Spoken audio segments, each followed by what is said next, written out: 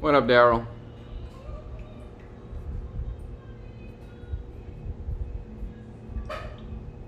What up, TikTok? TikTok, if you're on, can you just throw a chat in, so a comment in, so I can make sure my system is working. All right.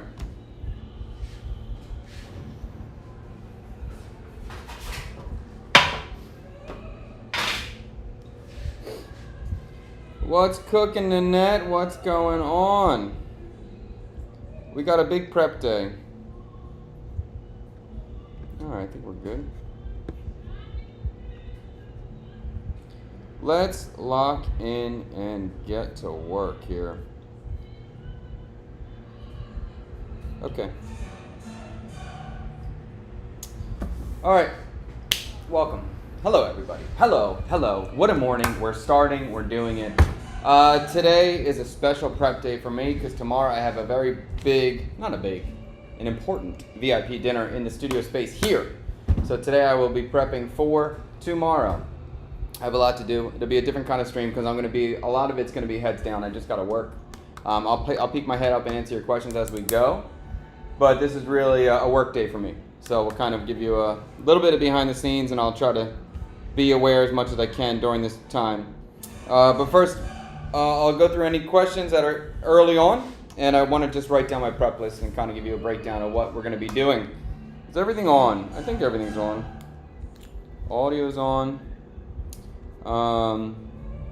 Andrew, is your camera guy still around? Yes, he was there at the Bun Me pop-up the other day. He's going to be here tomorrow as well. We're just looking for another person too. Although that is a little bit on the back burner, looking for that secondary cameraman. The show we do plan on producing, it's just going to take some time. We're going to focus on the pop-ups outside, the VIP dinners in here, and that's it until we get that really rolling. Then we'll work on the next show. How'd the Bun Me pop-up go? Or the Bun Me giveaway go? Really well. It went really well. I think it went as well as it could possibly go. Basically, at 8:30 when we opened up, the Bun Me's were gone. There was 30 people just standing there right away. So we had all the Bun Me's gone. I just had to make them. So it took me a little time to get them all out. And luckily, there wasn't a huge line of people who were disappointed. You know, there wasn't like there's 20 people right away behind who didn't get to eat anything. So the timing worked out well, and the amount given worked out really well. People seem to really like it. Did you live stream the giveaway? Well, unfortunately, we learned a lesson there. So our area where we're trying to stream is in the basement towards the outside, towards the street, and just the internet connection wasn't strong enough to live stream. So we were trying, it just kept fading out, so it didn't work out. We will get a new setup down there. I'll get some network cabling run down there so we can stream when we do that again, because we will do it again. I was referring to my feed for like an hour waiting on the giveaway stream. I almost did. Oh, I'm so sorry, Hannibal. I appreciate your excitement, but it will happen the next time. You did a live TikTok around 4:30. There was 550 watching him. Oh yeah. With the TikTok was probably the only one that was working. I don't know how long it was working, because really once 8:30 started, I just put my head down and worked as fast as I could because there was just a crowd of people just staring. It was pretty cool. It worked out well. What's your favorite English dish? I don't have one. I can't comment on it that strongly to really say. I think a popover is incredible. Or what's it called? No, what's the pudding? Yorkshire pudding. I think Yorkshire pudding is incredible. Super good. But my fish and chips is incredible too. I mean, but I think my knowledge base is too small to really give you a comment on that. I'm very, very curious to try. Oh yeah, sorry. I'll take that. I got you. Stream starting soon. I got you there. I'm very, very curious to try sticky toffee pudding. Let me just get this stream starting. Probably a good idea to not get that in there. Okay. Yeah, I really want to try sticky toffee pudding. And actually, the chef at Albion Restaurant, he's a Brit, and I might try to go to his restaurant and get him to demo sticky toffee pudding for me, because I'm really curious.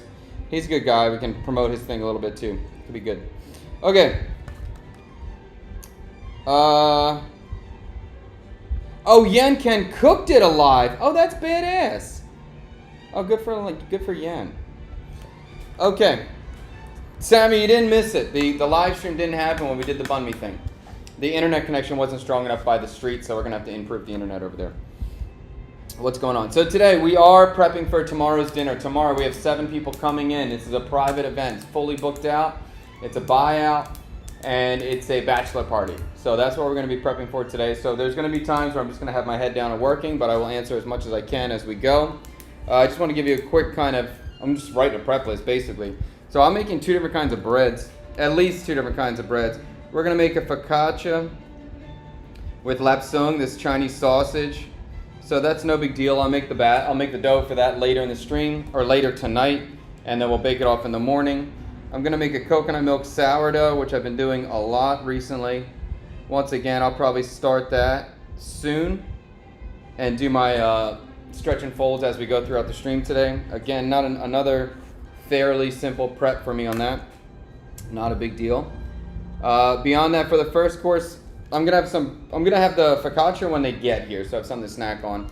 And then as they're coming in, I'll start to have some snacks for them. Is there a theme for the dinner? No, there's not a theme for the dinner. So this is a buyout, so I just kind of asked them, like, yo, what do you want? You know, is there anything special you want? They wanted to try the banh mi. They're very open-minded in terms of what I want to make. They're really easy, open. They want to try the banh mi, they want to try pho soup dumpling. Beyond that, they're pretty even. There's no allergies. Heat is okay. The only thing is there's one guy who doesn't like cucumbers. So I may try to make a cucumber thing just for him, just to see if I can push him a little bit. So I made a chicken wing, and this is a bachelor party, so this is a bunch of guys. So that's kind of style of food I'm making. I want to make some stuff that's hearty, and they're ready to drink liquor and they're ready to drink beer. So I want to have some food that's appropriate for that. I did a chicken wing the other week. That was just amazing. Oh my God, it worked out so well. I steamed them first, and then I let them dry, and then I fried them, and then I coated them with like a fish sauce glaze, fried garlic, chilies, pickles. It was freaking fantastic. So I'm going to do the same kind of thing. So the chicken wing, I'm going to brine them today, or rather cure them today, and then steam them tomorrow. Anything for the chicken wing, I've got to make a pickle of some kind. I'll make a sauce of some kind, and we'll get through that. Then we're going to do the pho soup dumpling, which is a banger. I went out, I bought a crap ton of meat yesterday, so we should be good on meat. So this, I'm going to have to make the filling, the dough, and I'm going to call it the relish. So the idea with the pho soup dumpling, which I think is going to be cool, we're going to steam it.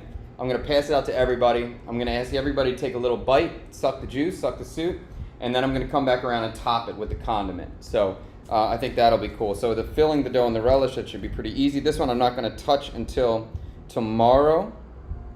I don't think I'm doing anything for that today. Then we're going to have some sort of pork cheek course. I think pork cheek is absolutely incredible, the best cut of pork there is. It's something I didn't really have in the States, but here it's a very common cut you can find in restaurants. It's absolutely top tier, fantastic. And the idea there is we're going to marinate that with some sort of orange marinade. That we'll do today. We'll grill it. We'll slice it super thin, and then we'll put it in a lettuce cut. And we'll be using different herbs that we're growing here. So we'll be using some cut leaf. My wife grew some little mustard sprouts.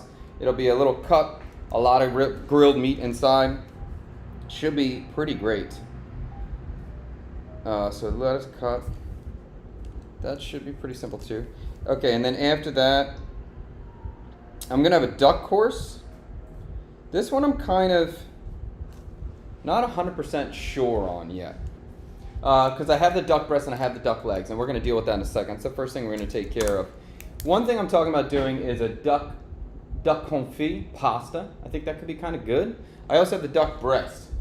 So all I know right now is I want to do duck, and I want to incorporate duck and ginger. And it could turn out to be a pasta, or it could turn out to be a seared duck breast. I'm not exactly sure how I'm going to do it, but I'm going to move forward with both, and then pick the winner as I get down the road. But so I got to cook the confit today. I got to cure the breast, and we'll think through that one a little bit more. And the way I do the duck will be dependent upon the way I do the beef too. So I'm still thinking through the beef one.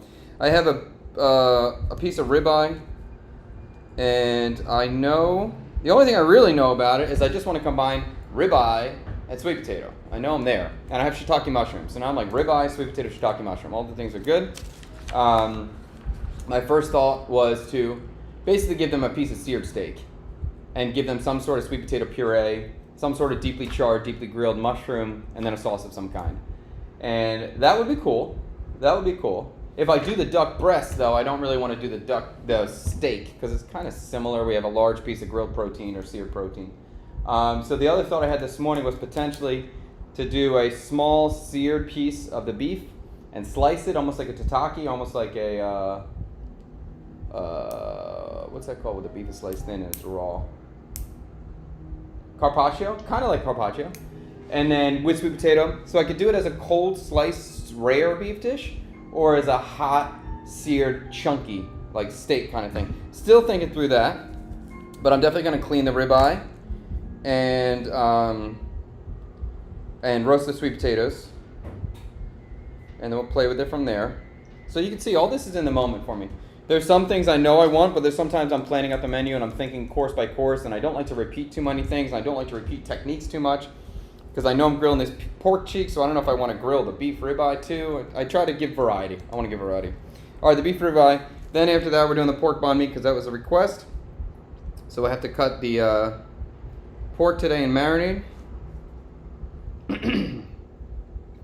But I have a lot of that prep, so that one should be an easy one for me, not too hard. Okay, then we're going into a pre-dessert.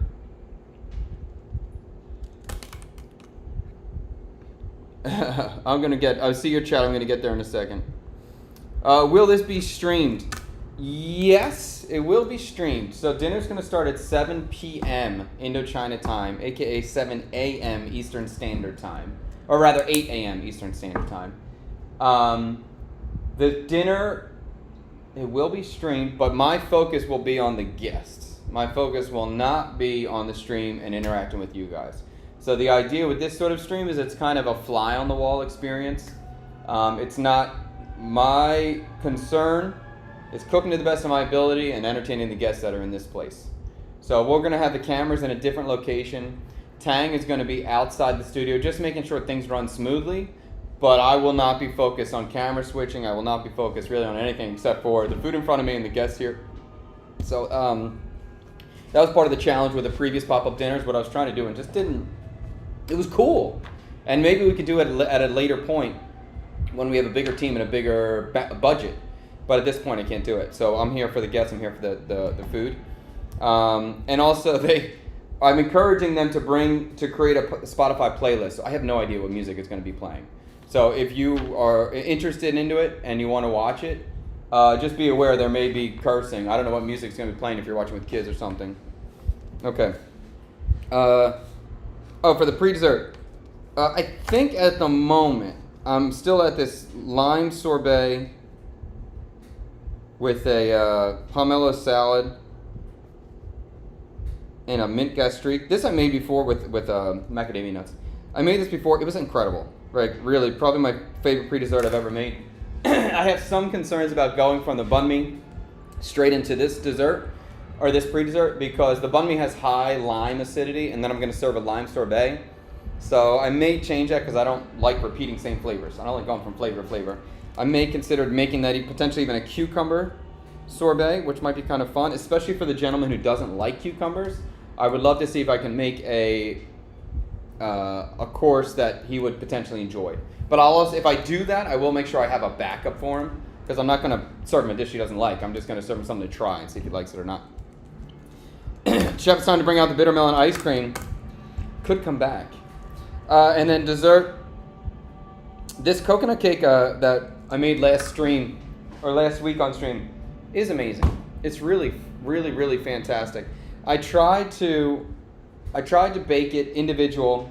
Ideally, I wanted to serve it hot in a bake to order, served in a container with ice cream on top, like a warm chocolate brownie, but it's coconut. And the current batter that I made doesn't work for that. It's not good for that. If I use the current batter I have, which is already fantastic, my best situation is going to be to make a layered cake. So I could do that, a layered cake with a coconut cream of some kind, a mango cream, a mango jam of some kind. Will be cool, totally fine. But I'm also going to test out, I'm going to tweak the recipe a little bit today and do some samples and see if I can get something that gives me that sort of blondie, almost like a coconut blondie or a warm coconut cookie that I can put the ice cream on top of. And if you were watching before, the vanilla ice cream, oh, you didn't see me make that, but the coconut ice cream I made was fantastic, and the vanilla ice cream was also fantastic. Both were great. Both really worked out. So we're going to do coconut cake test.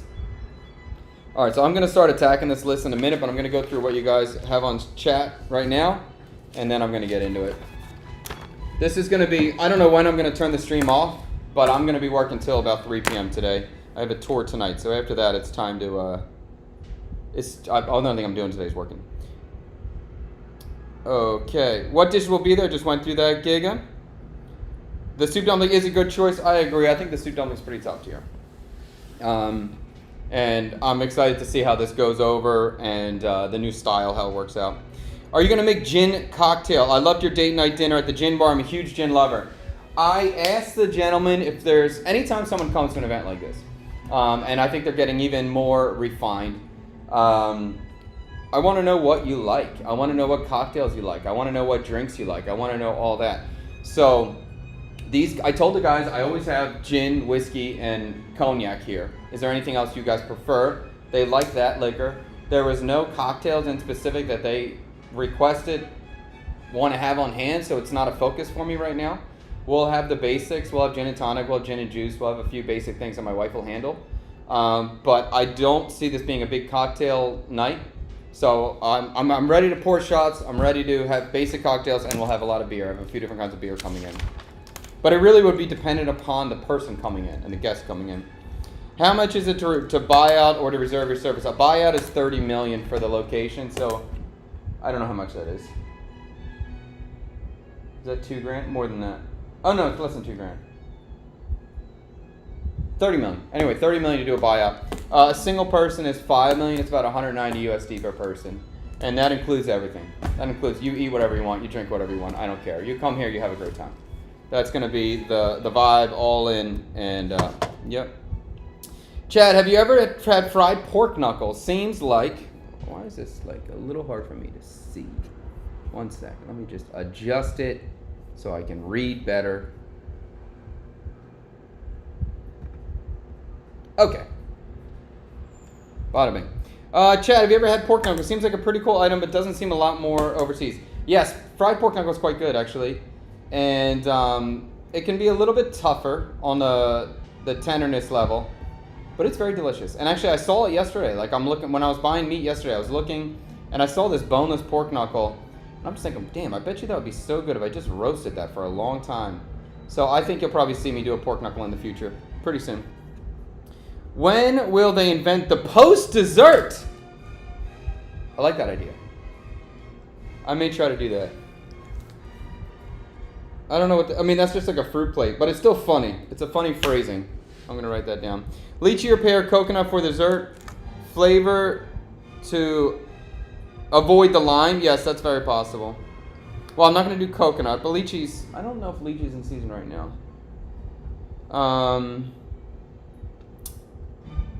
Yeah, the dessert, I'm going to, by the end of the day, I'll know if I'm going to make the new style of cake or if I do this layered cake. A layered cake is cool, too.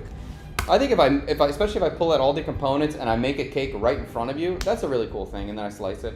A lot of what I'm thinking about for these type of VIP dinner experiences is to give you something that's very unique, to give you something that's one of a kind that you're not going to get at a restaurant. This is not a restaurant, so I'm not trying to pretend to be a restaurant. This is a very unique, intimate experience. So I want to do things that get you involved if you want to be involved. I want to do things that get that give us some time to kind of banter, or that you get to see behind the scenes or see this process, because you're sitting right there, you know. So it's a very unique thing, and I think more and more I will get cool ideas and better at bringing the guests in and really making this a super unique, one-of-a-kind experience. Chad, do the bangers. I requested, I always ask, what do you want? So they gave me a list, and then they were kind of like open-ended. Fall is just around the corner. We'll be seeing a pumpkin spice dessert. Yeah. Yeah, I mean, pumpkin will be... I'll definitely have pumpkin pies for sure. You didn't stream the Bun Me Shop. We had problems. The internet was not working, but the event went very well. VIP must be Fook Mop or Sunny. Live out there. No. Anyone who comes is a VIP. You're coming here on a dinner. You're a VIP. Where are you having these pop-ups? Right here. In this location, District 7, Ho Chi Minh City. Okay, I'm going to get started. I have some duck confit. Or not duck confit. I have some duck legs that I cured. So these duck legs were cured yesterday with ginger, lemongrass, shallot, salt, and that's it. And they've been curing overnight. I'm going to wash them off now. Okay. Let's get that. Okay, you tracking me? All right, let's wash these off. Let's see if we get this track too. Okay.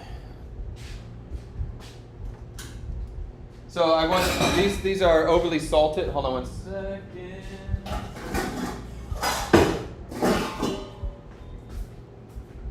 Okay.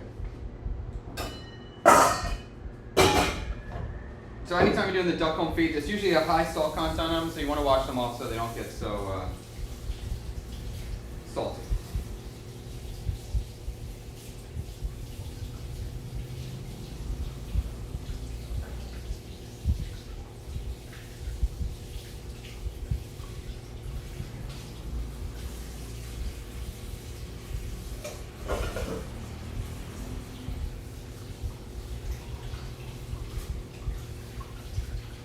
And as I said, with these duck confit, I thought making a duck confit pasta would be really cool. So I'm still thinking about that. I can make like a curry cream sauce kind of vibe, duck confit, candied chilies, Thai basil. That'll be good. I know that'll be good. I know that'll be a hit. And if these guys are drinking, anytime you put pasta in front of somebody who's drinking, they're like, oh yeah. So that could be a good vibe.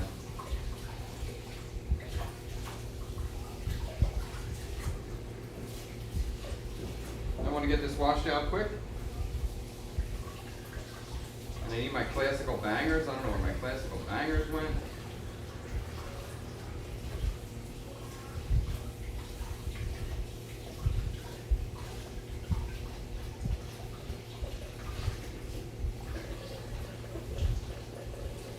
Okay.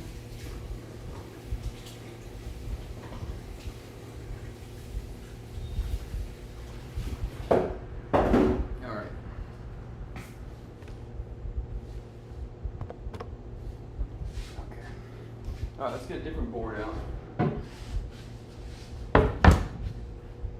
Chad, what are your thoughts on seafood and cheese? I know some Western chefs hate the idea of them together. I have no problem with it. No problem. I don't succumb to any rules in cooking. Zero. What did I make the other day? Oh.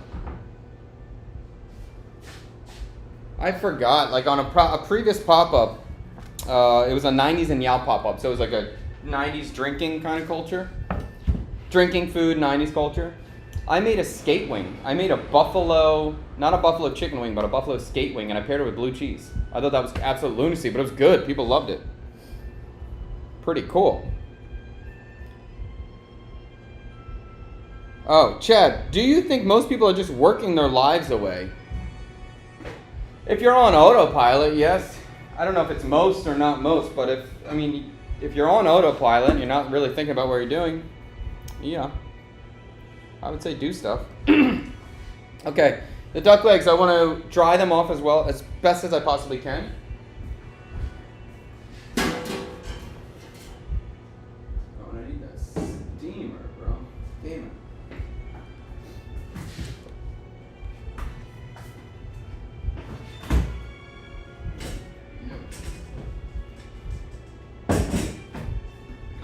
And I'm going to try to do the duck confit a little bit different.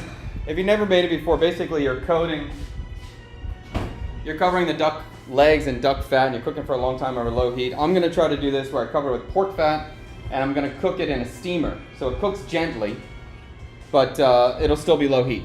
I'd rather not keep my oven on. I can't keep my oven on low heat today because I'm going to be baking at high temperatures.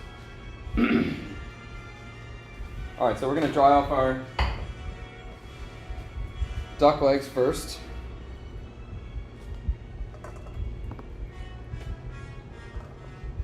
I'm not overly concerned about getting all particles off of this because normally the duck confit, it would be for long storage, but I'm going to use this all. So I don't care if it's, I don't need this to store for months. I'm not worried about that at all.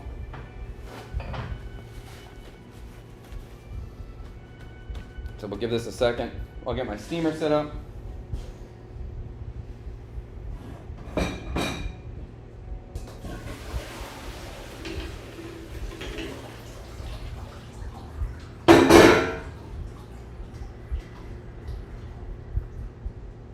Actually, this will be smart.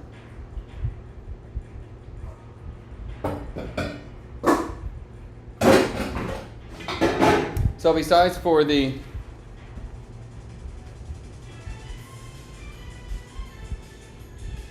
okay. All right, we'll let these dry a little bit. What's wrong with my music?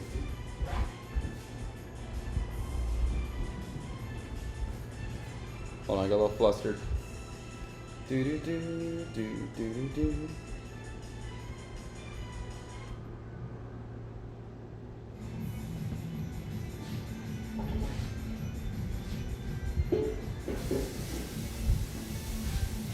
So besides for the, I cleaned the duck. I bought duck yesterday. I cleaned the duck, and now I have duck legs. I have duck carcass in here, and I'm gonna make a duck stock as well, just in case I want to use it. And actually, it might be smart. I'll make the duck stock and put the steamer on top of the duck stock, so we can do it all in one pot. That'll be a good idea.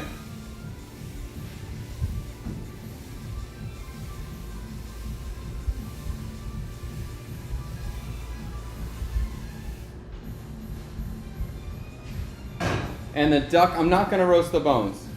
So I want to have, shoot, maybe I shouldn't do it like that. No, let's do it like that. Okay. I'm going to put the duck carcass right into the pot. There's a little bit of celery in this pot. I don't care, no problem there. And we'll get, I have some duck feet as well. We'll throw them in too. The wings, I think I'm going to save. I think my wife will probably be excited to eat a couple duck wings. All right, so this I'm going to get on the stove, and we'll get this boiling. Not boiling, simmering.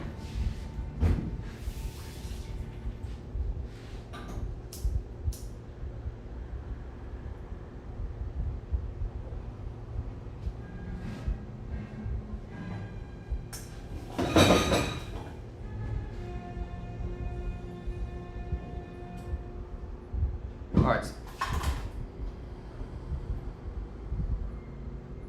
The duck stock is going, and the idea is that I will be able to use that duck stock to make the coconut curry sauce for the pasta if I go in that direction. If not, I'll use it somehow for a sauce. All right, duck legs, let's coat them in fat. We got our steamer.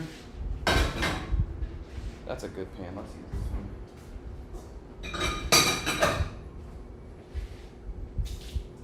All right, so we'll throw them in later. The mic sounds off. Bummer. That checks out. That checks out. Anybody else got a problem with this sound? Are you live streaming the pop-up? Yes, we are going to live stream the pop-up. 7 p.m. It's going to start. Actually, the cameras will probably be on before that. I'll probably just have them on. And Tang is going to be here to make sure everything works well. But it's going to start 7 p.m. for me, 8 a.m. Eastern Standard Time. Duck legs are going right into the pot, or bowl.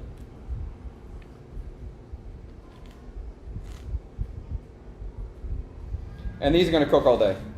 So these will be going the entire time I'm home, maybe even longer, because we need these to be ultra tender.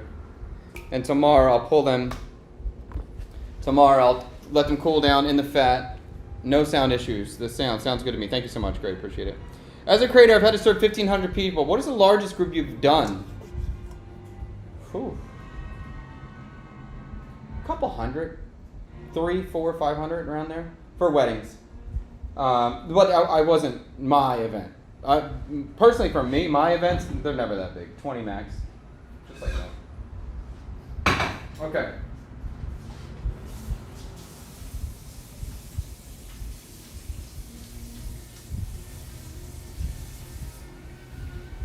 Probably 400 people is probably the most I've done. All right, so we got some pork fat. We're going to coat these things, cover them in pork fat.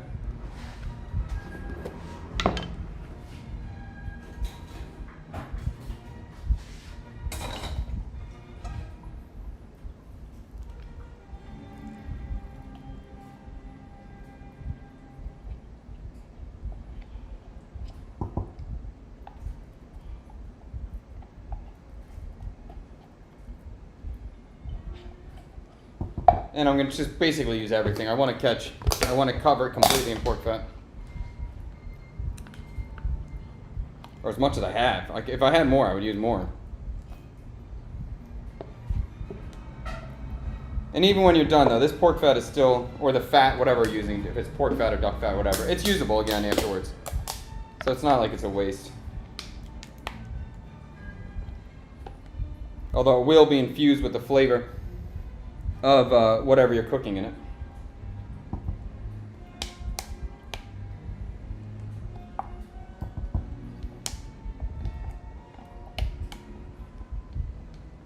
Okay.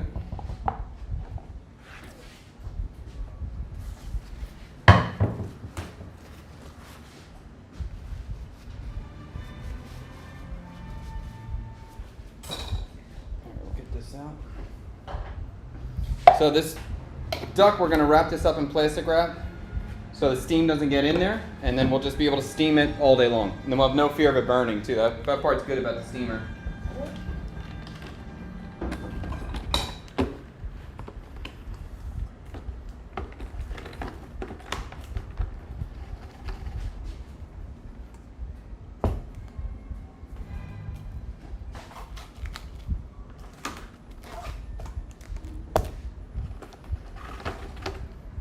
Okay.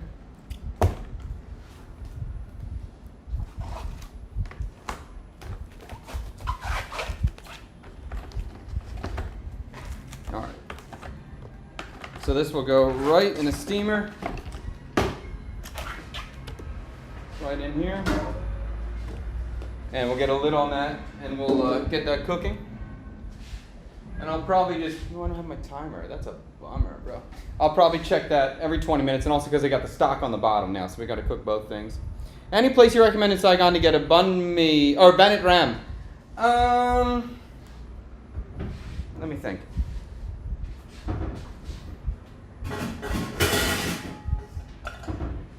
Best Bannet Ram. There's a spot in District 4 called Nam Nung Gold Dip. I think they have multiple locations. I believe there's about 4 locations. They have a very good Bannet Ram. That one's very good there. There's another spot on Boy T Swan Street in District 1, close to the famous grilled chicken at nighttime. I forget the name of it. It's a Ban Hue spot. They have a good Bannet Ram there too. It's right across. It's very close to the Che Dao San on Boy T Swan Street. Will you making banh mi rat? Not anytime soon. Not unless somebody requests it specifically. Okay, let's get the duck breast going. All right, let's do this. Okay, so I have some pork. Yeah, I have some pork neck, or they call it like a pork collar. This is a unique cut here that they sell. It's not easy to find this in America. That's it, Ban Bao Ochun. That's the one. There's the one. Oh, that's my wife watching. Oh, maybe we'll go there tonight. I didn't even think. My wife, we got a tour tonight. That could be a good one. This is the pork neck. Hard to find pork neck in America. Easy to find it here, or pork collar would be another name. This is one of my preferred cuts to use for the banh mi, or grilling of any kind, because it's fatty and tender. It's just expensive. I put this in the freezer for an hour or something. It's a little bit frozen. It's a little bit thawed. I'm going to slice it as thin as I can. I'm just looking to see if there's anything I don't like here. There's a little skin. I don't want skin for this. The rest of it looks okay. All right.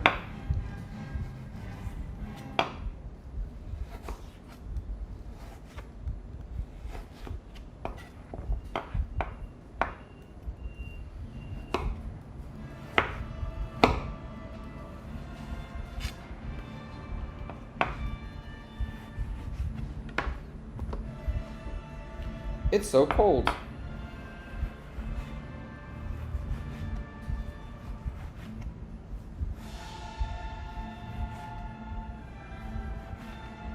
Of course, when I do a lot of this stuff, I have a machine downstairs, but for this small amount, I can just do it by hand.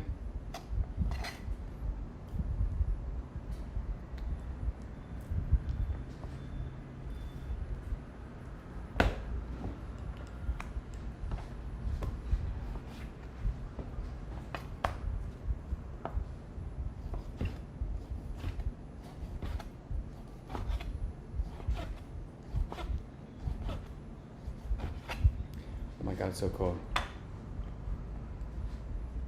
Our community just teared up.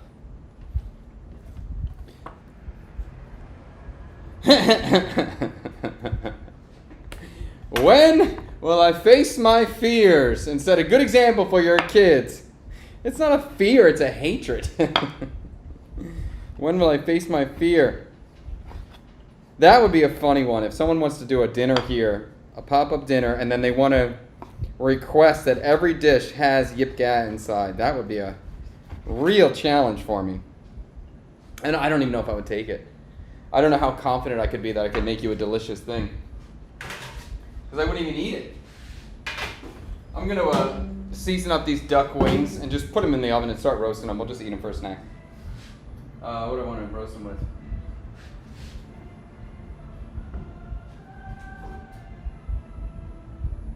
I think I'm going to keep this kind of simple. We're going to go salt. Can you see this? Yeah. We'll do salt. And I'm going to do a lot of oregano. First herb I saw, and it sounds good. I'll do duck and oregano. I'm into that. And pepper.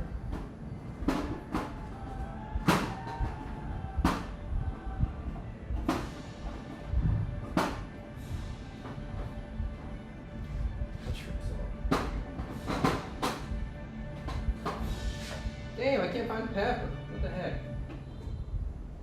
Alright, time it is. Thyme, oregano.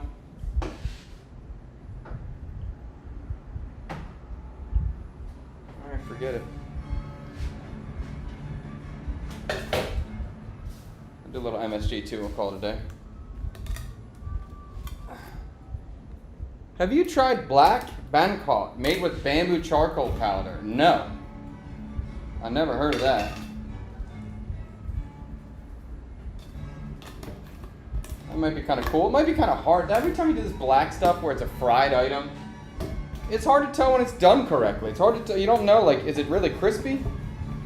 So at some of that I know, the gimmicks of just making stuff black to make it black is not always amazing to me.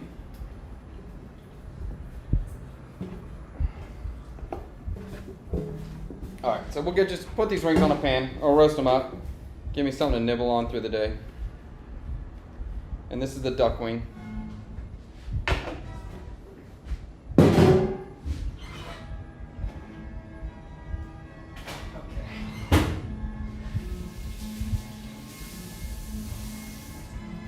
Alright, I'm going to keep cutting that pork. And I already have my marinade made for this pork already. Stoked for the pop-ups to coming back. I am too. They are a shit ton of work. But I like cooking. Like, I just do. I even when I'm like, dude, do I really want to be doing this again? It's so much work. And it's pressure. It's a lot of pressure too. And it's just me and my wife. It's not like I have a team. But I get excited about it. I do. I can't deny that. I like doing it. I like making dishes. I like presenting food. So I am excited. And I'm excited about giving the people an experience too. I'm excited about that. I hope I can give them a night that they remember, that they have a great time. That definitely gets me excited. So this pork neck, this is for the banh mi, or the pork collar. This is for the banh mi course. And basically the banh mi thing is going to be the last thing I serve to them. So we'll give them a lot of small food for them to enjoy, and then we'll make sure that they don't leave hungry. If they want to crush a whole banh mi after this, if they're drinking and they're into it, they can crush a whole banh mi. But for these kind of things, I always want to make sure I have too much food of every course. So if they want anything extra, if they're like, we're deep into it and they're like, yo, can I have another dumpling, soup dumpling? I'm like, yeah, no problem, of course. And we have some bonus condiments and snacks I always want to have around too. So we're going to make some pickled kohlrabi today. Spicy pickled kohlrabi, some pickled onions, some fruit juices. Tomorrow we'll be juicing some fruits just to make sure if anybody wants any fresh juice, we have it.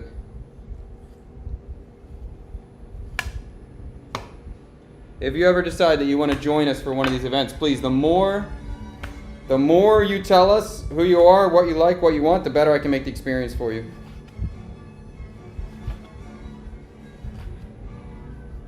And once again, if you do decide to watch the stream tomorrow, if you're available, we let the guests choose the music as much as possible. So this will be the guest playlist. So it will, I don't know what it's going to be on it, and it could be any music that happens. I don't know if it's going to be safe for work, not safe for work. Just be aware of that if you're sensitive about your kids hearing any sort of language or whatever it may be.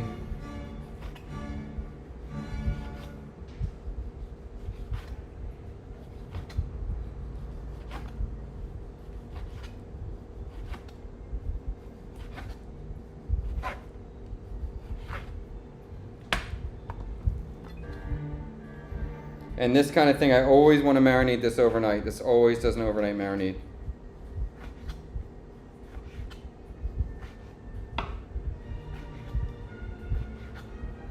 The Kid Flash just reserved seats for next Friday. I don't think it, but are you sure? I don't think that's true. Maybe Saturday. We're not doing a dinner next Friday. Saturday, yes. Saturday we do have... next Saturday, we do have people coming in. I think we have 4 seats left if you're interested in joining next Saturday. But I'm not doing it on Friday yet. The only day I'm doing it right now is Saturday. Any other day has to be a buyout. If you want to buy out the space, fine. But Saturdays can be a mix and match. So if you're a single or a two-top, you can come in and get with a different group. Okay.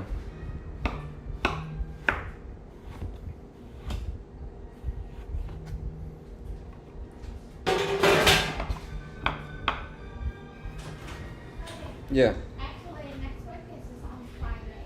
Oh, the dinner's on Friday next week? Oh, I just got informed. Oh, I thought it was Saturday. Okay, so is that real? It's just this Friday.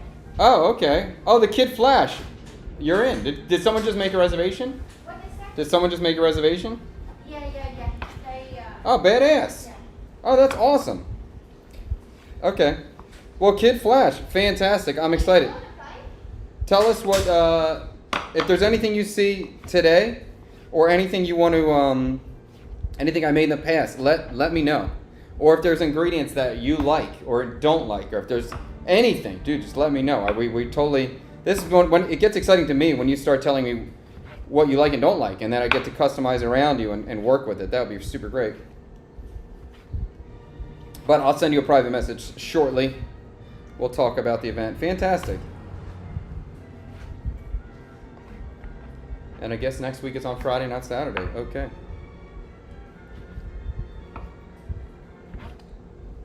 Obviously, my wife does my scheduling. If that's not obvious enough.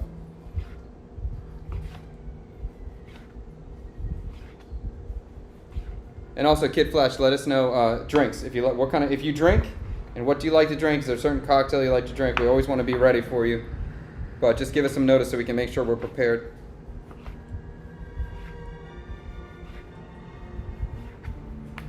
Of course, I don't know if it's obvious or not, but of course I'm always trying to cut against the grain when I'm doing this thing. If I'm trying to get tender meat, I want to cut against the grain. Okay. Last little bit.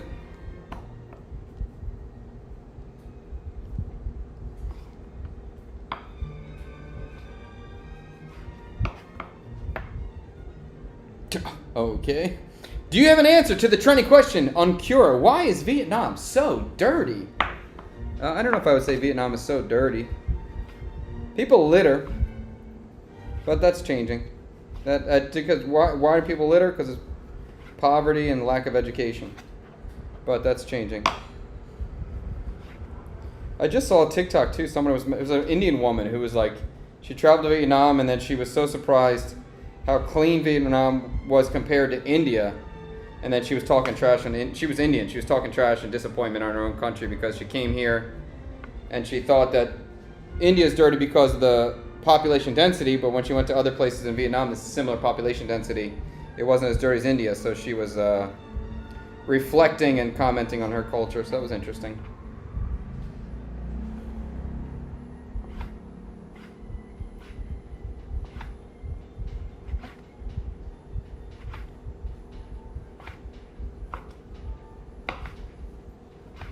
So today, mostly I'm just dealing with all the proteins, dealing with all the meat, any curing, and typically most of the meat that I'm going to be working with goes through some sort of cure, some sort of brine. Usually there's a multiple step for this kind of stuff. So today I'm dealing with mostly the proteins and trying out these other cake recipes I want to try out.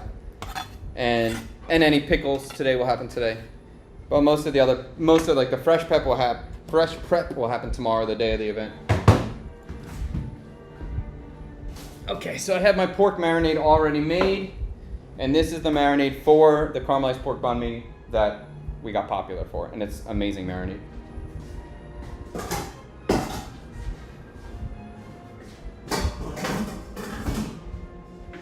So I like to keep this consistent. So I like to measure out my meat and put the appropriate amount of marinade on. Okay.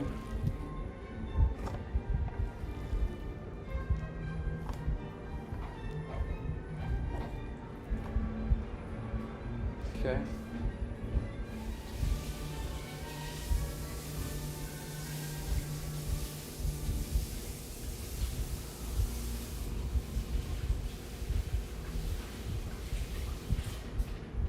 So very nice to have a hand sink, man. I love having a hand sink close by.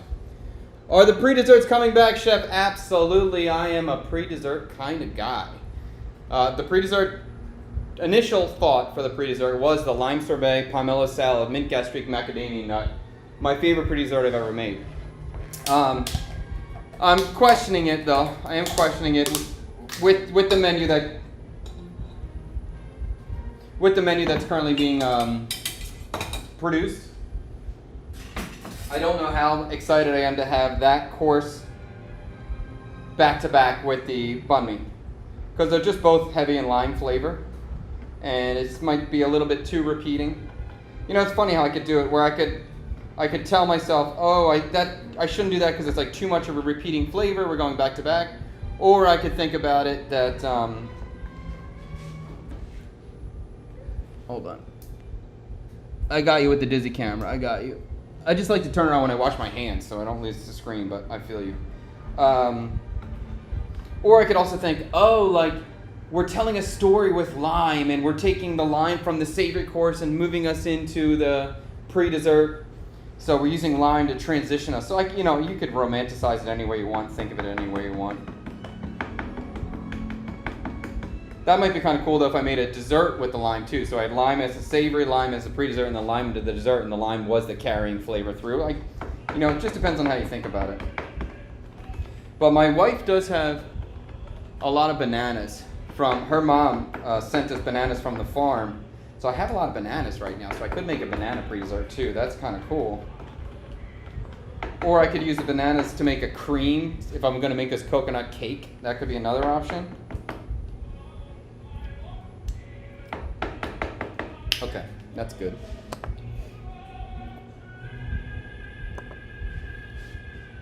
All right, so we're going to throw a lot of marinade on this.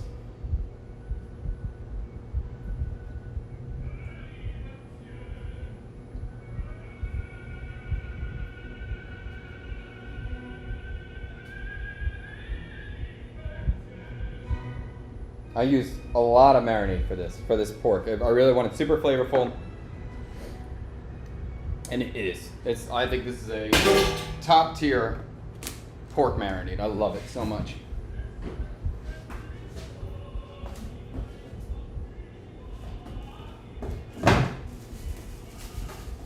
You know, I think when people see the banh mi that I make, people may think it's very simple, and it appears simple, but the flavor of this pork is really what makes it stand out.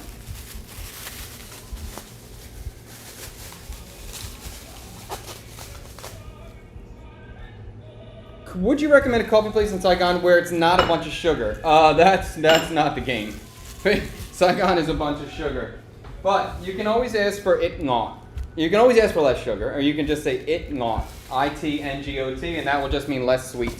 And they will cut down the sweetened condensed milk or the sugar. Very common thing. I always ask for it ngot, or less sweet. We'll mix this up.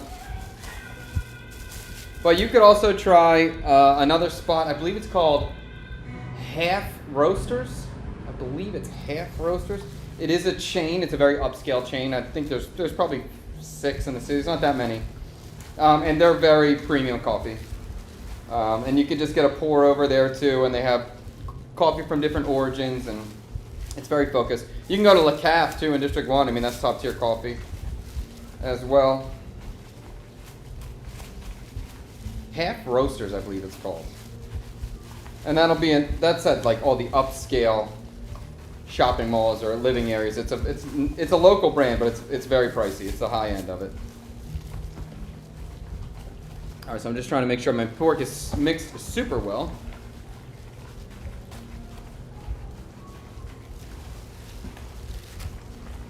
I'll let this marinate well. I think we're good on that. Okay, let's get this in a different container.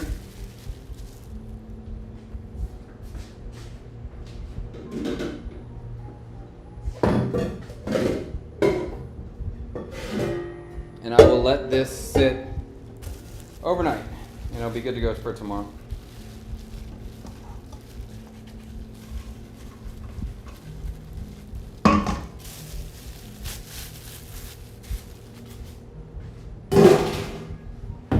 Take a peek at that duck confit. And we're just coming up. We got no problems here yet. It's starting to steam, but we're not even close.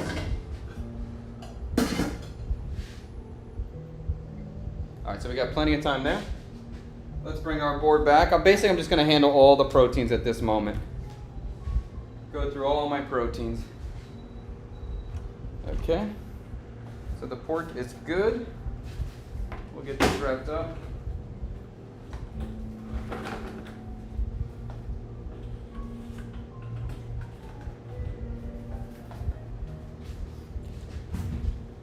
Okay. I have this pork neck. Now this shouldn't take too much trimming. What happened to the old camera setup? Veer, I don't know what you're talking about. In terms of the old studio, I mean, the cameras are always moving. We're always trying to set that up. You're on TikTok too, so I've been trying. I had a good setup with TikTok, but if I try to put TikTok into my normal streaming setup with all the different cameras going on. 1 second.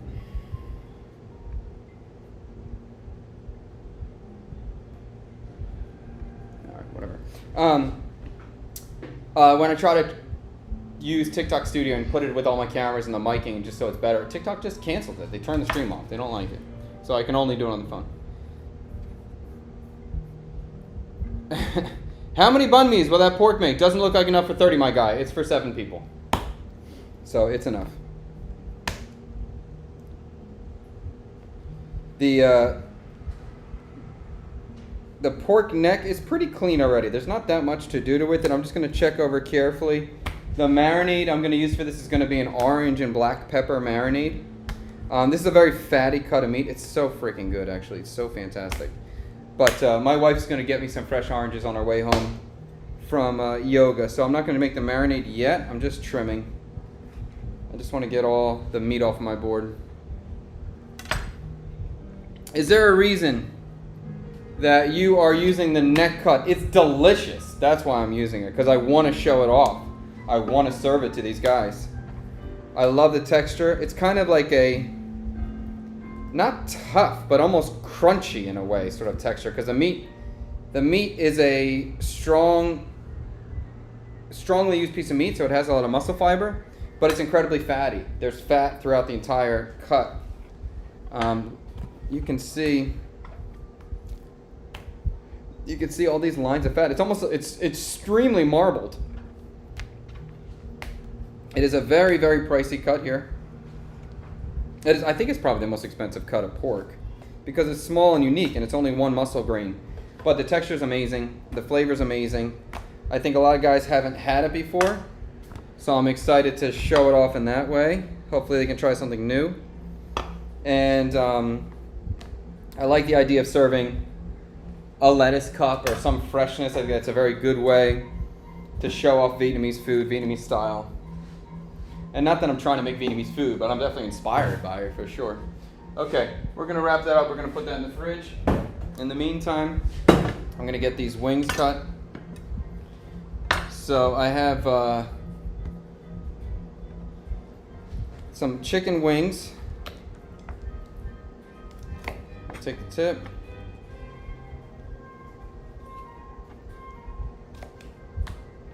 And that guy.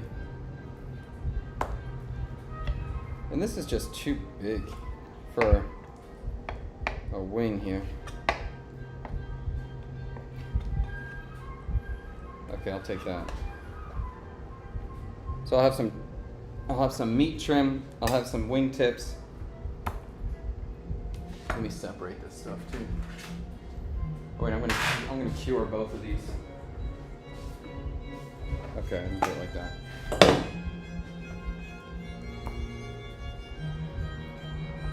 So this is kind of, the idea with this one is kind of like a little bar snack. Just when they're walking in, I'll have some of these wings ready to go. And then, we can start off some beers and have some, I think, extremely delicious wings. So when I made these for something else. You'll see that later. Everyone in the house was blown away. Everyone. They were like, oh my God, Tang was like, we're gonna be rich, you gotta sell us on the street. They were so good. Is this the same as a collar? Yes. But it's the same as a collar, but it's even a more specific cut. It's trimmed off the collar.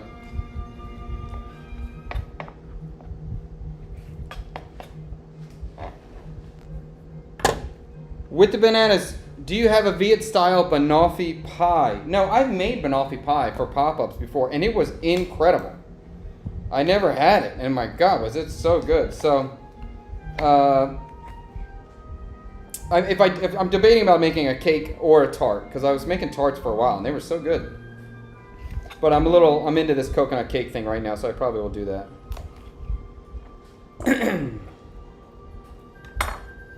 What are you cooking for? Like a private event? Yes, this is a private event for tomorrow. It's a buyout tomorrow. It's a group of 7 guys for a bachelor party. They're celebrating something special, so that's exciting. And I'm just so excited that the guys decided to do this for a bachelor party. I think that's great. Hopefully we can give them a strong core memory, something they'll talk about.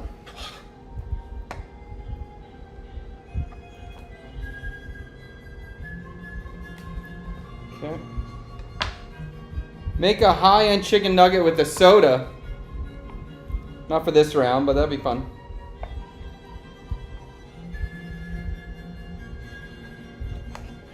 I really do like, if people come to this kind of thing, the more you tell me what you like and who you are, the more exciting it is for me, because I can really create something unique for you. And that's what gets me pumped.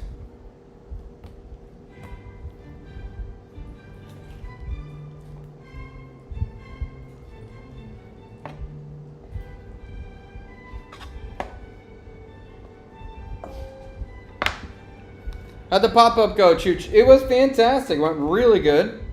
We basically were sold out the second we opened. So at about 8:20, people started showing up, and at about 8:30, there was 30 people standing there. So we were out immediately. And then I had to make them all. So it took me, we were done and finished in an hour. By an hour, everybody was fed. Everybody was on camera. So I haven't seen... I was so busy. I was really just me making everything. My wife was helping me handing them out and taking orders, which was great. But I haven't really seen anyone's reactions yet of what they thought. So hopefully we'll definitely have a video coming out. Well, Tang was there. He was shooting. So we'll have a YouTube video posted soon about it. And we'll get the feedback. We'll see what everybody said. I'm very excited to see it.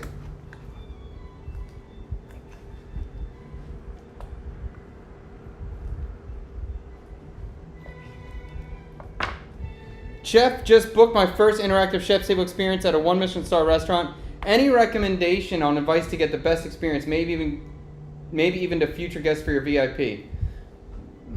It's hard to say because what I'm doing compared to what I'm doing is so different than what you're going to get at a normal restaurant experience. I guess with a chef's table experience, just go with an open mind.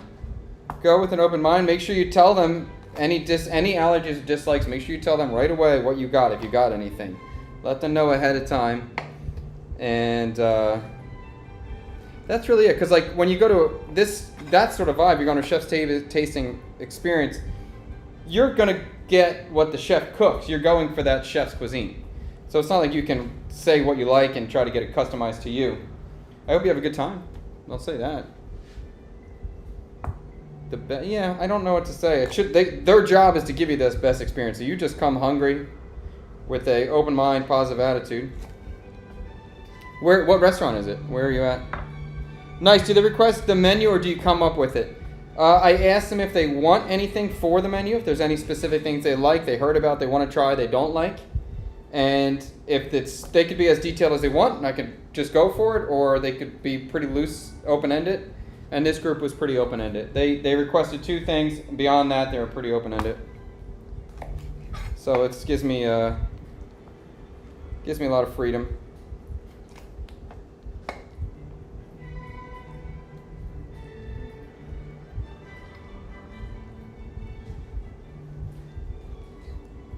These wings are just they put so much chicken breast on these wings.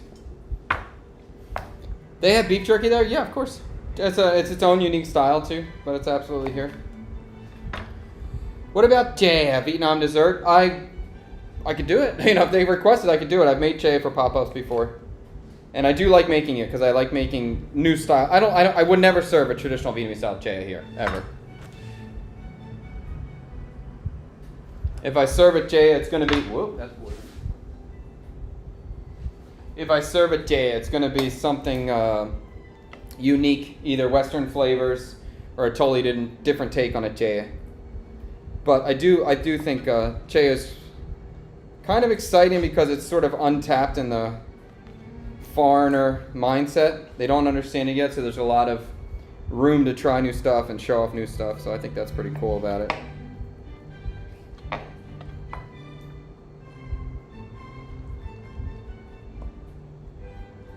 Okay. Couple more.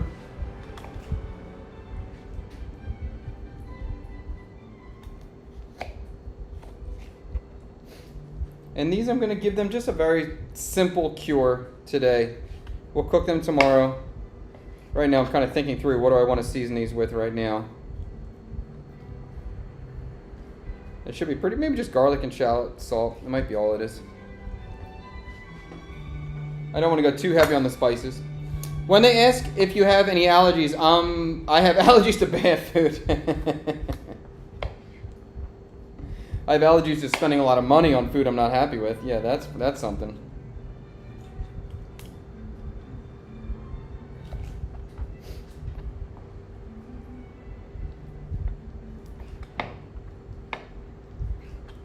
Okay. Big fan chat, I watch all YouTube videos. Who are you rooting for in the World Cup? Literally no one. I don't care at all. 0%. Doesn't do anything to me. Not for me. Although I know my brother's a big fan. My brother's been playing soccer forever, so he's super pumped. But pretty much all the sports don't do anything for me. I don't get any joy out of it.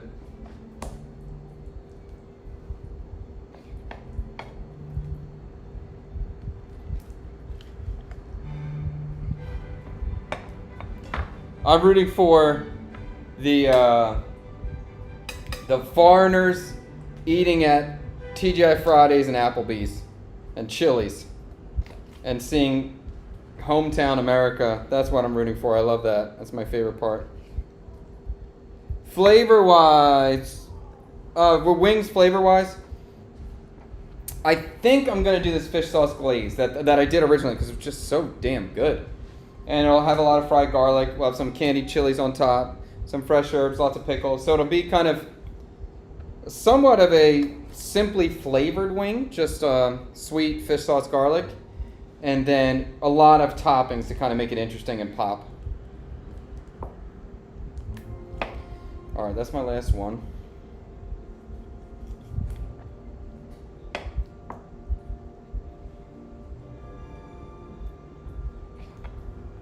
Okay. Look at all that damn chicken they gave me, all this extra.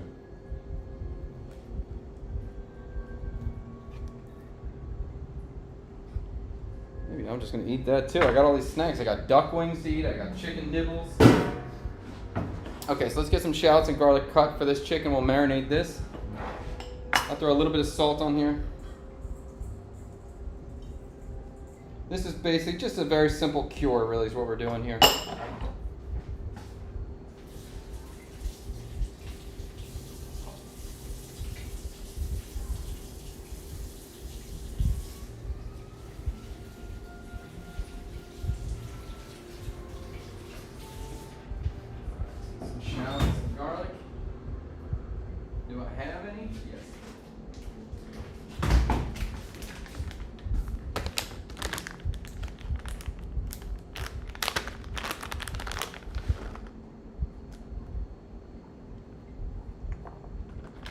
I just watched your video from today. My wife was wondering, when you ate the prawn, is the shell on? I need to prepare her as best I can ahead of time. Yes, the shell was on. Yes, I like the shell.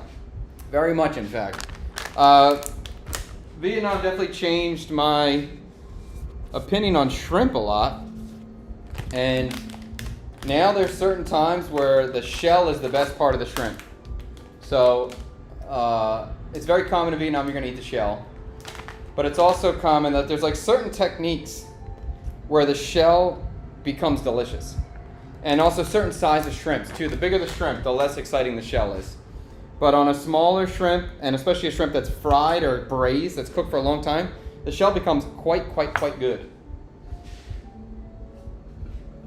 I'm going to throw these chicken wingtips into the the duck stock. So we'll do that, and then we'll put this right back on. Keep our duck confit steaming.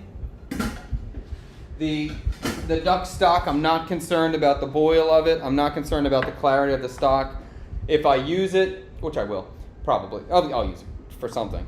But if I use it in the way that I'm thinking right now, which is going to be like a curry sauce, a coconut milk curry sauce, it's cloudy. It's not going to be clear anyway, so it doesn't matter. All right, so we'll go through and cut these shallots and garlic. It's called The Kitchen in Sacramento, California. Been to Michelin tastings before, but this restaurant lets you into the kitchen, eat as much as you want, so you don't want to get in the way. Oh, that's cool. Well, that's a good unique experience. And I think that's what gets me excited about now is like sometimes restaurants are getting boring to me. People feel like they're just trying too hard, and there's like, I don't know, people are missing the point is to have fun. At least to me. If I'm going out, I know how to cook. So, I mean, if I'm going out, I want to have a fun experience. I don't need to just be fed or eat something delicious. I can do that. I want to have a fun experience. So I like to see anything unique, anything that people are doing that's kind of a different style, something to think about. That's cool. I'm just going to go through a mince. We'll toss it with the chicken. And we'll probably call that a day. So these wings are going to be steamed tomorrow. I will steam them early. And after that, I'm just going to let them sit and let the skin dry out. And then we can fry them, and they should get really crispy. Always a good idea to let your protein dry out if you're trying to get any sort of crunch or texture on it.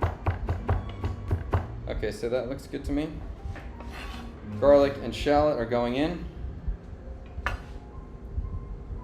How about a choiche and pastry like the McDonald's apple pie style? I think that's a good idea. I think that's a cool idea. Honestly, I really want to make a, I want to do some savory pies. I want to make some more pies. And like I want to do like an Australian pie or a New Zealand style pie with, I don't know if you've seen this guy on TikTok. He keeps doing, finding the best beef and cheese pie in New Zealand or Australia. And he is, I'm going to mix up this chicken wing now with the garlic. And he just keeps getting a double cheese, mince and cheese pie. I've never had one, but it looks good. And I want to just try to make one with bok choy flavor. So I want to make it like a Vietnamese beef curry in a pie. I don't want to do that. I would, if I was comfortable, if I've done it already, I would have done it for tomorrow. But that's something I want to try out before I put it on a menu like this. But I'm really curious to try that. I think it'd be fun to put up a little pie, maybe even a moon pie, maybe a savory moon pie. That'd be kind of cool. Anyway, was in Vietnam towards the end of 2024 and hoped to run into you, but didn't. I was very sad. That would be a good luck of the draw. I mean, I do run into people almost every day, so maybe next time. Okay, so the chicken is seasoned, salt, garlic, shallot, very simple seasoning.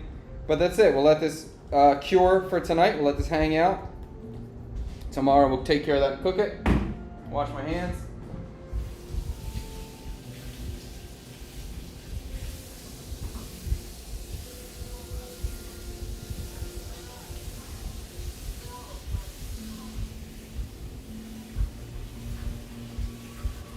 All right, next.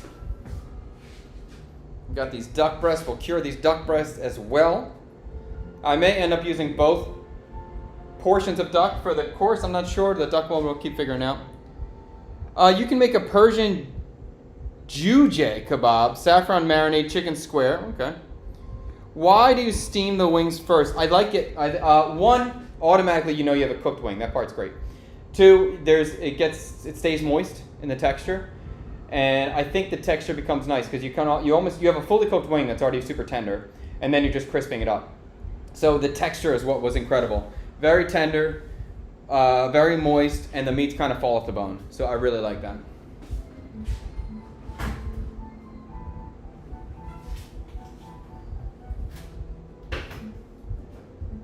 I'm also just getting all my meat done too, so I can get it out of the area, and then there's no cross-contamination, so I want to get all the raw proteins finished. The fun part is not having to prep and clean up. I can agree with that. That is a nice part of going out. Yes, that is a true statement. Fresh ass haircut, thank you so much. $180K yesterday. What is that, $7, and I got a hair wash afterwards too. Beef curry smashed potato shepherd pie sounds delicious. It would be so good. I'm into that. Okay, duck, how am I going to season it? That's a good question. All right, let's get rid of this chicken. And the duck. The duck, again, could just be a salt, and let's do ginger too. Yeah.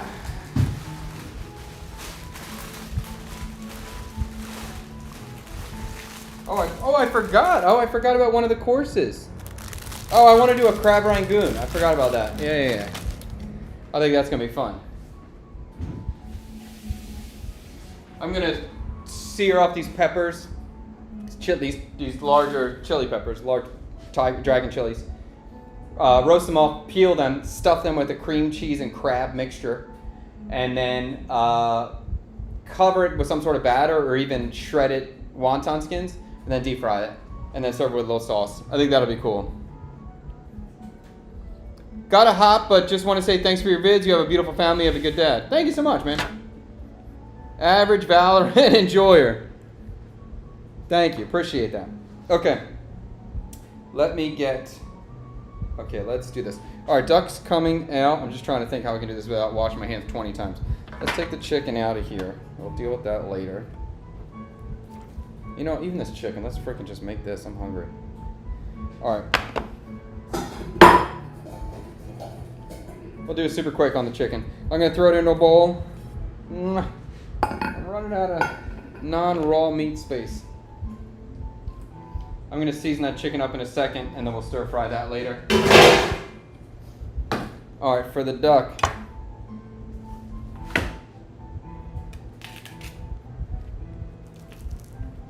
So I got these ducks whole yesterday, if that's not obvious.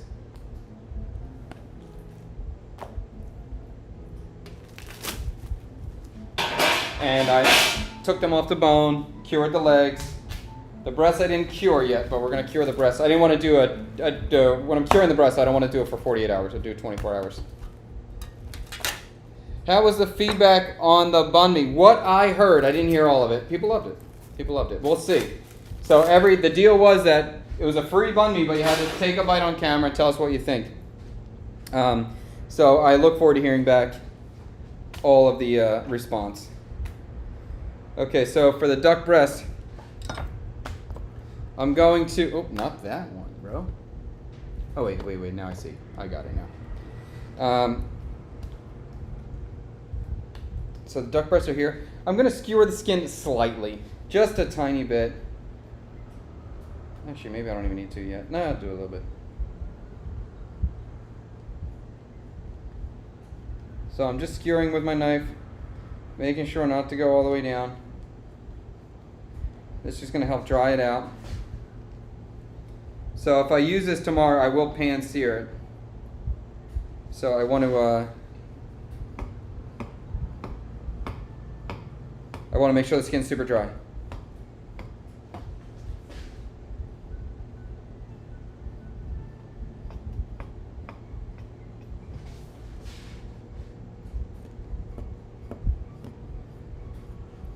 And then when you're doing this, you want to just make sure you don't cut all the way into the meat. So I'm barely touching the skin. This isn't even necessary, it will help skin dry out in the fridge, and it'll help those fat render out in the pan. You could do this tomorrow too. I don't have to do it right now. You could do this before you hit the pan.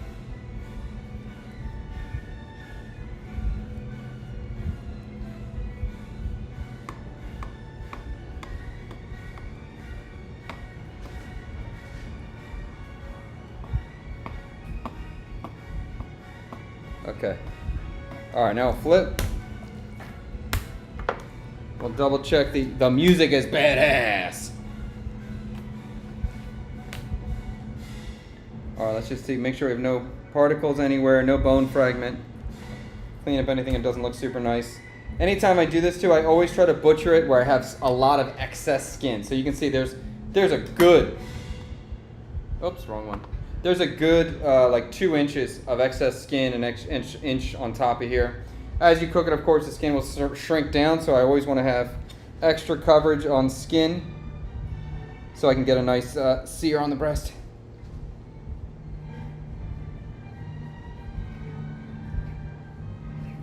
And now just going through and removing anything that doesn't look super pretty. I'm leaving the duck tendons on. Okay. There's a tendon. Okay. All right, looks good. All right, so let's season these things up.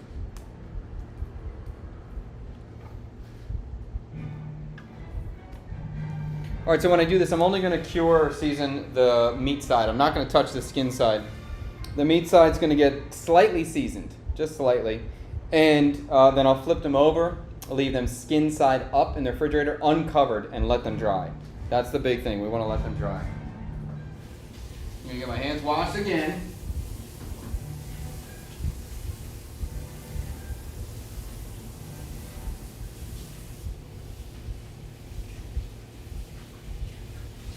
Okay.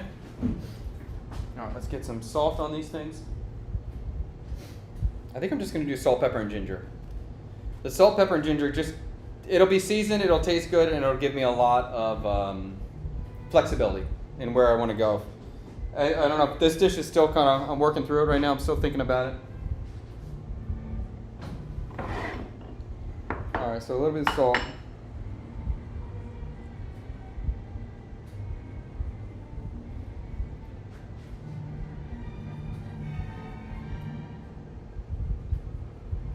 I really like cooking duck this way. I think it's so nice. The overnight cure, letting the skin dry, barely seasoning right now, or just a little bit of salt here. Texture of the duck gets fantastic. It's fairly easy to do it well if you take your time here. And I think the results are pretty great.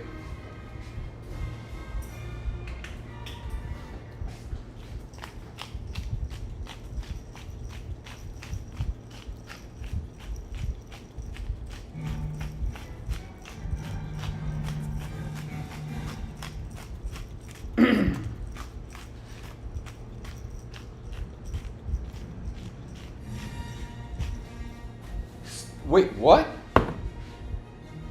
There is no way that is copy or not copy. I can't even say the word. Okay, so just because I have it here, those little chicken niblets, I'll just season them now with I have it. So I got some pepper on this, I'll do salt. Basically the same. And I'm going to stir fry this Asian style real quick. Cornstarch, baking powder, or velvet it.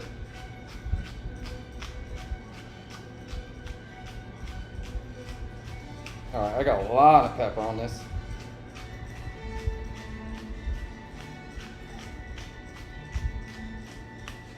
That's a lot. Salt.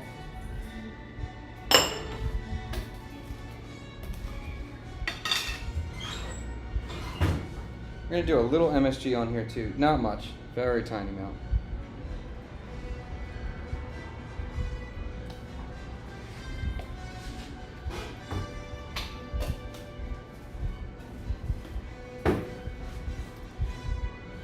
So cool for all going to VIP dinner to watch all the prep and enjoy it. Cool. I'm glad. Yeah, I thought it'd be cool. Like if I was doing a dinner like this, if I was going to get to one and I could see the guy prepping the food the day before, that'd be exciting.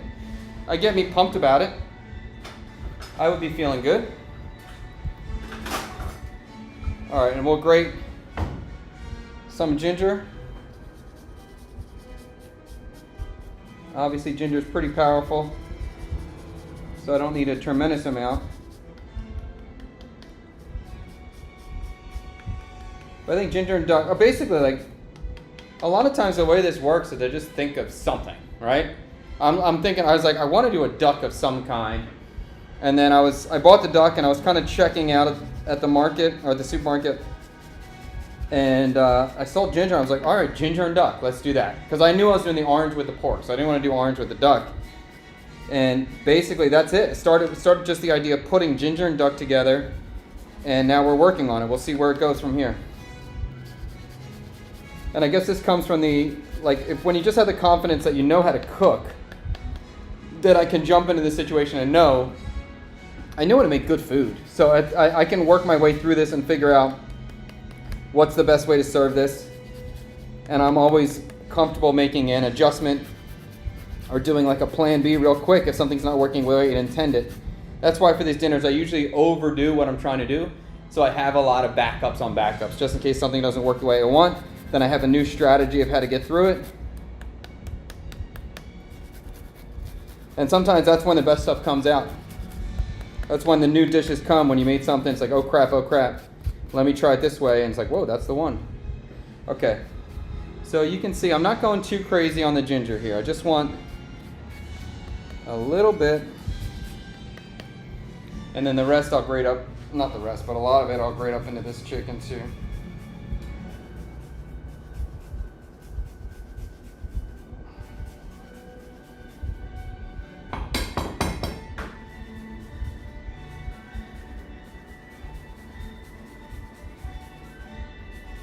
Okay.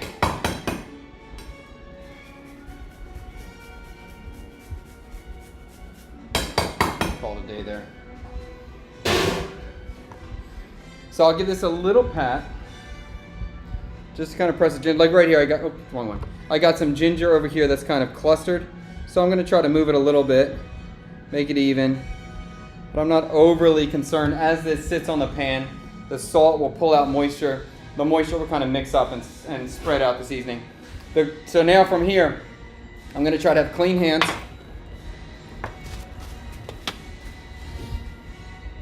I don't want the skin side affected. So I'm putting this on the pan, and you can see my skin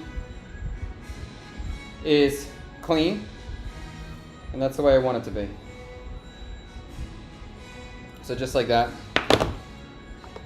And we're going to leave this in the refrigerator uncovered, so the skin can dry.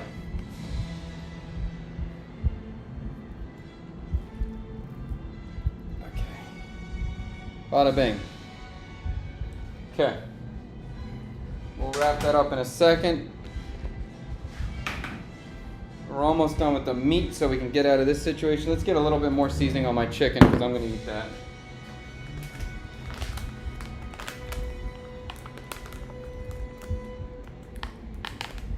Wash my hands again. I gotta wash my hands. Always.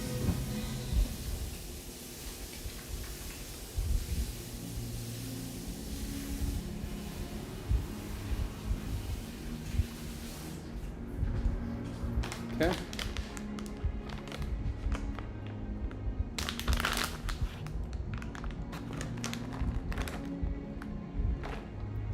Okay, garlic, yeah.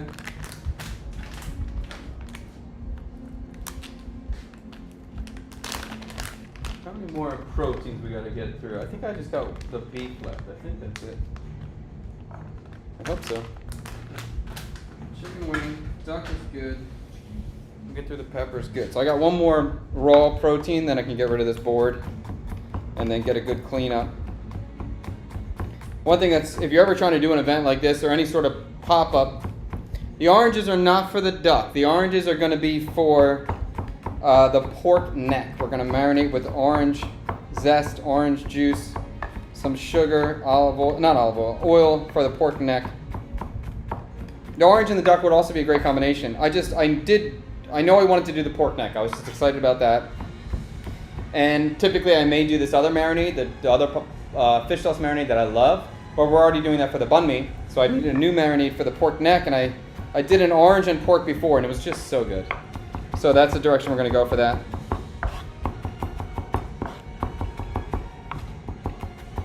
Okay. Shallot and garlic are going into this chicken.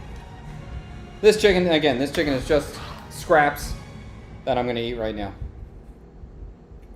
So we have garlic, shallot, ginger in here.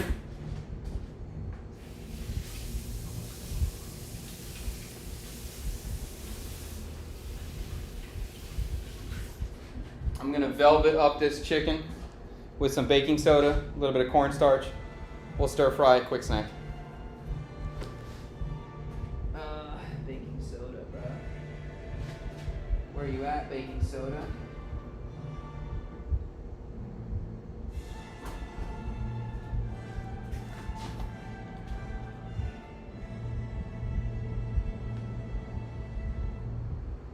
What's this song from?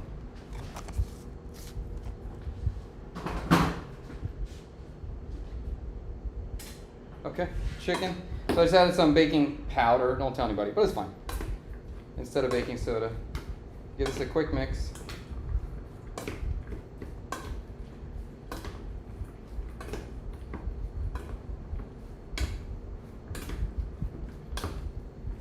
I'm going to throw a little sesame oil in now.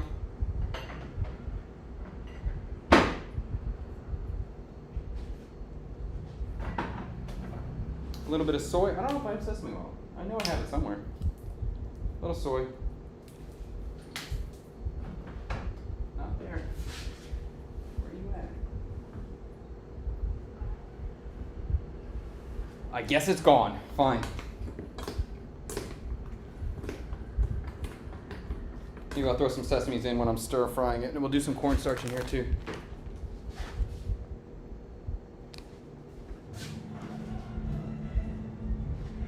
There it is.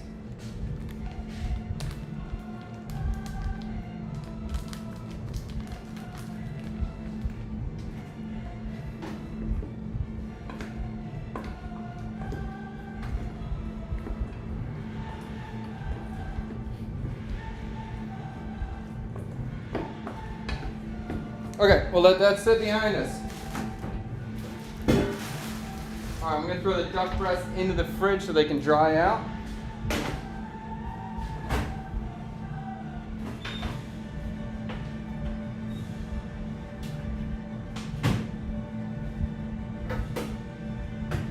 We'll get our pork neck and our chicken wings wrapped up as well. Keep them cold.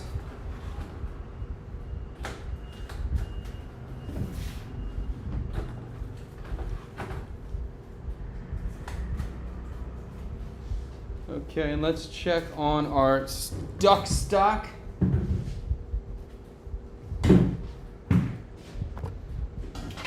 Ow.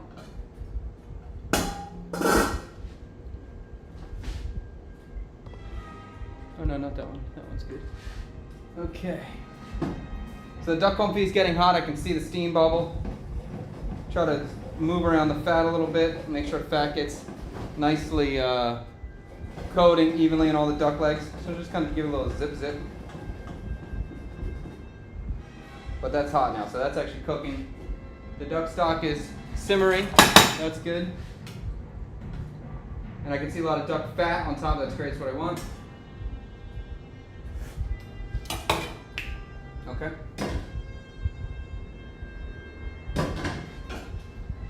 Working. Next, let's get this beef done. Okay. We'll get a. I would want to get this cutting board nice and clean. I don't need to sanitize it, but I just don't want any particles or flavors on here.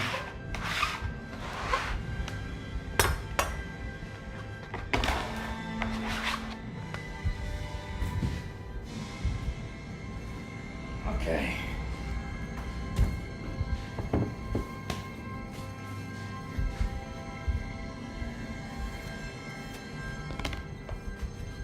I'm still unsure exactly. Oh, I gotta put this. Okay, let me do that now.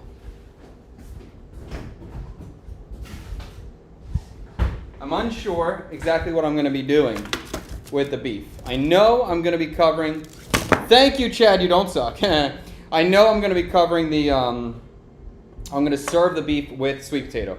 So I have this sweet potatoes in the freezer. I like this technique a lot. I think it's a great technique. If you freeze a sweet potato and then you roast it, the texture of the flesh is so soft and so succulent and so wonderful. So I'm going to do that now. All I know right now is I'm going to serve beef and sweet potatoes together. That's my number one. I also bought shiitake mushrooms. I really like this technique of cooking shiitake mushrooms, grilling them for an extraordinarily long time. Really, really go slow on it. And they get so meaty and so dense and so wonderful. So beef, sweet potato shiitake, to me is already really cool. And I bought some bok choy, which is like, okay, that could work out too. And then it also came, I don't know what this leaf is, but it looked exciting to me. It's called Gai Doi Fung. No idea. It looks like it's going to be bitter and spicy, which should work with the beef really well. And again, so this is either going to be like a rare seared carpaccio kind of thing, which could be cool.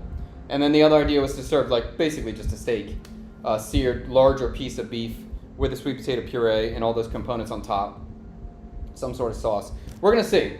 First, I'm going to just get the sweet potatoes in the oven. We'll get them roasting. These are going to roast for a long time until they're super soft. And these are coming straight from the freezer. They've been washed, but straight from the freezer. They're frozen. And I'm going to throw them right in the oven.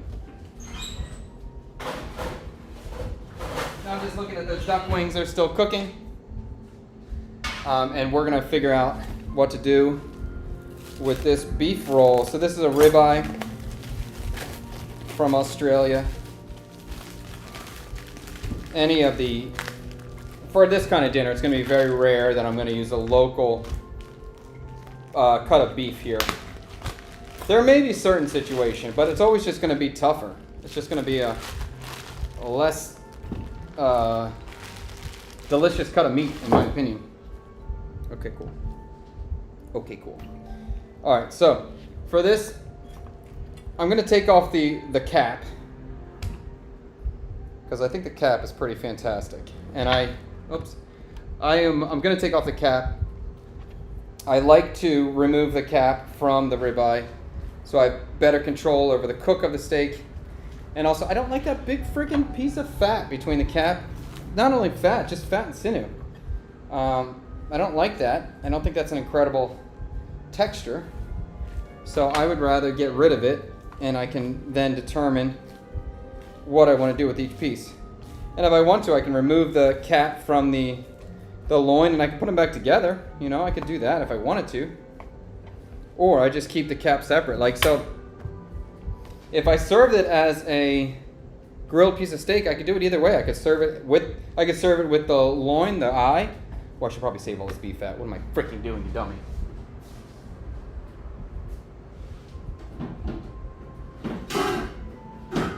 Yo, give me that beef fat, bro. That ain't going anywhere. But I'm just going to trim all this up for right now. And then I'll figure it out.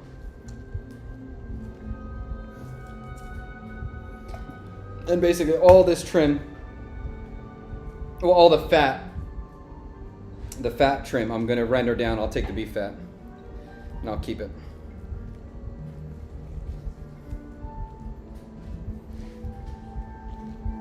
You know, this is like, I'm not a steakhouse. This is a very small, intimate thing. So maybe in a steakhouse it's a different vibe. But for a way that I'm cooking where it's going to be a smaller course, I want to have the meat really cleaned well. I don't want you to be dealing with sinew, anything silver skin. So I'm going to take my time, make sure we're trimmed out well. Unless, of course, there's a request for if somebody just wants a big steak. We could do that too. That's not what was requested today, though. Who came up with the name CKSK? I think I did. I might be wrong, but I'm pretty sure I did.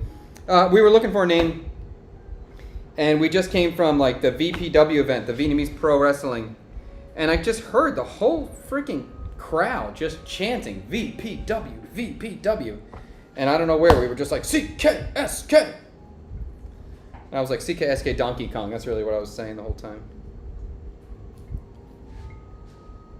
If you've never done this is so easy to do if you've never done anything. So I'm just doing it, but I probably should just tell you.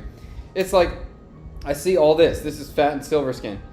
All I got to do is go, I'm not going to go right at the edge, but I'm going to go towards the inner, cut out as close to the top as I can because I don't want to waste meat, right? The big thing is you don't want to waste meat. If you see red on what you're pulling up, you're making a mistake. And then I have something to hold on to, and I put my knife at an angle up and just follow that fat or silver skin. Trying to leave as much meat as I possibly can. I do not want to remove any meat.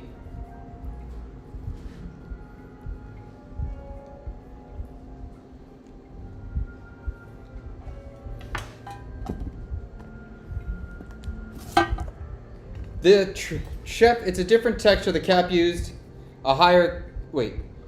Chef, it's a different texture. The cap used a higher cut meat after the center cut. The transition would provide a different experience. What do you mean by that? They are different textures. And I would say the cap is almost my preferred, if I can just get the cap. The one thing about the cap, though, it cooks very differently. It feels very different when you're cooking it. It feels kind of softer, takes a little bit longer to cook. They're both quite good. And it's cool to serve both, too. I could serve both. That's another option. You know, I want to be...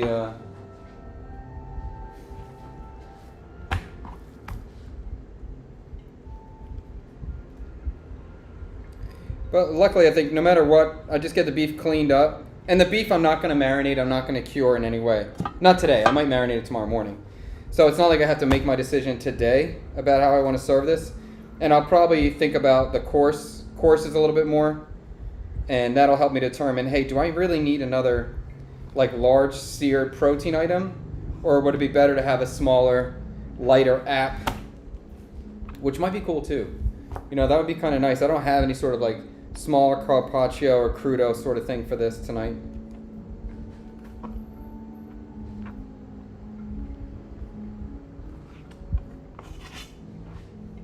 Now, once we got the silver skin off of this thing, now most of this is just fat here. This is a little silver skin here. But that little bit of fat I'm happy with. I'll keep that on there. That's no problem to me. I just don't want silver skin. And the silver skin is just tough and chewy. But this all looks good.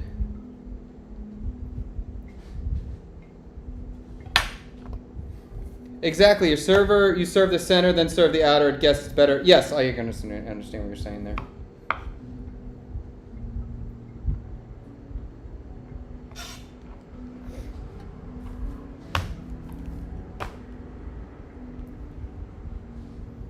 And that would be kind of cool. Like, so if I had somebody who was coming in and they just want a beef, you know, we just bought a big ribeye and I try to serve like 5 courses from that ribeye, that would be fun too. And then it would be easier because obviously I would definitely serve one as a cold sliced and then another one as a steak. It'd be fun to have some sort of theme or challenge like that where we're sticking to one protein and got to make it work for multiple courses, keep it interesting, keep it exciting. No, you don't worry about that. Always serve safe, approved. Chef, this is what you don't see in the fine dining restaurants. Exactly what people want to see. Cool.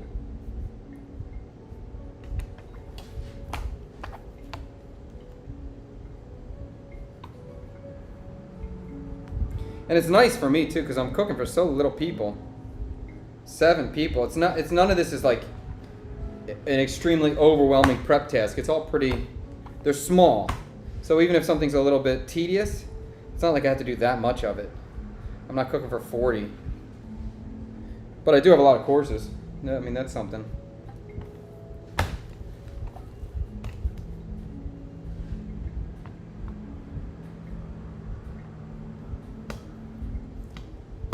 I think another thing, it can be hard to figure out, hey, when am I done trimming? When have I trimmed enough? But it's part of the game. And that does come from experience. And it comes from experience, it comes from eating the muscle too. After you clean it, you're like, oh crap, there was one more layer deep where there was a little bit more silver point. It's gonna take off a lot. So then I'm gonna have to trim really heavy. I'm gonna lose my big piece of steak, my big piece. But that looks pretty good. I think I'm pretty happy with this in terms of a cap. Let me trim this a little bit.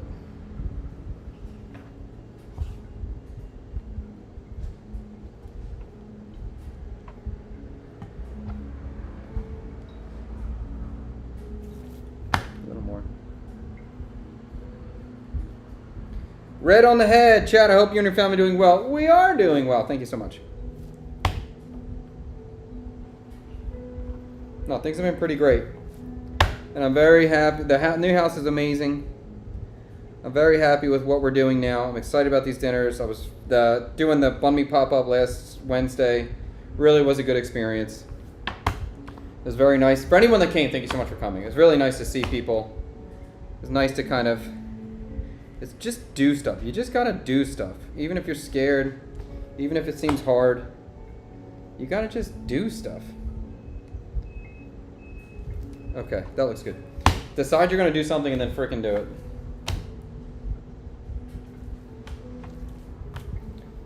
So I have, most of my trim is just coming into this pot over here. And this trim is silver skin and fat, so that's all going to get rendered. And this other tiny little pile I got next to me is just scraps that I can eat. Alright, so now we're working on the eye, or the center of it. And it's the same basic thing. You see some silver skin, you see some fat, take it off. This actually, I like this prep task a lot. Trimming and cleaning beef is something I wouldn't mind do for a couple hours a day. I like it.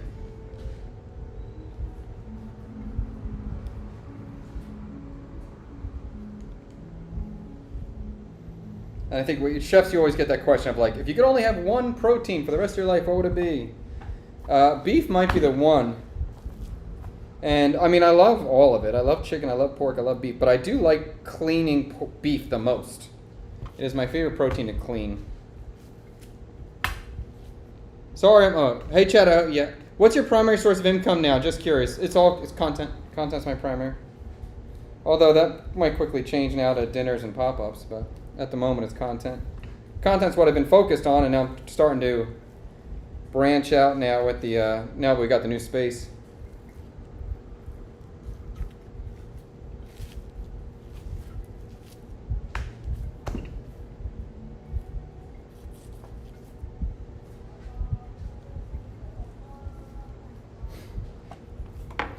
Chef, you are scaling your content this way, sharing the prep while you're providing custom experience. Yeah, I think that's cool. What's up, Gage? How you doing, man? Yeah, and as long as the dinner's as long as I continue to want to do them, which I do right now, I'm very excited about it. We'll figure out a way to present this in a cool way in terms of the prep and in terms of the actual dinner experience. But we just need to increase the budget so we can get more staff in here and then get new audio for the cameras, or for the microphones. The problem is it's very hard to mic up a lot of people. But it'd be cool to capture the whole dinner experience really well.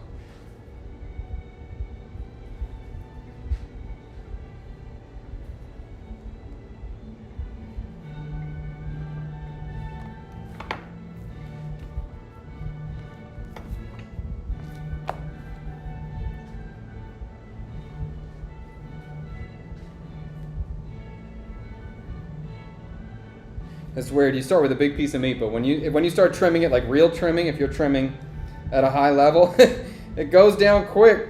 This was a pretty big hunk of beef.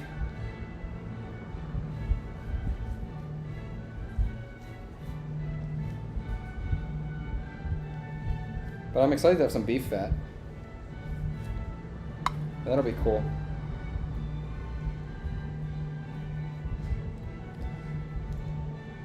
Beef fat is a good fat. It's just very, very powerful in flavor. It's not something to, you don't hide behind beef fat. Beef fat stands on its own.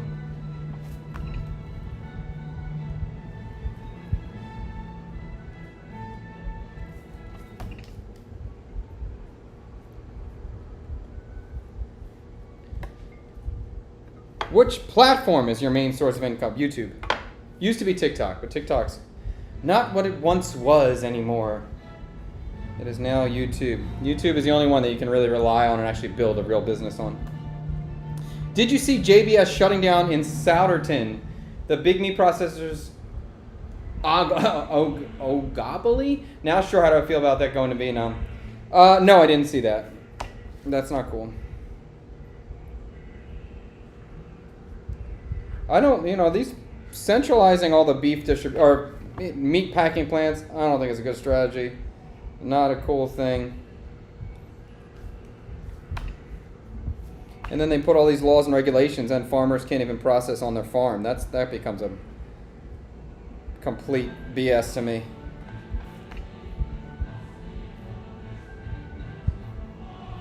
Okay, this one's almost done. Again, any little bits of fat on here I'm perfectly fine with. I just want to remove anything that's chewy. But a little fat ain't no problem for me.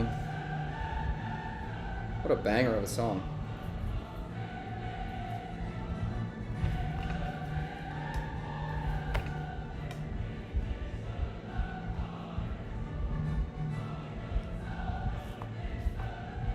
Okay, that looks pretty good. Okay. And we got a little tiny piece of a chain here. We'll trim that up too. We'll be good on this.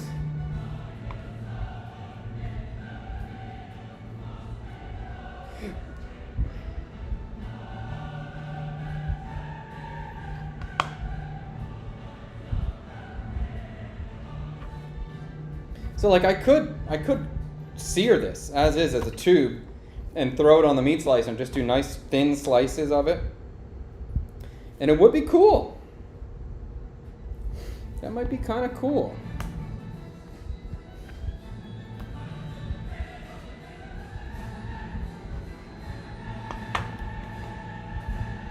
USDA doing like 600 million for small medium processors to offset, I believe. Okay. I think I was very early follower of yours. I wish I could know what number I was. Oh yeah, I have no idea there. Do you seek out sponsorships to earn extra money, like from ExpressVPN or Klook? I'm not doing a good job at doing that, honestly. I should be. It's not my highest skill set. I'm a little bit more focused on doing that now than I was before, but I haven't done it yet. I'm cautious now too. I'm done with the beef, by the way. I'm cautious to do taking too many sponsorships. I've done it in the past, and I don't like when I can feel myself limiting my speech because I know, oh, they won't like that if I say that, and I don't like that at all. I do not want to get captured in this situation of being careful with my words. I don't want to be careful with my words. So that's a 4 there. I'm just looking at portioning sizes. That's probably pretty decent for the 7. I think, but either one of these would work out for the 7. I get a 4 over there, and I get 1, 2. Yeah, that's fine. Either these. So whichever one I'm going to use the whole piece. And I'm always cautious too of just blowing them out in terms of giving them too much food. So I need to be aware of that and think about that. Okay. All right, let's get these packed up and wrapped up. And then I'll think about this one a little bit more in detail of how I want to serve that.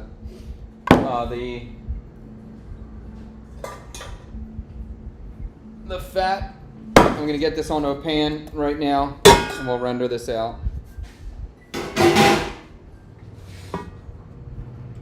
So we'll just get this on a low heat on the stove, and we'll get this rendered.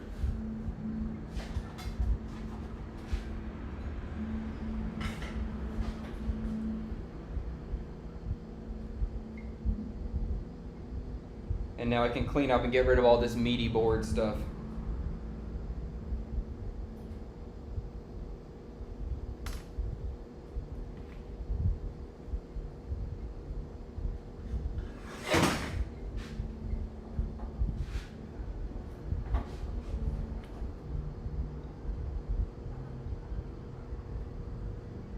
Wow, is that the Nutcracker? Wow.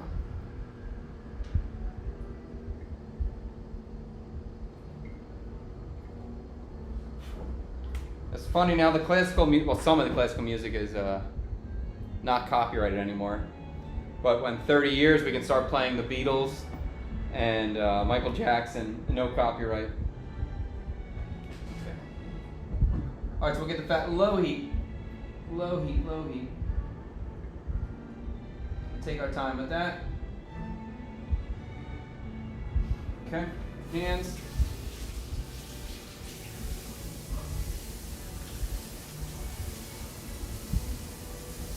The beef looks good.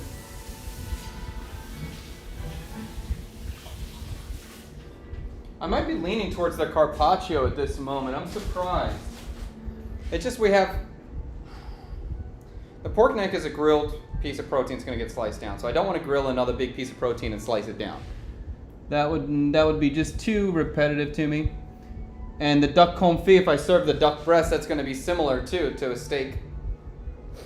But slicing the carpaccio, we'll see. Okay, let's wrap this up. Get this out. Move on to the next task.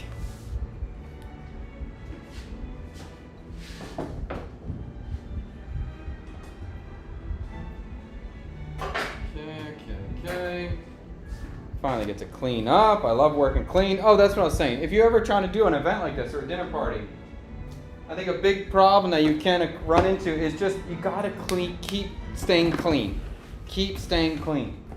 It's so easy to kind of just go to the next project. I'll clean up later.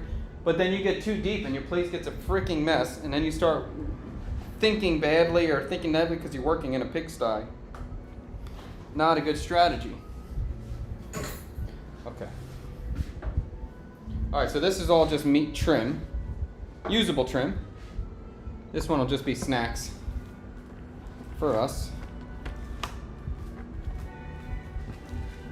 If I didn't already have that chicken marinated, I would be eating that, right? I'd be eating the steak, but okay, we'll eat the chicken.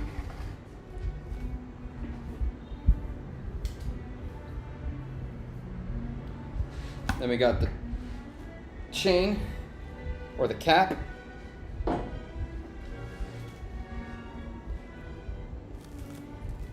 Steak sando sounds good. I was looking at this when I bought this today.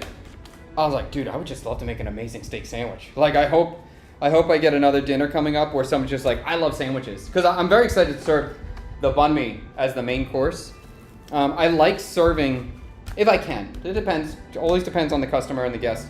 But I love serving something that's like a humble food for a main. Because if we can go, I can have a little fun and make some pretty small stuff and some cute stuff. But at the end, I can give you something real that you can really bite into. Just in case we get a person who's really just like, they're not a fine dining kind of person and they think all the small food is bullshit. Then I can give you something real beastly at the end and end on that. So no matter what, you're satisfied and you crushed it. I love that. So I would love to serve some kind of killer steak sandwich. I think that'd be so cool.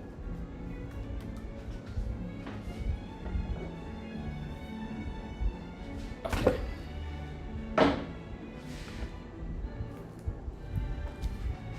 And then even when I was cleaning the duck yesterday, I was breaking them down, the carcass. The other thing that got me excited was to debone a whole chicken and to stuff the whole chicken, then roast the whole chicken stuffed. That'd be really cool too. So I think for me, mostly for like the main, I'm really excited to serve those satisfying soul foods or those satisfying nostalgic foods or kind of big epic things. Even if I just roasted this whole piece and then sliced it down, that'd be cool too. All right, so we got our beef ready to go. Let's get this on a tray. Trimmed up, keep it cold.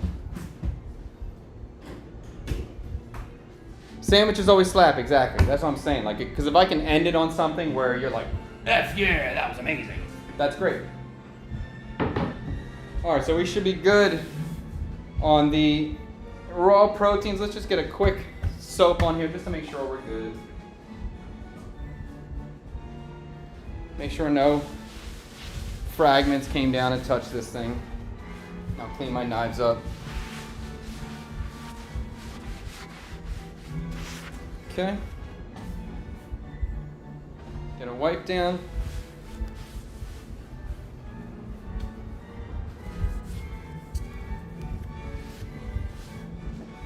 All right, next.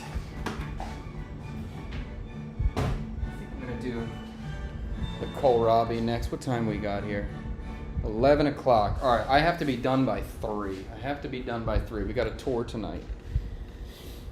It already looks edible. Well, that's great news. Edible's a good sign. It's a lot of Viets that actually work in the Sutterton site. The parking signs are in English, Spanish, and Viet. Interesting. Nah, just focus on sponsorship on kitchen-related products. Oh, in terms of like VPNs and stuff like that. But the VPN's paying. I mean, that's what everyone's I'm watching all these. What do we say? I'm just watching a lot of YouTubers, right? And you definitely see the VPN everywhere going in there. A fellow student when I was in culinary school was afraid of touching raw meat, and we each had to break down 25 pounds short loin, and she cut herself. Obviously had to throw out. Crazy, some people. If you don't like raw meat, I don't know if cooking is the way to go. And just go work in a vegan spot. Don't go to cooking school. Like, I don't get that part. Yeah. I met a guy named Greg at your Bun Me pop-up, and I think that he said that he specializes in marketing and getting sponsorships. Was that the Greg? Oh, wait a minute. Oh, I think I know. Oh, I didn't put that together. Oh, we chit-chatted before earlier. Oh, that's cool. Chef, use YouTube test to market. They say I was given the product, but what I say in my opinion. Yes. Chef, you need a steak tartare dish with all that cutting. Steak tartare would be kind of fun, too. Huh. Steak tartare. Have you ever had a poutine in Canada or anywhere? Actually, thanks, by Toasty. King Poutine is the world's greatest poutine. King Poutine is in Femsick Long Street. I believe it's Femsick Long Street. It's Chef Farang's. Chef Farang's restaurant, King Poutine, is here in Saigon. And it's fantastic. Yes, I love it. It's super, super, super good.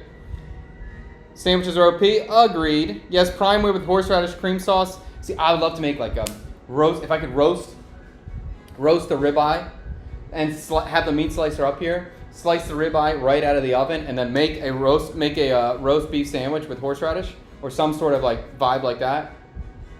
Pretty good. I think that actually might be my favorite sandwich. Is the day after. Usually we would do prime rib at the restaurants, and the day after we would have leftover prime rib. Shave that prime rib so thin and pile it up high, and then on some kind of Kaiser roll, onions, whatever, horseradish. Amazing. One of my favorite things. Definitely one of my favorite things. All right, let's clean my knives up. We got some dishes building up over here. We're gonna have to call in the crew. Get all this out of here. All right, let's get knives cleaned. We'll be right back here. Get this one out too. Oh yeah, Okay. All right, now we can start to get a little bit more fancy. No more raw meat on the board.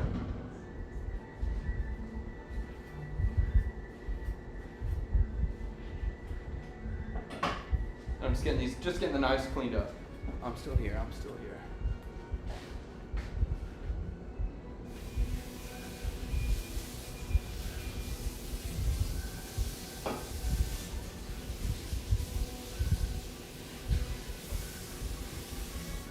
I'm gonna fry that chicken out just so I have something to eat. I don't want to not eat anything. I got a new pan. It's amazing. I love the look. It's badass. It's got a gold handle. It's sick. But I'm not gonna use it. I'm just gonna use my bigger one for this. Oh, and I got chicken fat too. Let's use chicken fat.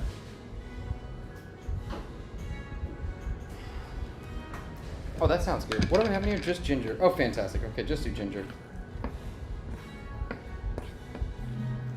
Oh, it smells good. All right, we'll throw some chicken fat.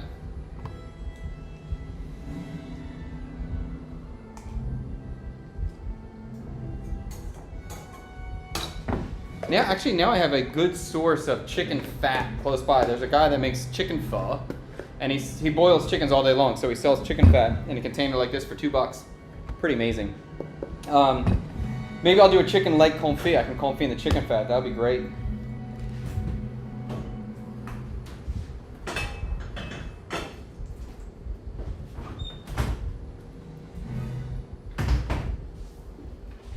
I have a piece of bread too. I'll throw in the toaster in the oven.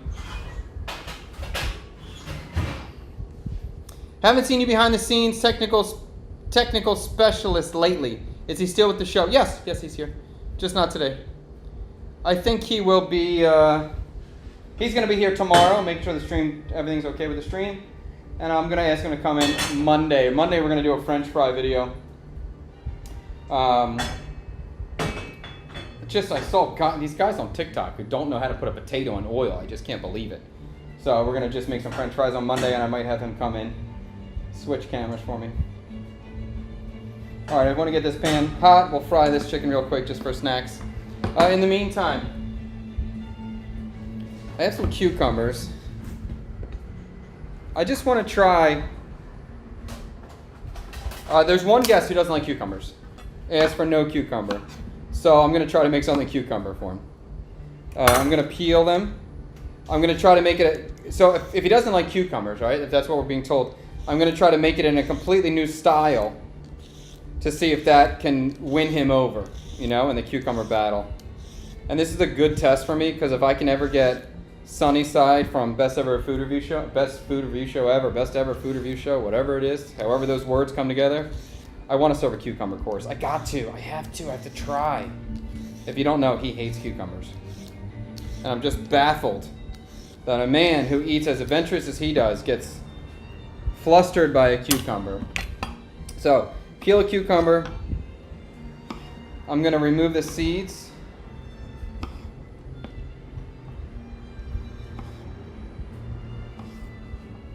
Actually, do I even need to remove the seeds? Maybe we don't need to. Nah, let's remove seeds. I'm just thinking if he doesn't like cucumbers, he's going to know the seeds. The seeds might throw him off. So let's get the seeds out so we can get any sort of visual representation out of his head so he's not so immediately like, I don't like that stuff. All right, my chicken fat is hot. Let's fry it up.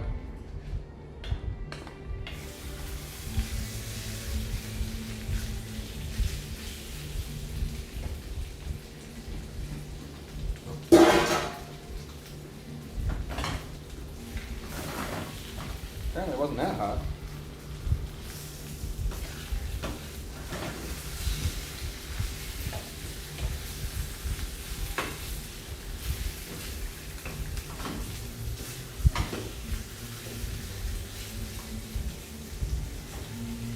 Oh, pan was a little colder than I wanted, but that's okay, no big deal. All right, keep moving with seeds.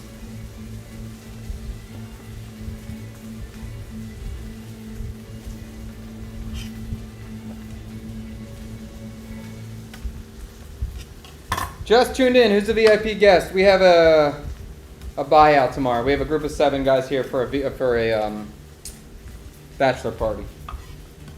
So we're preparing for them for tomorrow.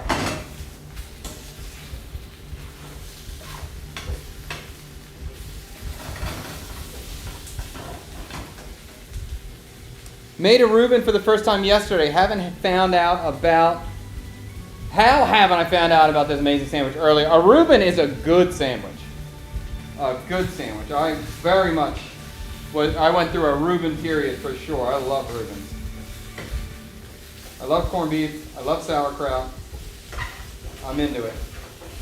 Grilled bread. I love rye bread too. I love rye bread so much. Okay. The cucumber, what I want to try to do.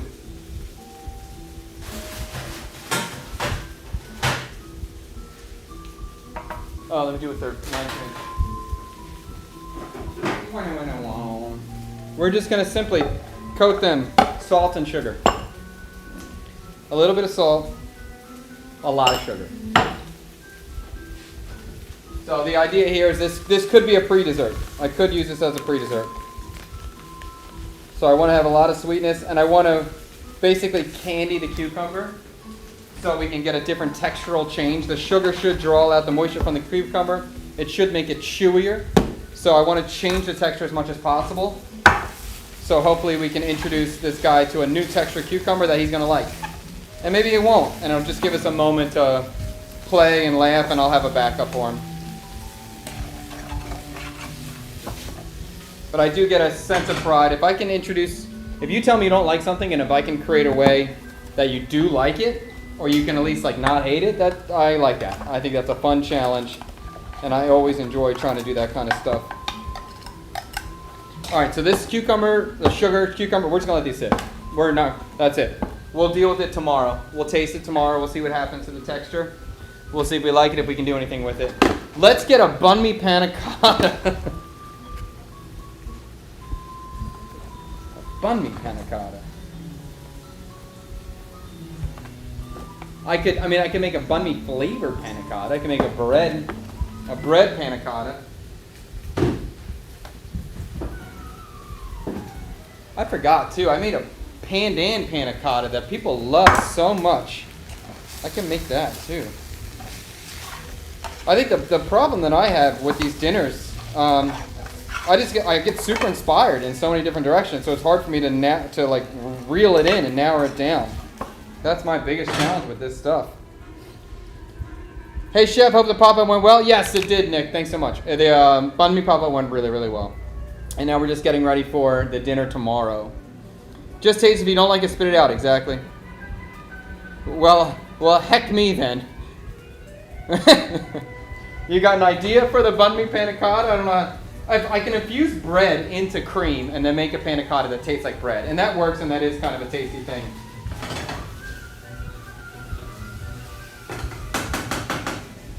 I can't make a banh mi out of panna cotta. I can't imagine a way to do that. It'd be kind of fun. Interesting idea.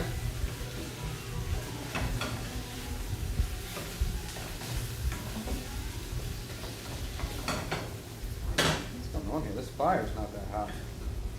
Okay, that's good, that's good. Next, what are we doing next? I guess we do the kohlrabi. Let's mix the dough up. All right, we'll get our bread ready to go. So we'll work on a coconut sourdough right now. Tear it out. Do a thing of coconut milk.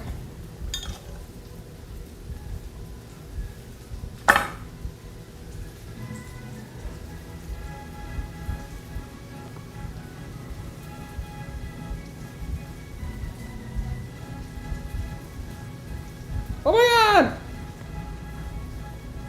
I got coconut milk on my Stream Deck. Oh no. That can't be good. You just got every button press on the Stream Deck at one time. Okay.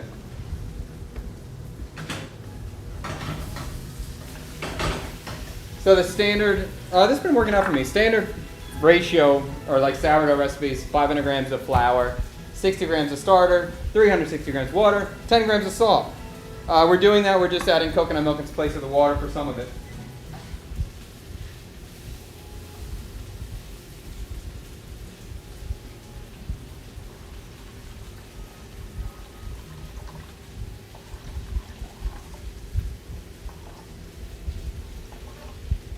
Okay.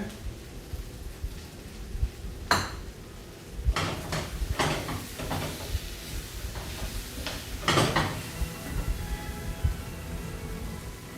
salt, we'll do salt in here. I got water, we'll get our starter in there. Chad is working towards the finish line with that background music. That's true. What do I got? 4 hours left. 4 hours of prep before I'm out. 12 grams of salt.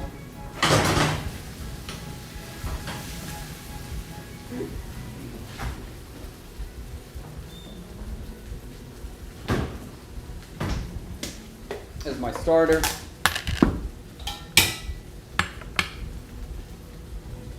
And this is the kind of thing that we're going to mix this up really fast, and then we'll do stretching and folding. If you never made sourdough, it's so easy. It's so easy. This whole thing of like people making sourdough a personality or spending all their time on sourdough, you can do that, but you could also learn how to make a sourdough in 20 minutes and be making pretty damn good bread every day.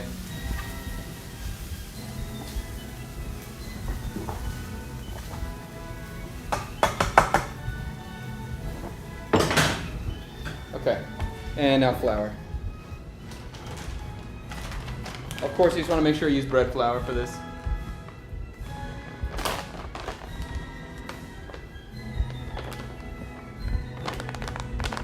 Okay. I'm just going to do a little bit of whole wheat flour in here too, just to get me there. It's so close. Sourdough is so easy to make, just so much dang work. It's still not even that much work. You're going to see me do it. It's so easy.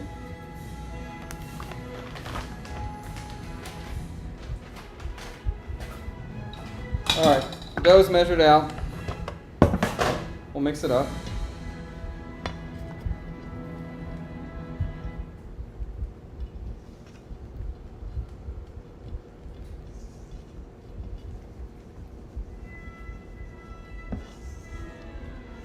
Oh no.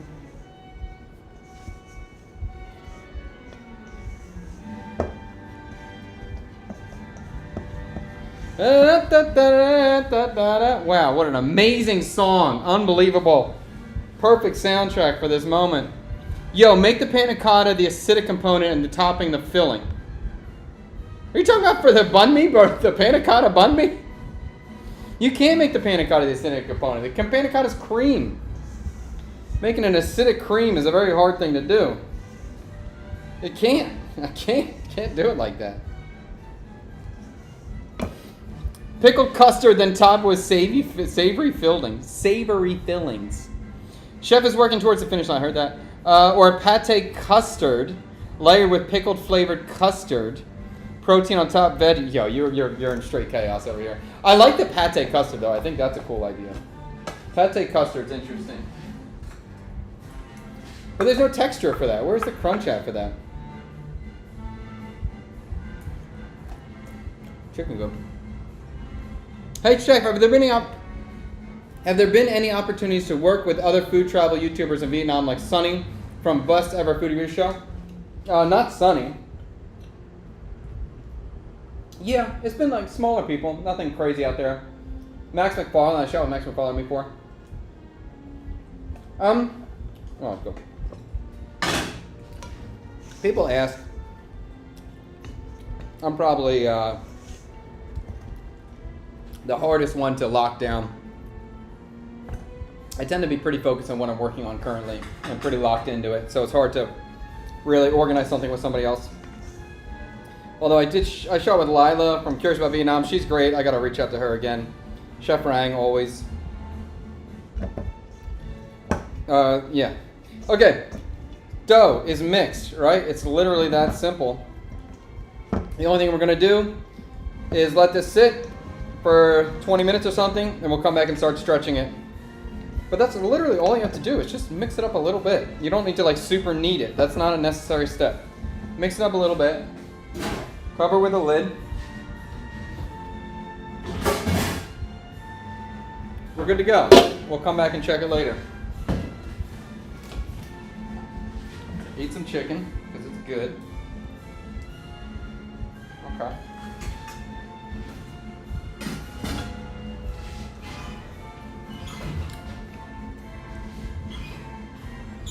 got a piece of bread.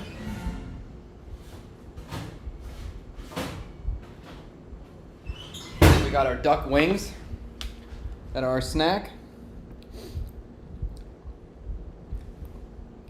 Feeding the starter every day is pretty high maintenance to me. I can agree with that. I always keep my starter in the refrigerator because I agree. I don't want to deal with feeding the starter every day. I don't want it to die. I put it in the refrigerator and really don't have to think about it too much. All right, so these duck wings look good. I'll snack on them as well later. And I have a piece of that coconut sourdough already from the last batch. All right, good. Oh, I do have to make some kind of butter or some sort of dipping sauce. Or maybe I'll make a crab one.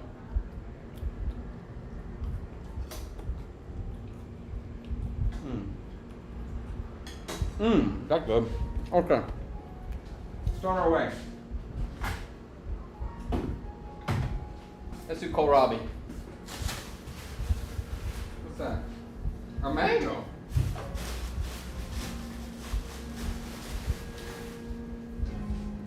All right, so I made a pickled kohlrabi in the past that was quite a fan favorite.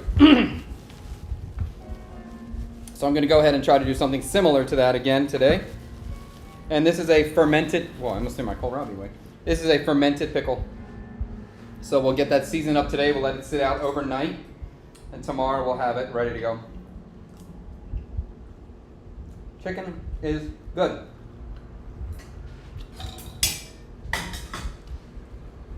The beef fat is rendering.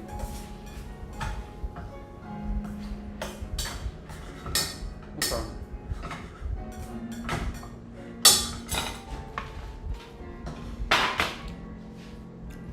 If you don't know about kohlrabi, it's an awesome vegetable. It's kind of like if cabbage was a carrot. Kind of. It has a very cabbagey flavor, but a very crisp texture, crunchy texture.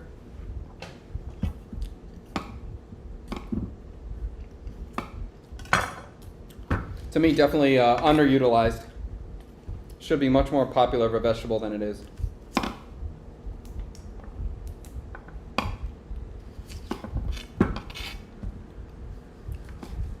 And I think it works really well for a pickle as well. Texturally, it's a very fantastic texture for a pickle. It holds up, and it kind of has that cabbage flavor, so it works like sauerkraut kind of vibes, but with a very nice texture that's easy to cut and shape. You do have to peel it. So we'll trim out all the big stuff to make it easier for the peeling, and then we'll go through and peel. Well, this chicken's pretty damn good.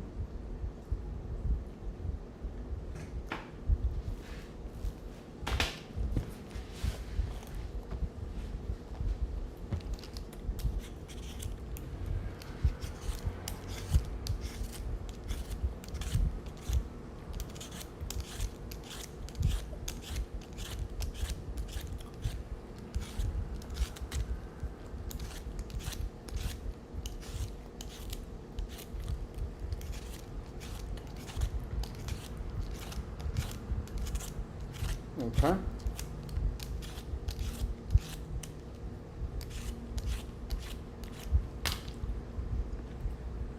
I love it raw. Peel it and eat it. Yes, kohlrabi is fantastic.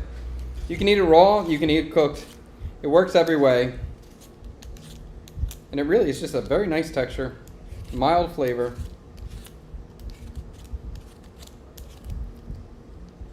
I don't know why. I wonder if it just hasn't gotten popular just because it kind of looks weird. I don't know why it's not more popular.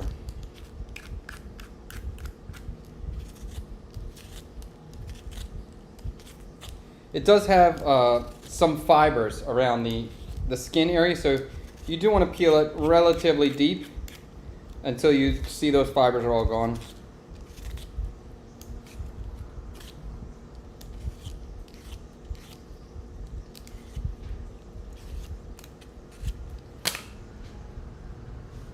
Infuse the cream with cultures to solidify instead of gelatin or agar. You're on this, dude. You're on this one. YouTube shows a stream starting soon message on the screen. Wait, what?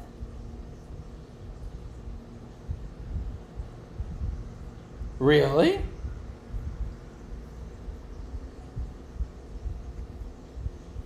Is the YouTube like up?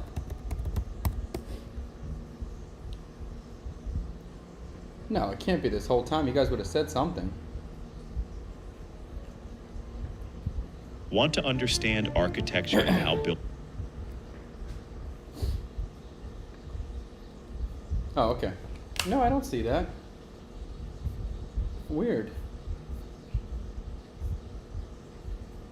What vegetable is that? This is the kohlrabi. I like French bread on butter, washed down with a little Sauvignon Blanc from New Zealand. That's a good day. That's not up there. There's nothing wrong with that. Chad, what is the compost system like in Vietnam? Are your table scraps being sorted, or are they just thrown away? Thrown away. Thrown away. There's you will see pig farmers going through all the different vendors. So there is pig farmers that pick up scraps and stuff. But that's really just for restaurants. That's not for home use at all. And people don't compost. That's not a normal thing. Maybe one day, but not yet.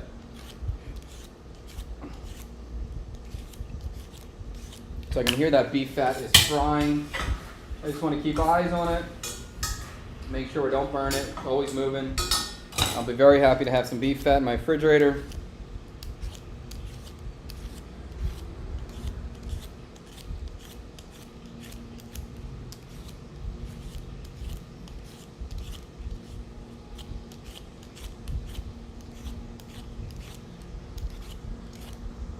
Okay.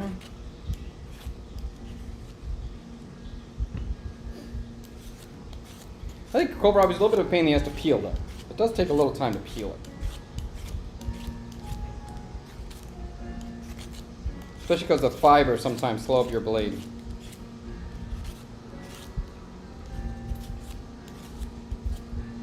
Oh, is this the right track for right now?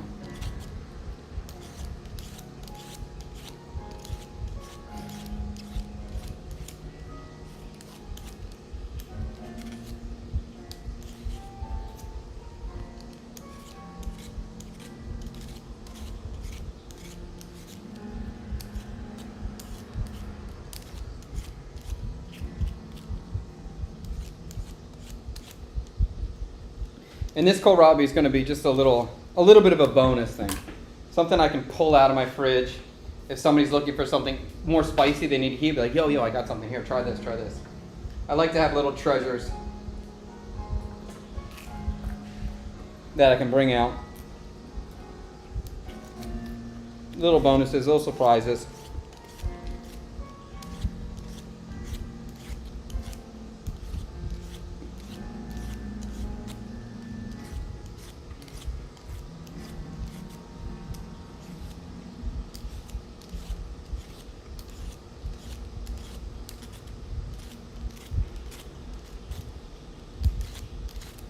Sometimes kohlrabi peels so nice, and sometimes you get one that's a little more fibrous and it's a pain in the butt.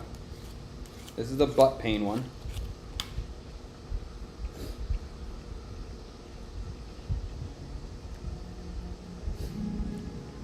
Love you, Chef. Watch your vids at lunch every time you post. Thank you, Matt. Glad to hear it, dude.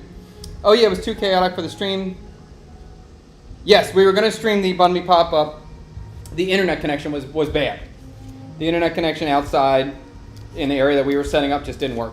So I'm going to have to get another router, put in the basement to stream out there when we're ready to do that next time. And there will be next time. We're going to do it again. It worked out really well. It's super fun.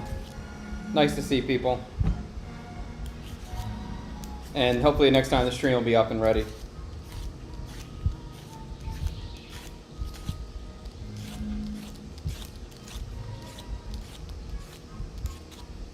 So I'm going to get this kohlrabi clean, cut, and then pickled, and then I'm going to move on to, I think the coconut cake next is what I'm going to do.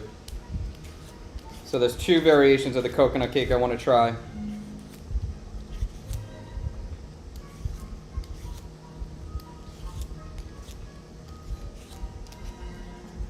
Maybe I would just do that.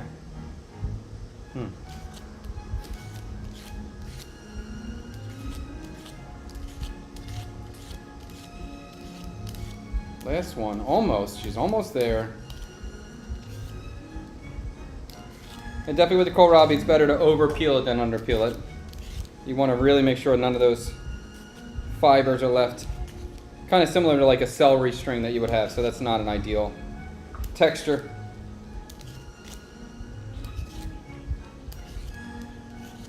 And you'll know too, because it'll be hard to peel it. You'll feel like these little things stopping you, and then all of a sudden it gets just so smooth and peels so nice.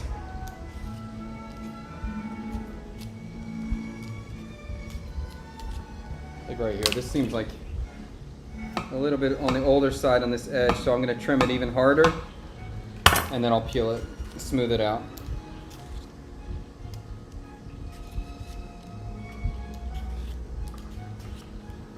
Okay, get rid of this.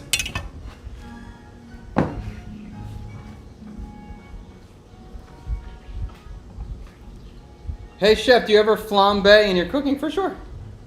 If it's got a liquor in it, if it's the appropriate thing, absolutely. Always good for a show too. People love that. Okay. Start getting these cut. Exactly, peeling 25 pounds of potatoes. Peeling potatoes is easier than kohlrabi. Or maybe shred the pickle to make a sauerkraut. You could do that. That would totally work. That would totally work. That's actually a good idea. Chef, what do you like on your baked potato? I finally found a proper russet potato in Winmart. What? You found a russet in Winmart? Where? What district? That's amazing. I'm going to be in D1 today. I'll stop by somewhere. I want a russet potato.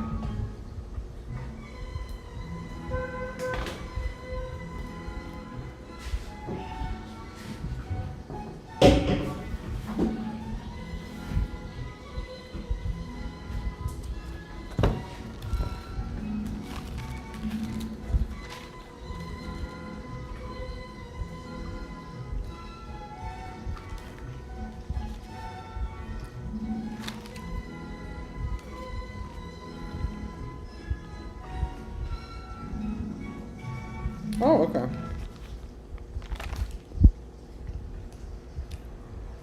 Oh, I'm so awesome. I wrote down my old recipes. Fantastic. All right, here we go. Let's color kohlrabi. Oh, what do I like in my potato, by the way? Butter, sour cream, chives, cheddar, bacon, black pepper, salt. That's it. I'll take more. You got more stuff, I'll take it. But all that's pretty amazing. Pretty amazing. I'll take that. All right, let's get these kohlrabi cut. And I want to go for... I've been watching it for years, Chef. I'm excited to see you grow and branch out as a content creator. The new series is excellent. Thank you so much, Sally. I appreciate that. You learn so much about food and how to articulate different flavors. Thank you. Landmark 81, Winmart B1 floor. Oh, cool. Thank you for that, new old dad. Okay. I'm going to see if I can source that. I want a baked potato, bro. I want a baked potato.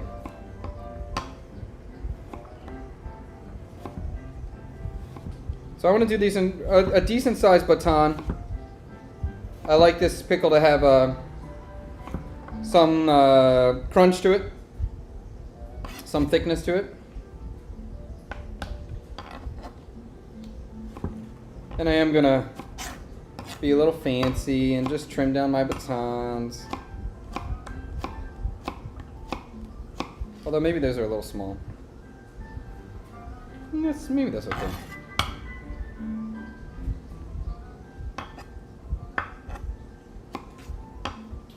Try to cut them a little bigger.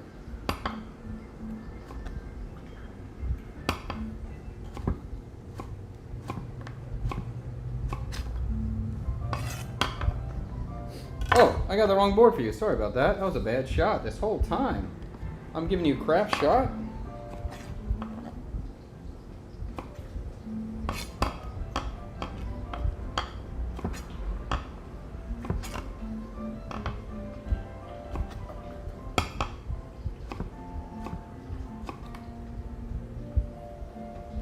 So I do have a lot of trim from this kohlrabi. You don't have to do it this way. I'm just a fancy man. I got fancy man pants. So I'm just trying to get nice straight cuts, and then I'll go through and get my dice. I get my...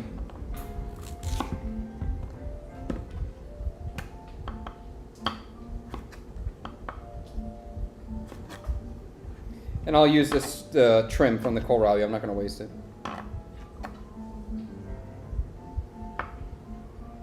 Go down this way.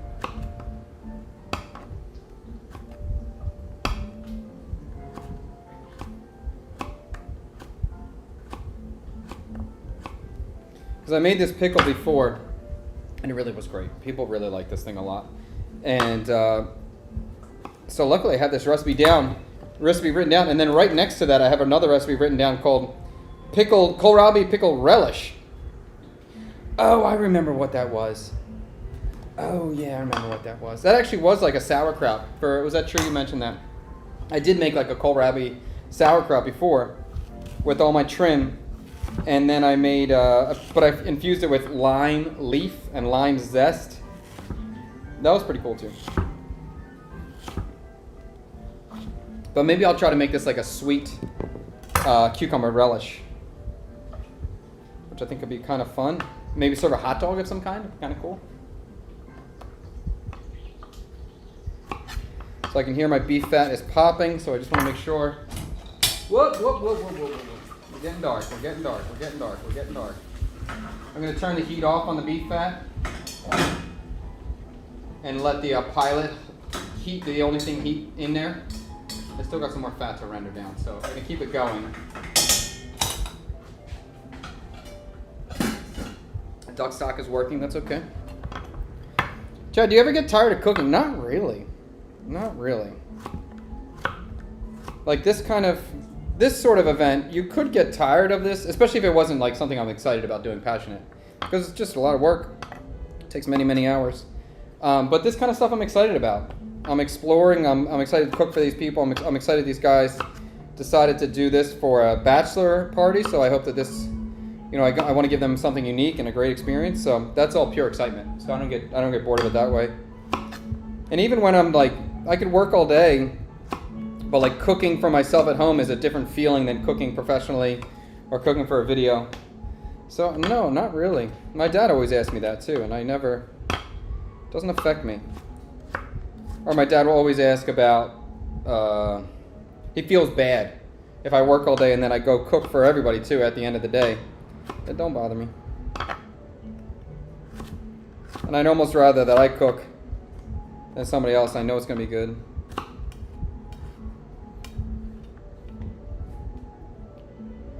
I don't really like this one. This one seems, let me see if I go deeper on it if it gets better. It just seems a little dry.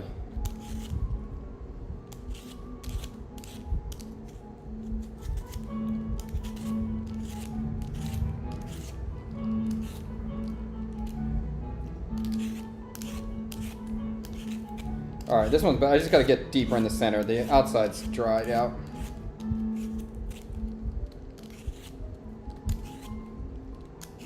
I'm debating about talking to some of the bigger chefs in the city, fine dining restaurants, and going in there to eat, and then maybe a follow-up video where I go in and work the line, or at least just do it behind the scenes of the restaurant service.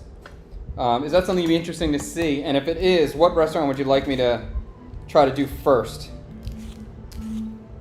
I was thinking about Albion. I was thinking about Acuna. But I'm open to it. I can reach out to anybody.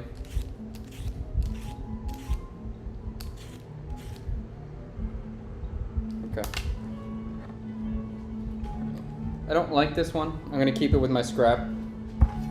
I don't want to use it for this.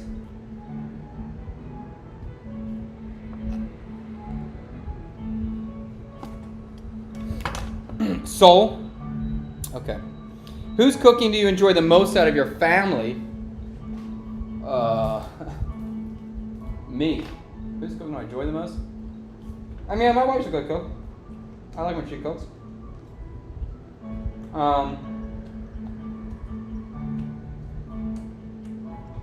Maybe my brother's mother-in-law.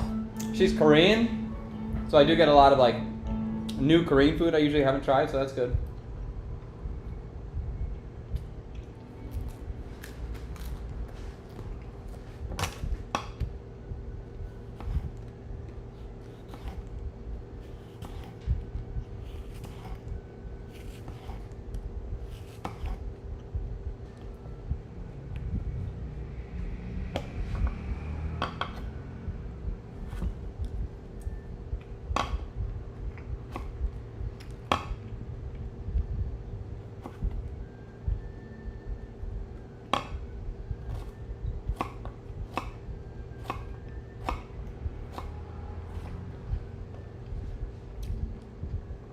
I'm just thinking, I have all this kohlrabi trim.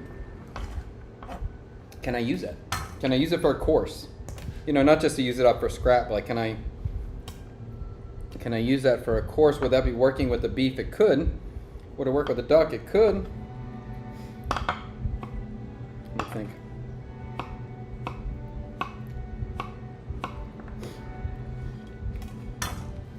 Pork and sage is delicious. That is correct. Chad, do you know the origin of the Vietnamese people? I mean, a little bit. I'm not going to talk out of my ass right now on this, though. I mean, it's a mixture of the Cham people that were here. It's a mixture of Cambodia. It's a mixture of China. Chef is doing fine dining cuts. Absolutely. I just bought a Kiwi brand knife that is wonderful quality. Any tips on helping it keep your knife sharp?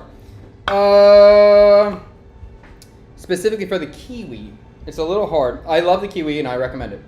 But the downside of the Kiwi is because it's so thin and affordable, the knife gets dull quickly. So you definitely, I mean, if it's not obvious, use a wooden cutting board or a plastic cutting board or a bamboo cutting board or rubber. Rubber's okay too. Don't use metal. Don't use glass. Don't cut on stone. Those are not cutting boards. Don't use that crap. And the real secret is you're going to have to get comfortable sharpening a knife. Or you can buy one of these automatic sharpeners. That'll work too. You're going to need a honing rod of some kind, a steel of some kind. But with a Kiwi brand knife, it's going to get dull. It will get dull. So you either need to buy stones and get comfortable practicing sharpening a knife because you want to do that, or just buy one of those auto sharpeners that are motorized or that you can pull your knife through. There's nothing you can do. A Kiwi is going to get dull. That's part of the knife. It's part of the design. That's like asking if you get tired of breathing. Does your wife cook? Yes, she cooks. Not as much as me and not that often, but she does cook.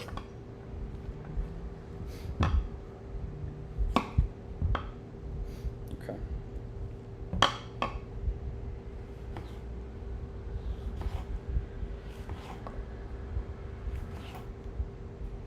That's kind of the cool thing about these dinners now. It's because there's, I don't know what expectations people have, but because we're not a standard restaurant, I don't have to follow any rules. I don't have to be consistent with anything. That part's super cool. And then it's also, like, even though I would say that I am a fine dining cook, I am a fine dining kid, that's how I grew up, whoa, I don't feel stuck to the fine dining. Because sometimes fine dining just gets a little, if it's too fine dining, it gets just kind of like, all right, enough, dude. Like, I just want to eat. And so I like that I can still kind of have that fine dining brain and do some stuff that's a little bit up there, but then we can also keep it humble and serve a sandwich at the end. So I really like this space that I'm in right now and the flexibility I have and the kind of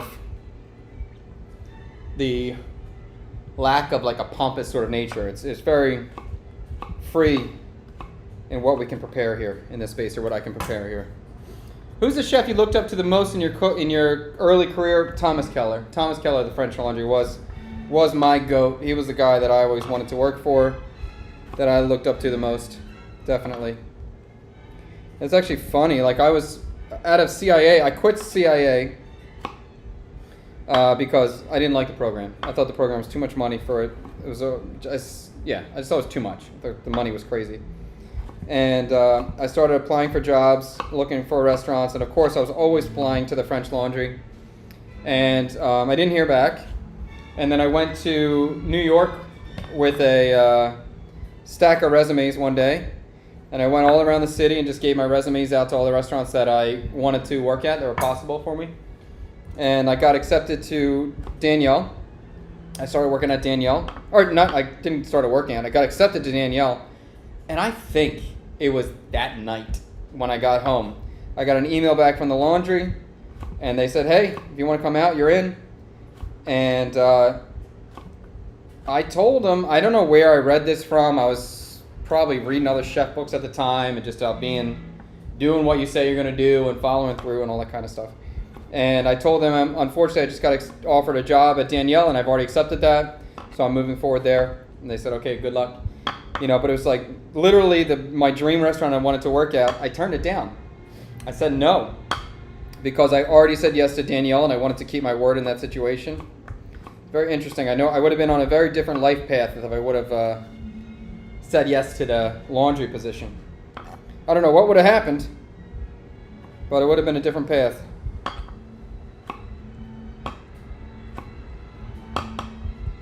Okay, last one. Bada bing. Okay. Let's measure how much we got. Got a lot of kohlrabi. I need a bigger bowl, bruh. Alright. The big bowl it is. Insane to see how far you made it from saying you're moving to Vietnam for this. Well deserved. Thank you. Are you excited for the Anthony Bourdain biopics? I don't know what the biopics is. Okay. Measure our kohlrabi.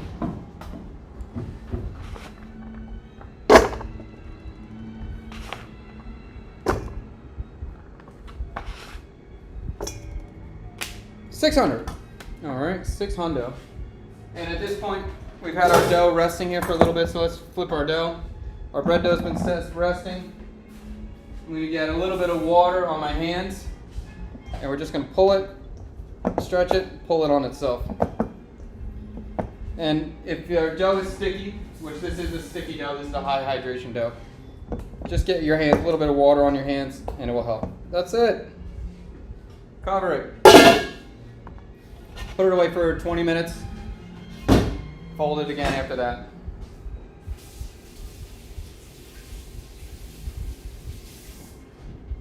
Very, very simple process. All right, we're 600 on the kohlrabi. Kohlrabi pickle is, okay, so we're doing a half recipe, 220 grams of this paste. Okay.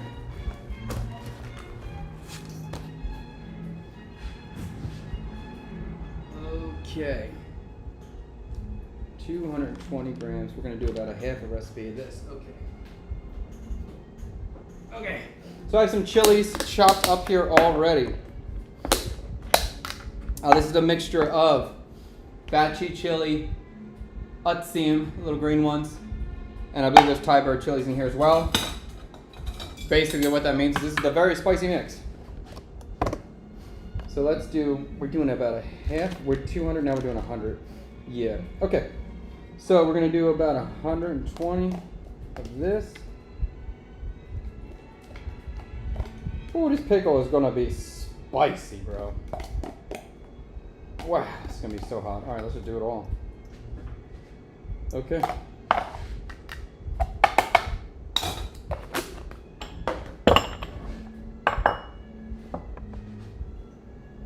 What was that? 600 grams, right? So we should be 1% would be 6 grams, 2% would be 12 grams. Okay.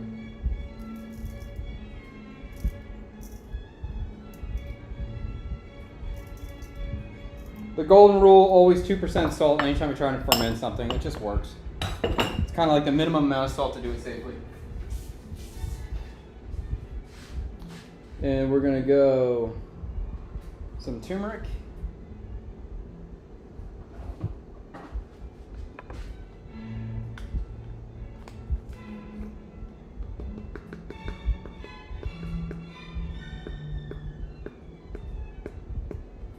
Okay. Shallot, garlic, rice, vinegar, sugar. 15, bro.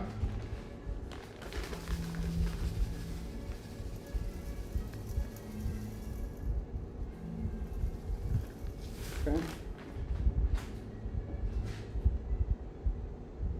10. I just do a touch of vinegar in here too. Not normal for a pickle, but I do a little. This amount of vinegar is not going to stop any fermentation from happening. This is just how I did it before. And it worked. All right, shallot and garlic. And we're going to do about 10 grams of garlic.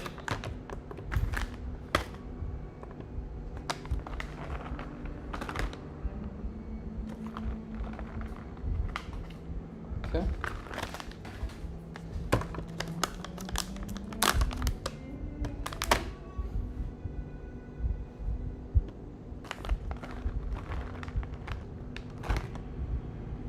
Perfect. We'll mince up our garlic and shallot.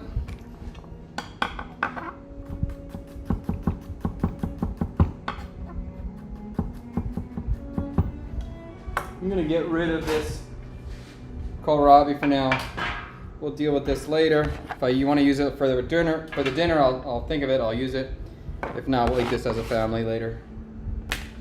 Or maybe I'll just pickle it straight up too. I can do that. Get this over here.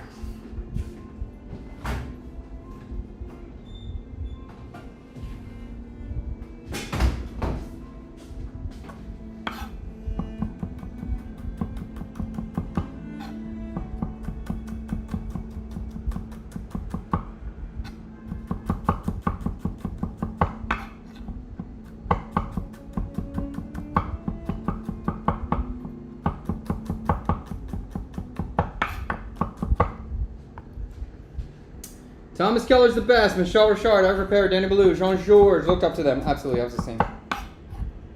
They were the goats. And even just the, there was something special about the food content and the cooking content that was happening at that time when you got to see these chefs do it. Because you never saw anything. So to see a video of like Keller or Richard doing something was like, oh my God, you never got to see any of this. Now, social media, the clips are everywhere. You see diners who are eating at the restaurants always posting the dishes. So there's definitely less mystery there than there used to be.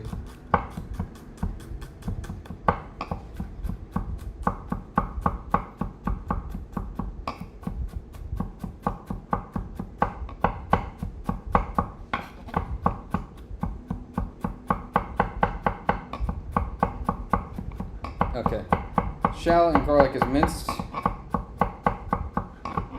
Get this into our kohlrabi pickle.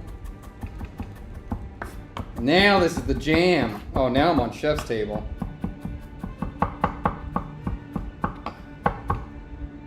Now it's time to cook.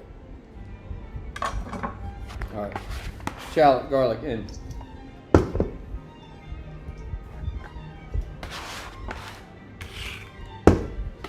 Bum, bum, bum, bum. Buh, buh.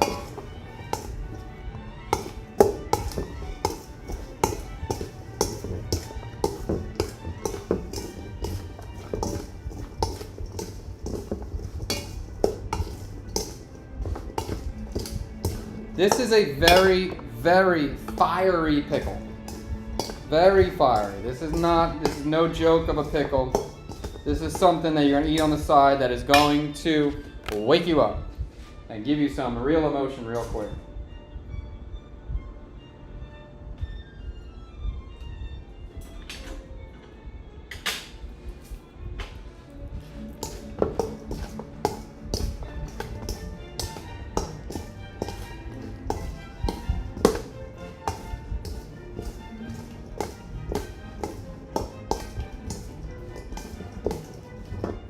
Cool.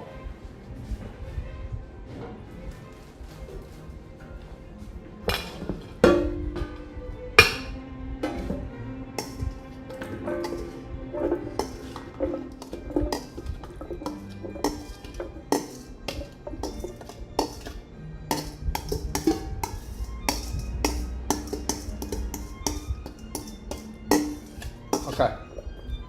I'm going to press this down.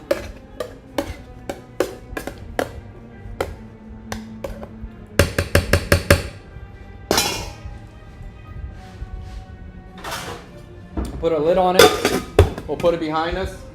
That's going to ferment overnight. We'll leave that as is.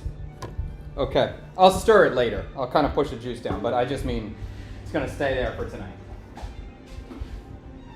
All right, let me get this bowl back. Unchilled.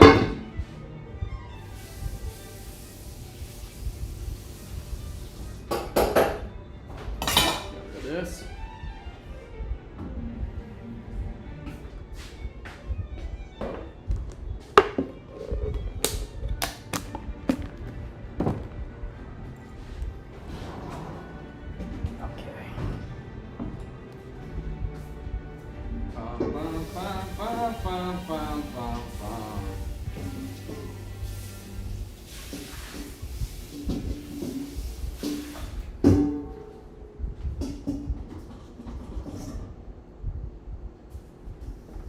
just washing out this chili bowl real quick. I want to make sure I'm definitely going to need it.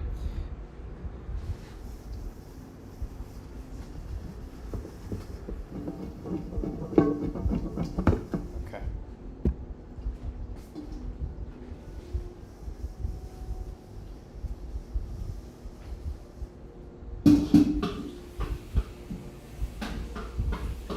Da-da-da-da-da-da-da-da-da-da-da.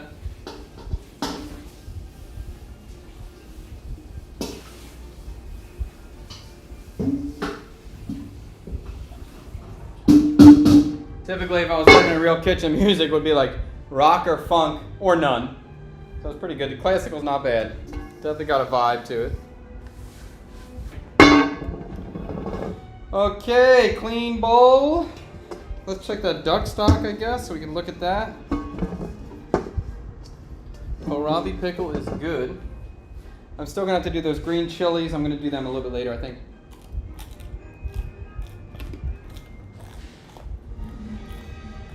Oh. Is kohlrabi raw? Yes. But it will be fermented, so it will soften a little bit. Okay.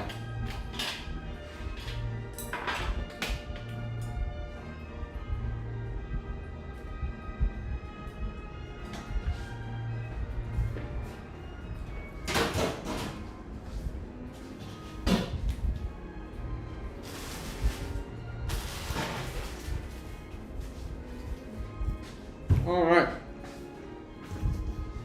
Let's look at the duck stock.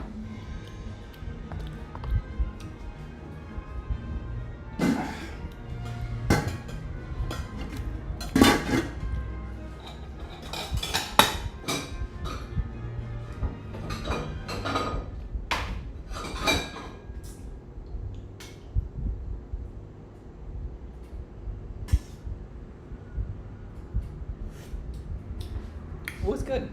That's pretty good.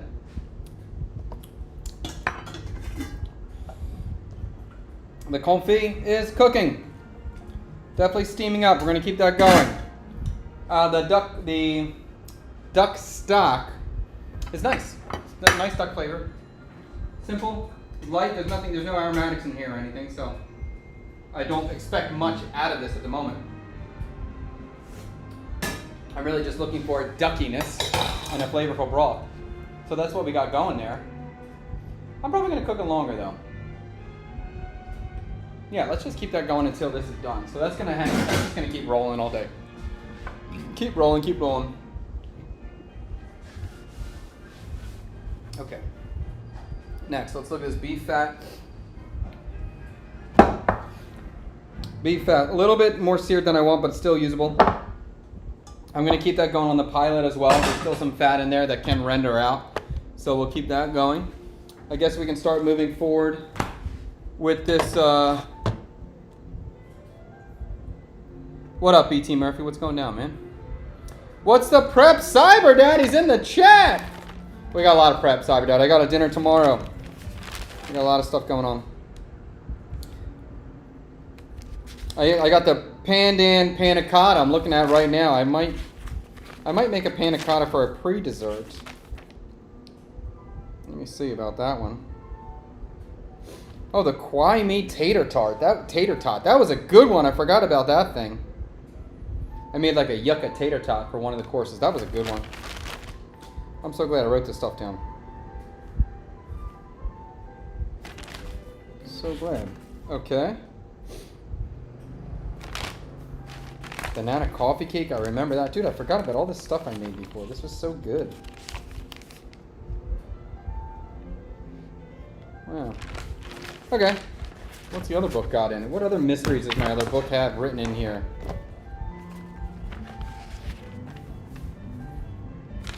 Cyber Daddy, how's America going? People want to know, bro. Did you get that? You saw the camera setting? I hope you saw the camera setting. Okay, what about this one here? What else we got in this magic book?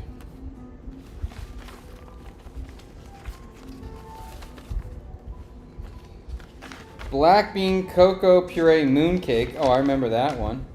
Oh, the volcano sauce. I might do that. I can make that tomorrow. Okay.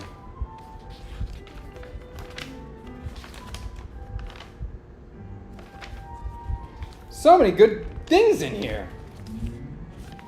Coconut pastry cream. All right, let's try this coconut pound cake. Let's get this pound cake done.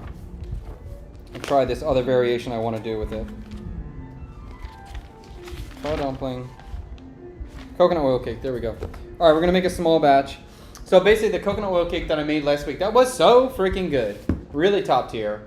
I've been playing with it. I really like it. It's great for a layered cake. It's not good. It's not gooey. If I'm trying to make like a warm cookie, I'm imagining serving this. Do I really want to do it like that though? At some point, I absolutely want to develop a coconut brownie, coconut oil brownie, or coconut oil blondie that's baked to order with coconut ice cream or vanilla ice cream on top. I think that would be sick. But the issue I'm having right now, do I even want to test out this recipe or develop that right now, is I don't have the proper baking vessel to serve it in. The only thing I have right now that would work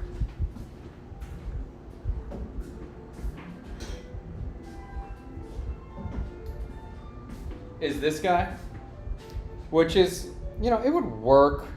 I don't think it would look great when I put it down in front of people.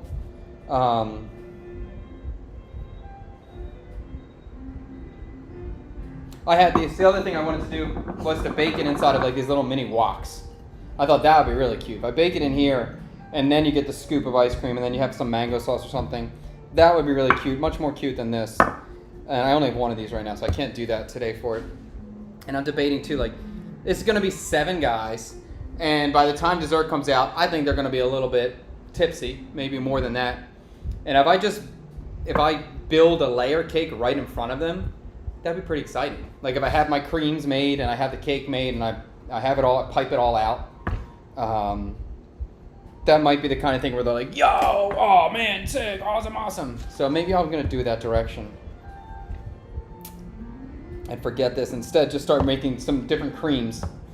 And make I have a lot of bananas in the refrigerator from my mother-in-law's house. I can make a pastry cream, banana pastry cream, coconut base, coconut oil cake base, banana pastry cream, some sort of coconut milk icing as well. That could be pretty exciting, I think. So I think we're going to run upstairs just to the kitchen up there and get the bananas and start playing with them a little bit and get something delicious out of there. I'm just thinking about the flavor profile of the cake. Okay. All is going well. We are having a great time. This week was Vietnam hot, so mostly chilled at home and ran out of the sun. I think my wife is appreciating a lot of the things I love about Missouri. That's great news. If you don't know, Cyber Daddy is one of the golden ticket winners, one of the few big fan friend of the show. He's been in America. He's got a big trip in America with his wife and sweet little daughter there. It's a big moment for him. 4th of July party coming up the next 2 nights. Happy birthday, America. Let's see how Lily responds to all the fireworks. My wife is going okay with the food. She had American barbecue ribs for lunch. Nice, dude. Nice. Okay. What's this Biopics? What's the Bourdain Biopics? My wife misses vegetables, though. We have to make sure she gets noodles and veg here and there. I can understand that. Okay. All right, so let's assemble a cake. Let's bake a cake. I'm going to bake the cake tomorrow. I can make it now, though. It was better when I made it. So let's make the cake now, and then we'll assemble tomorrow. Okay. And I'll bake the cake in thin layers. Yeah, I think that'll be good. This cake is amazing. It's really amazing. And I could still bake it to order. Okay. Where is it?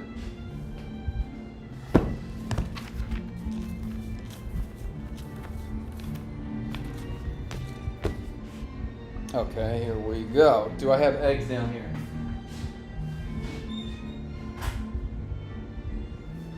All right, I'm going to be gone for about 2 minutes. I'm going to run upstairs and get the bananas and the eggs. I'll be right back.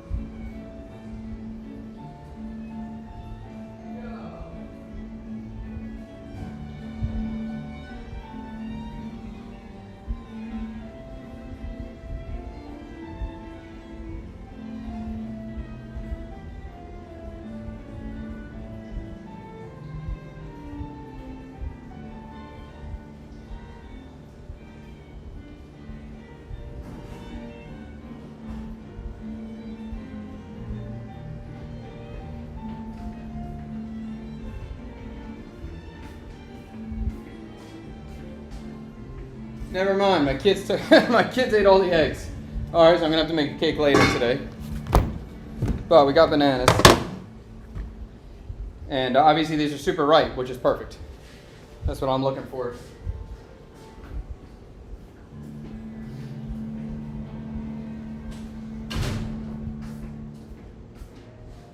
So I'm gonna peel these bananas, puree them, reduce them down with sugar, and kind of cook them until they get to a caramel sort of texture. And maybe we'll whip some whipped cream, make a banana mousse with it, fill the cake with some banana mousse. That could be cool.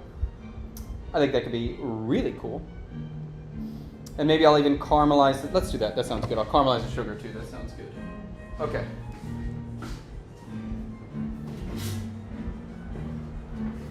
Cyber Daddy, I gotta tell you, I have been loving the lids for the containers.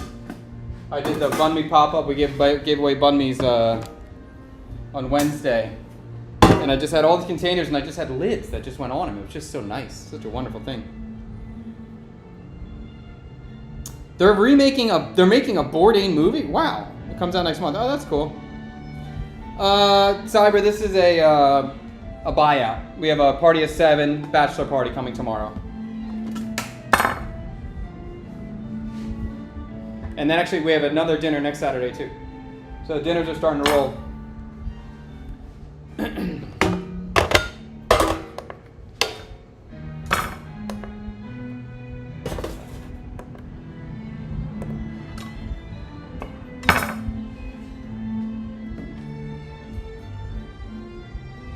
So for these bananas, I don't know if it's obvious, maybe it's not obvious, but for this I'm trying to make like a deeply flavored banana puree.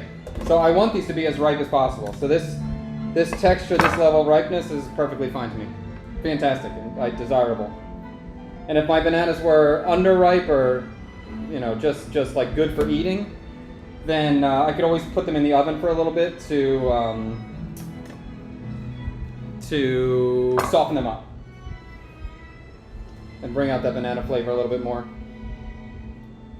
Oh, a little palm sugar would be good too.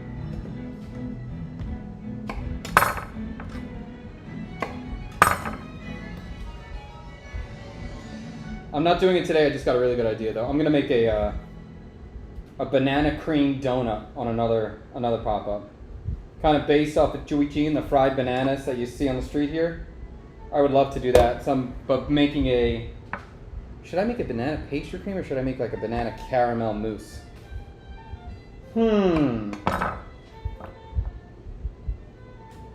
Will be nice that it's all one group. Yeah, absolutely.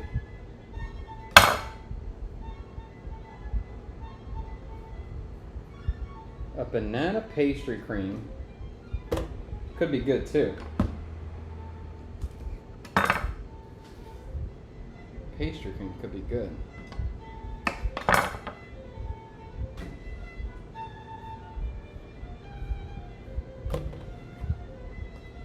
My wife would be so happy I'm using up all these bananas. Maybe I do both. Maybe I'm... Because there's a lot of banana.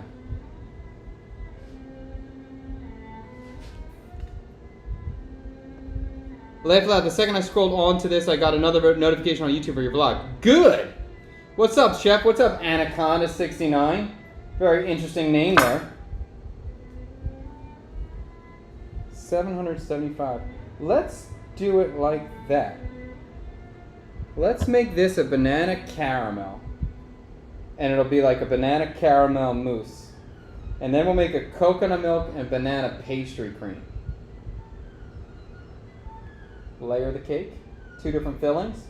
Some crunchy coconut banana stuff on top. That could be good. Alright, so let's do that. Alright, so we got 775 grams. This is going to be banana caramel. Okay, heard that. That's what we're going to do. Let's do that. I'm into it. And then, what that does, if one of these sucks, then I still have a backup, you know? Always good to have a backup. But maybe they're going to both be amazing.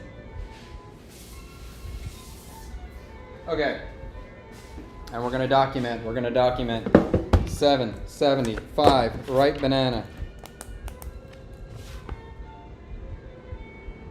Banana caramel. 775 ripe banana. Okay, and we're gonna try to get this banana pureed. If I can find the stick. There it is. If I need to, I'll add a splash of water into this banana mixture if I need to. We'll see. Maybe I won't. But I'm gonna go ahead and, actually I probably will have to anyway. I'm gonna go ahead and blend it.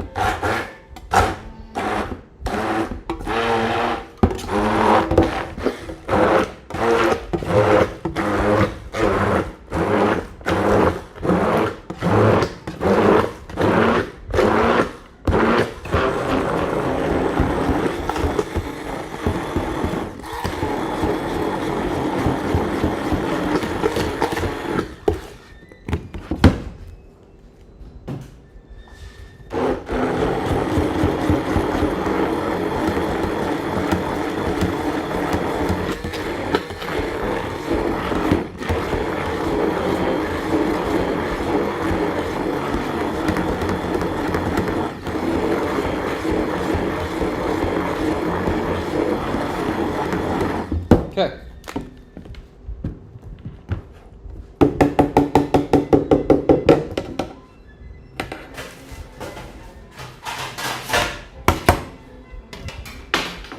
All right, we're gonna get some sugar in the pan.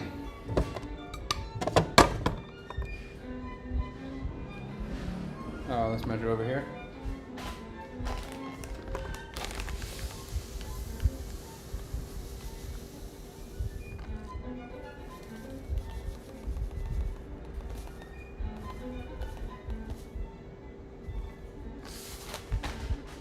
All right, and we're gonna get the sugar on the stove, and we're gonna get this to a light caramel before we add the banana to it. I can do a pinch of salt in here. Why not?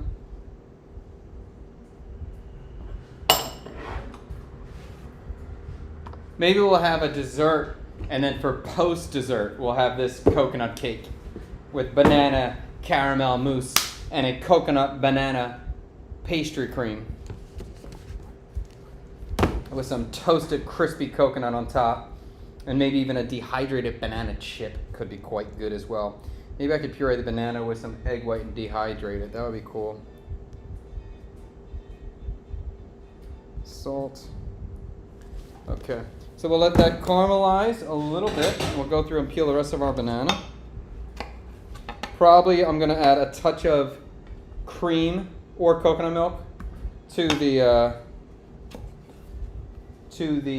caramel when it's done, so the texture's not too firm. We'll get there though. Post-dessert and pre-dessert, that's right. Was it? It might have been Dark Knight who talked about doing a post-dessert. When are we going to come up with a post-dessert?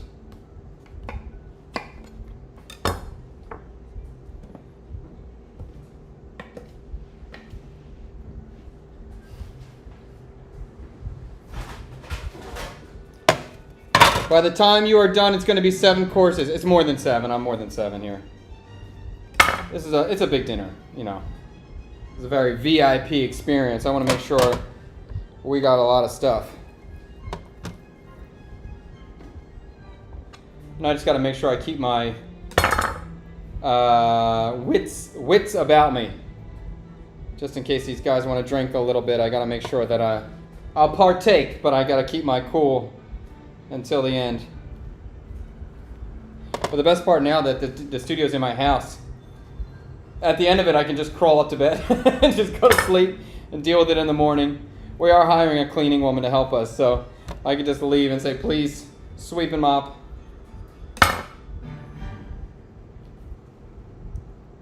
So these bananas are from my wife's mother's farm, so that's cool. We got some story elements to add. That part's always exciting. We all love a good story. Okay, 665. Let's try this.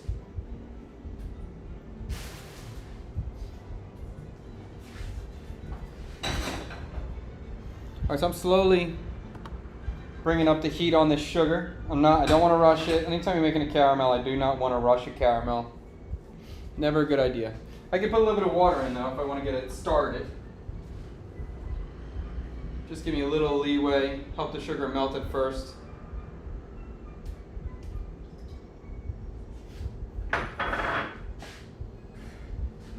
Gives you a little bit of a head start, so you know your sugar's not going to burn right away. Give the sugar a chance to melt evenly. Okay. All right. So the banana caramel we're working on, and we're going to work on a banana pastry cream.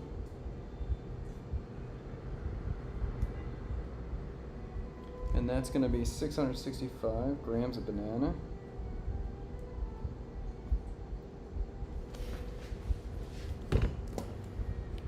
And I'm going to take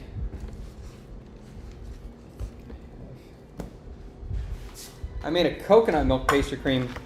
And that's kind of what happened. You know, I was looking through my old recipe booklet, and I saw that I had a coconut pastry cream in here.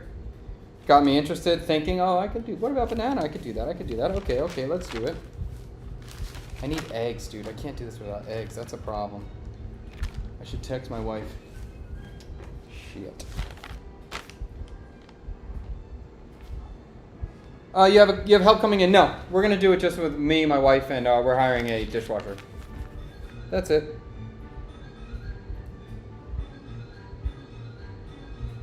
Okay. Where'd I see that pastry cream?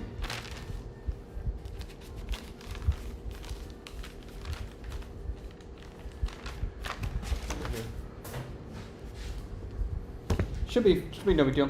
Chef, you remind me of Chef Michel Richard and his notebook. I love Michel Richard. He's great.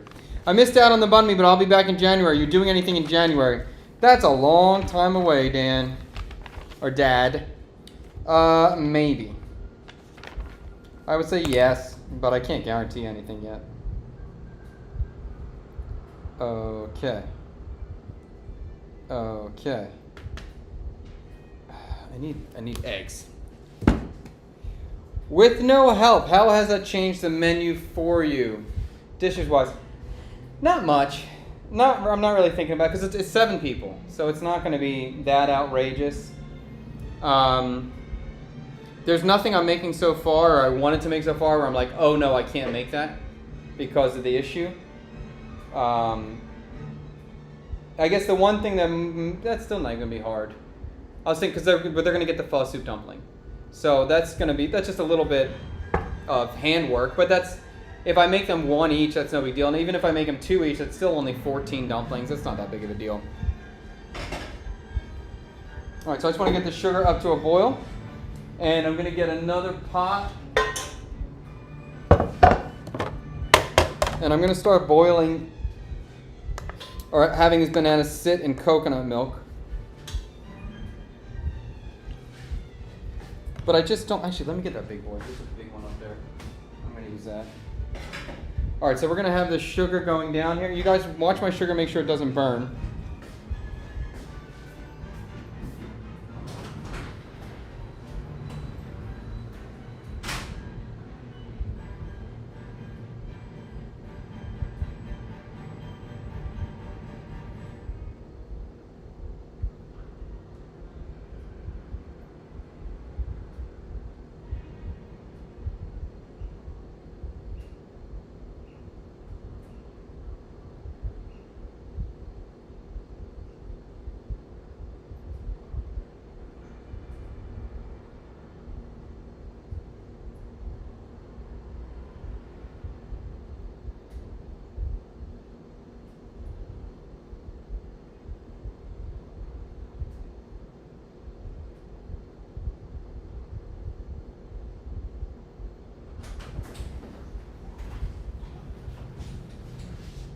Okay, I'm here. Don't get stressed. Could you hear me while I was in the kitchen? Don't say burning. Don't say the burning. I just saw the freaking burning. I remember I was an assistant. Set up lights. He was sitting at the chef table with his notebook. Oh, that's cool. That's cool. Yeah, what a mess back here. Now it's starting to work like a pig again. All right, so I got a big old thing of coconut milk. We'll get some in here.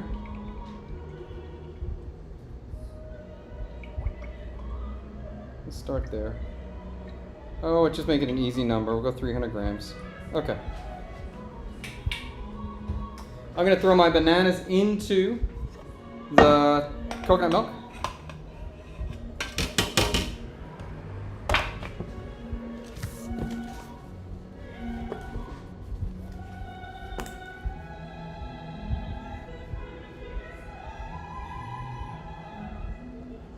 Pinch of salt.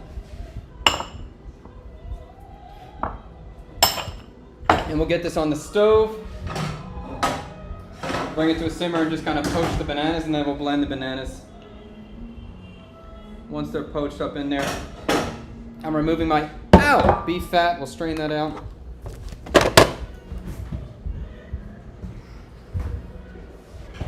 All right, now the water's starting to boil. The sugar's starting to melt for our caramel. We'll give it some more time. And we want that to get nice and caramelized. Is Cyber Daddy coming? Cyber Daddy is in America, so I doubt it. I doubt it. Spinsky, where's Tang? Tang is at home editing.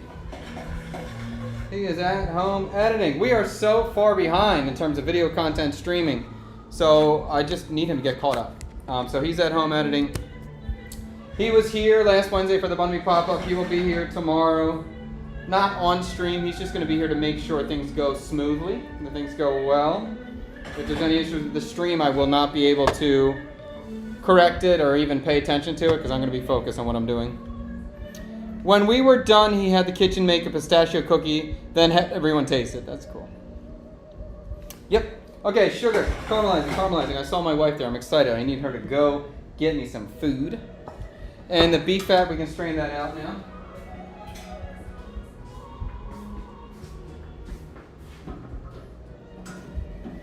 Maybe we'll get that in a plastic.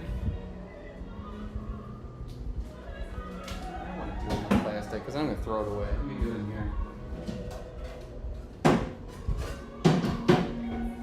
Alright, so this is all the beef fat trim that we had before. I'm going to just throw this through a strainer. And then we'll have some nice tallow that I could use later in the dinner. Or, if I do decide now, because now I'm getting actually more excited about doing the beef as a type of like carpaccio, some sort of cold, sliced thin beef course. Then I can make a hollandaise with the beef fat. That'd be kind of cool. Sweet potatoes, beef fat hollandaise.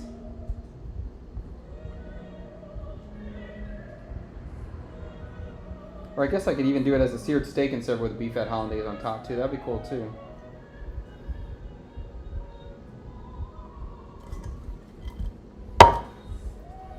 All right, so now we got some beef fat. Fantastic. Let's get rid of all this trim scraps.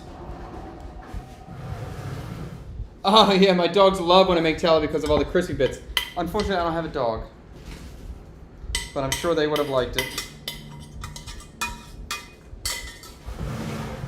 Okay.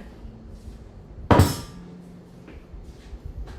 right, well, beef fat is a nice touch here. We're still thinking through a pre-dessert. I may just stick with that lime and pomelo one. I do like that. I'm just going to have to make a lime sorbet. And I can make the pomelo tomorrow. I guess while we're waiting for this,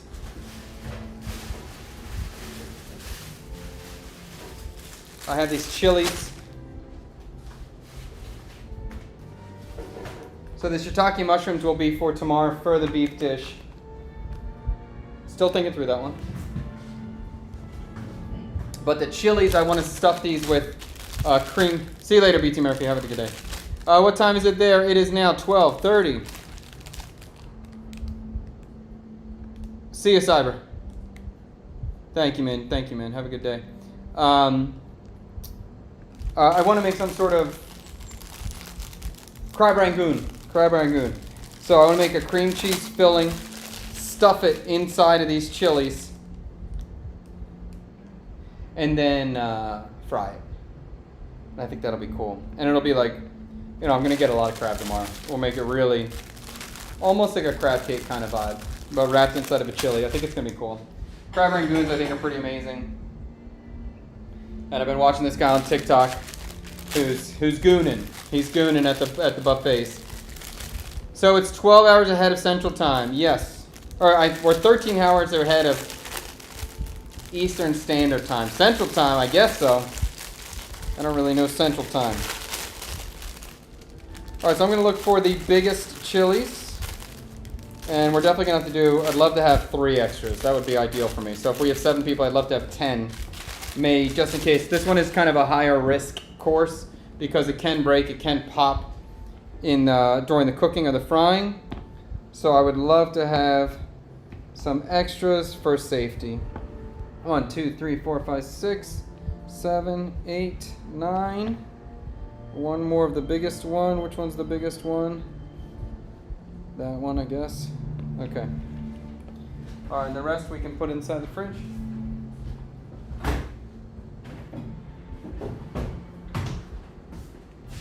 The caramel is melting but not caramelized yet. I'm still going to wait for it to get a little bit more color. And then we'll add our bananas to that.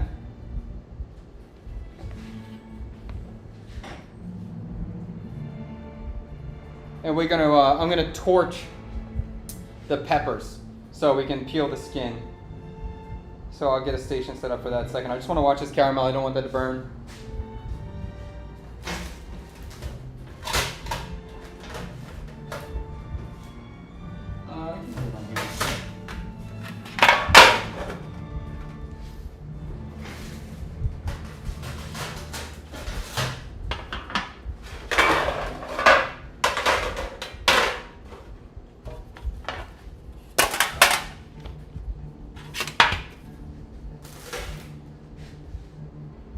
Dang, so what's tomorrow like? What do you mean, work? Same amount of work, probably more work. I'm going to turn the stream on early tomorrow too. I'll turn it on during the whole prep day. But tomorrow I might shut up completely because I got to lock in. I got to make sure I'm ready tomorrow. Hopefully I have no problems though. Hopefully I get enough prep done today. Tomorrow I can have a busy day but nothing chaotic. I'll get a shower in and be able to clean the kitchen well. Alright, so the sugar is caramelizing. In the meantime, we're going to come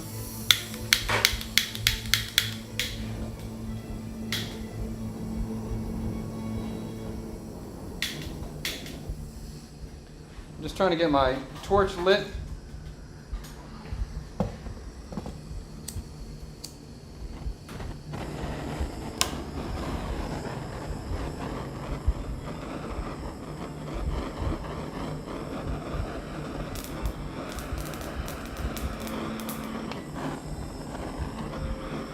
So we're just trying to get a nice char on the outside so we get an easy skin peel.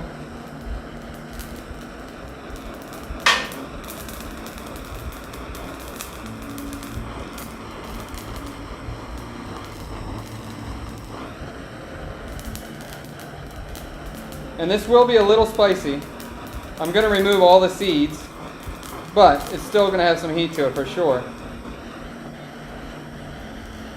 But I asked all the guests, and everyone's okay with heat, so a little bit of heat. Some really like it.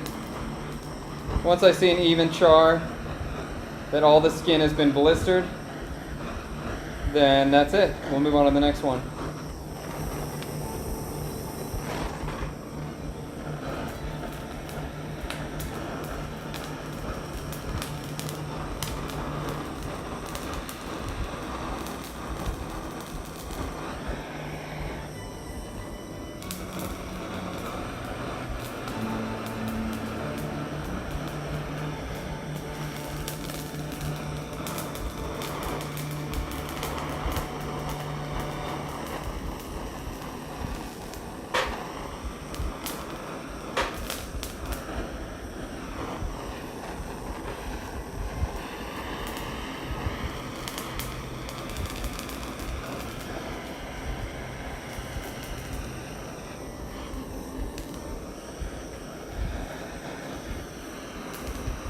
It's kind of a fun job. Not a prep task I mind. I don't mind doing this one.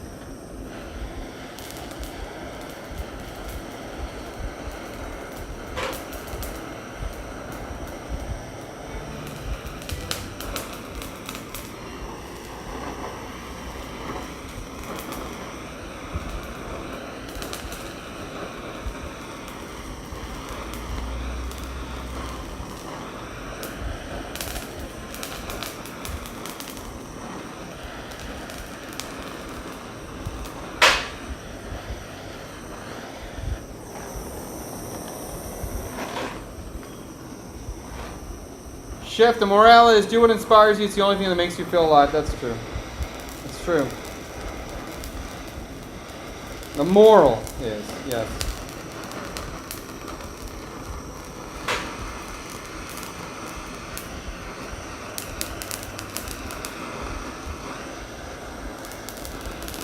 It might be hard to find out what you love, though, for a lot of people. So many people are just on autopilot, or they don't have the chance to find it, or they're too scared to find it.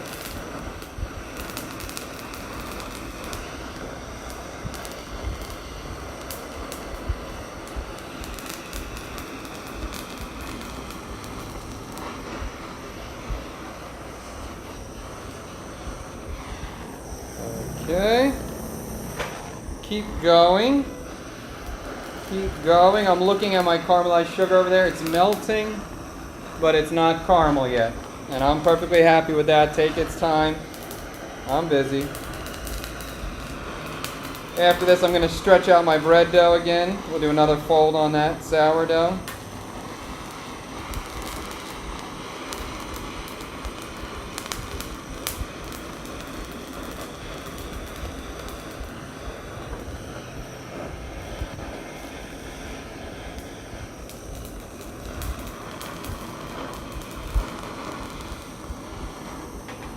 I think it's going to be a cool dish. I'm excited about this dish. I am excited about this one.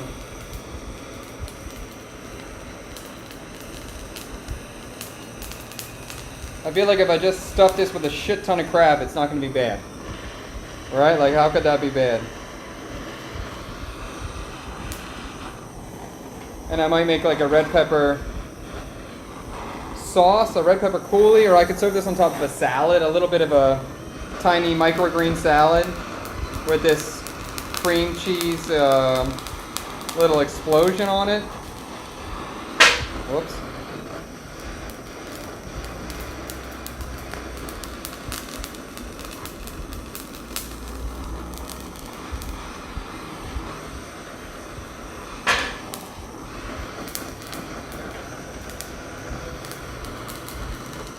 Or then I'm also thinking about the, like a crab rangoon always comes with apricot sauce, right? So I could do some sort of sweet, fruity sauce with it as well. It's another option. Can make a gastrique. I'm just thinking about a tartar sauce. Maybe I would not do the tartar though, because it's already going to be creamy with the cream cheese, so I don't need any extra fat in there.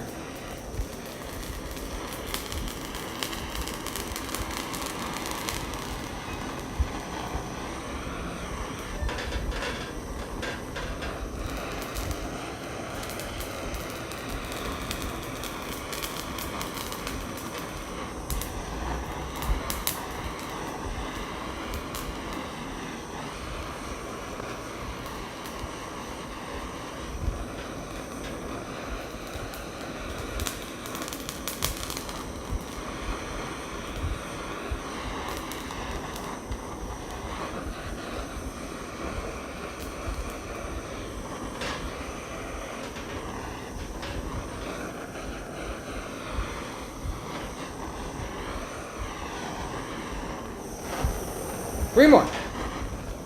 What's the cost to live there compared to the U.S.? Oh, Dan, that's a hard question to answer. It's different. What's the cost like? Less. I mean, it's definitely cheaper. But you could spend a lot of money here too. It just depends on how you want to live your life. You can get a meal from as little as $1 to as much as $40. Depending on what you want. But I would say on average you'll spend $3 on a meal. And then maybe for a one-bedroom apartment, $400 or $500, maybe like that. But you can spend a lot more too. You can spend a lot less. You can spend $40 a month if you really wanted to.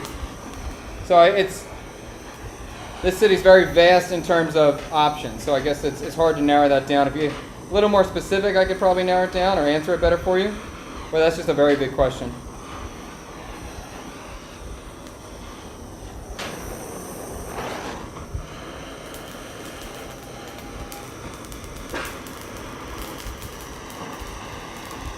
That syrup is still going, our caramel.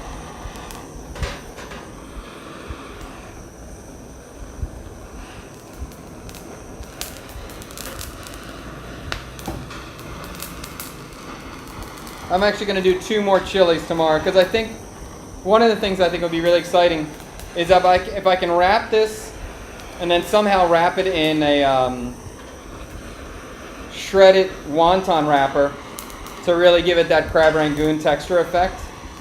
That'd be really exciting, but I definitely would love to test 1 or 2 before I go ahead and try to cook it in the moment. So I'm going to make 2 extra ones for me to play around with tomorrow to make sure I got it and I'm not going to screw it up in the moment. But they can be small, guys. They don't need to be as big as these ones, the nicest ones. Okay. We'll do 2 more.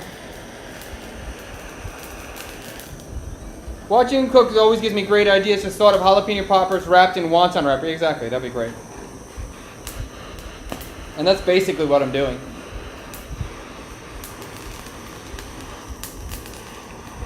But see, you just saying that makes me think maybe I just wrap it in a wonton wrapper as is. And make it like a long thing. That would be easy. And it would definitely hold together in that format. Maybe that's the best way to do this. Oh, that's a good idea. Almost like a taquito. So a tubular, sort of wrapped. That's a cool idea, actually. I like that idea.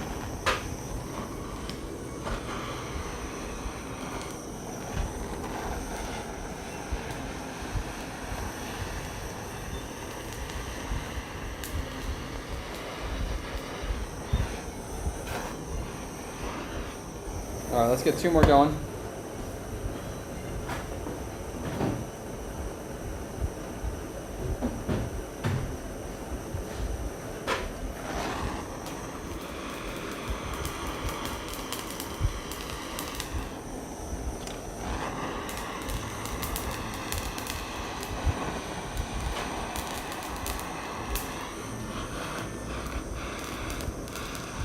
If you've never done this before too, it just gives you it makes the skin easy to peel. It cooks the peppers so they're not raw. And it does give it a little bit of a smoky flavor, which is nice.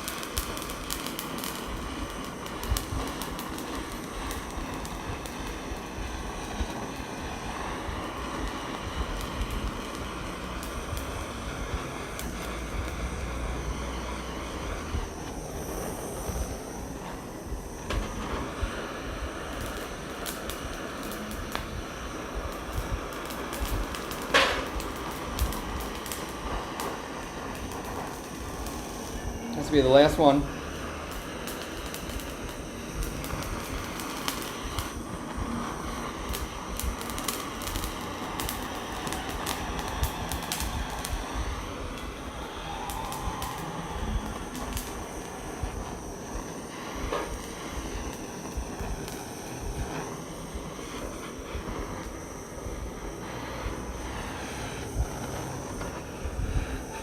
Okay. All right. Then it's always good, kind of put them in a container of some kind. And then you want to like cover them in some way so they can steam a little bit, and then that will help them to peel as well. All right. And our caramel is just getting caramelly. I'm starting to see some color on the outside, which is great. We'll let that go a little bit longer. That gotta cool down naturally.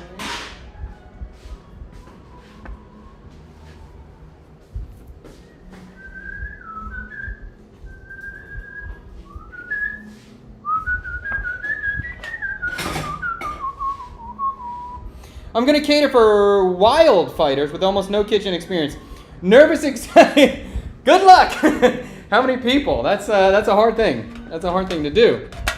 Well, luckily, I'm sure they'll be grateful for whatever food you give them. Don't try to impress people. Do what you can handle, what you think you can handle. You never want to be setting yourself up for failure. Keep things simple. Keep things that you're confident in doing with this, especially this kind of thing. Anytime you have a hard event, something difficult, don't overextend yourself. Keep it as simple as possible. Try to make something big that you can easily cut down. If you're really just trying to feed them in any way possible, make lasagna or some sort of big baked pasta tray thing that's easy to make for a lot of people, and you scoop it out, it's no problem there. You serve it on a buffet line, something like that. If you have an oven of some kind, you can just throw a lot of chicken legs or chicken thighs into an oven. That's an easy thing. It's going to last. It's going to, even if it sits at room temperature, it's still going to be good.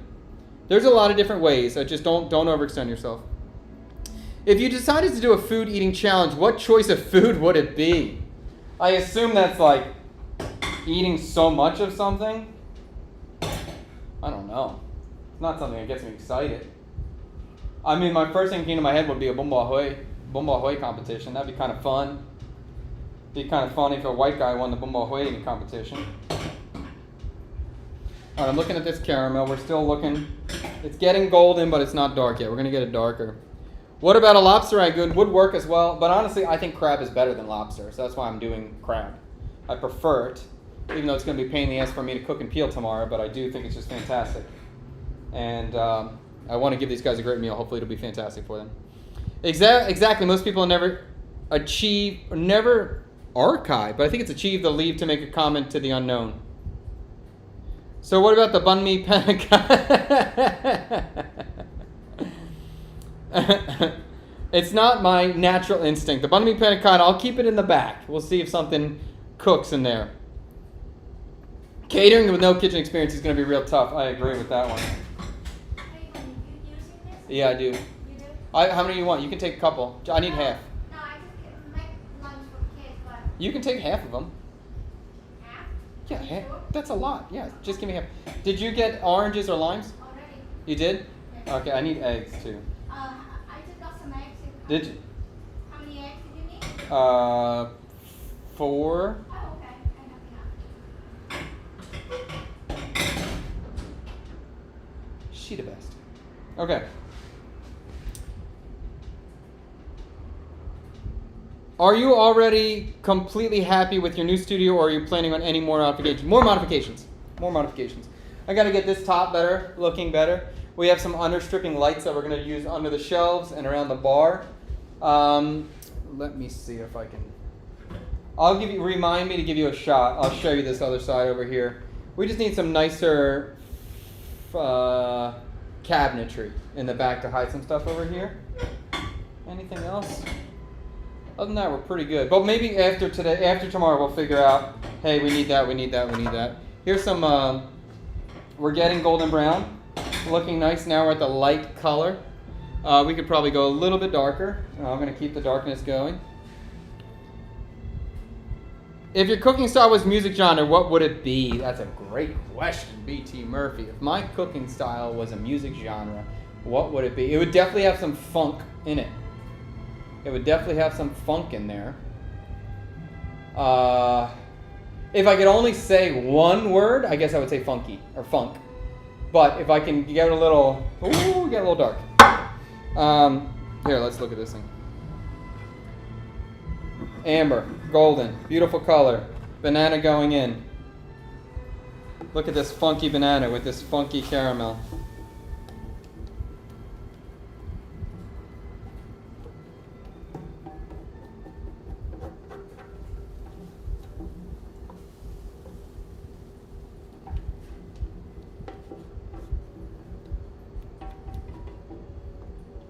I guess I might even say jazz, like, I don't really like jazz that much listening. It's okay, I'm into it, but it's not like my favorite genre in any way. But I definitely have some jazzy vibes in my cooking. I'm always cooking in the moment, like improvising all the time, so I guess I'd have to say jazz. Maybe funk rap jazz? Because I definitely got some funk, I definitely got some rock of F you. I don't care what the rules are, I'm not going to listen to you. I do whatever I want. So I think it's a little bit of a, just like the cooking is a fusion, the music genre would be a fusion too. Okay, so this banana, make sure is back on the stove. So obviously those were cold bananas, so the sugar seized up. It'll melt down, and we're going to cook this down until we get some nice color, or until we get some thickness out of here. But I'm probably going to switch burners with the Yes, I'm going to switch the banana coconut milk up here and put my little pot back there.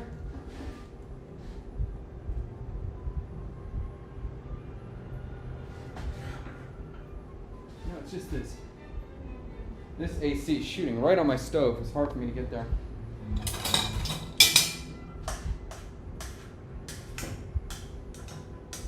Oh, I'm gonna need more than 4 eggs. Never mind.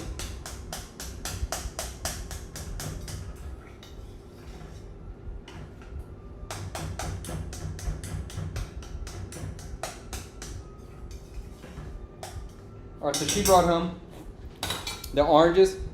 I'm gonna make the orange marinade for the pork neck and pork cheek next. Lights would look really great. I agree. I think they're gonna look great. Any news on the banh mi shop? We did the banh mi pop-up last Wednesday. It was fantastic.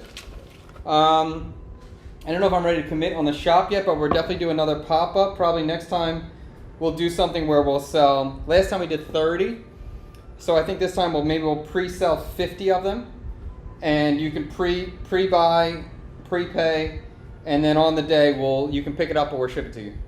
So we'll just sell out 50 and do that again. And yeah, that was cool. It worked out well. So I just want to keep doing stuff out of the space. That's kind of my goal right now, is keep doing stuff. Be cool. Do stuff.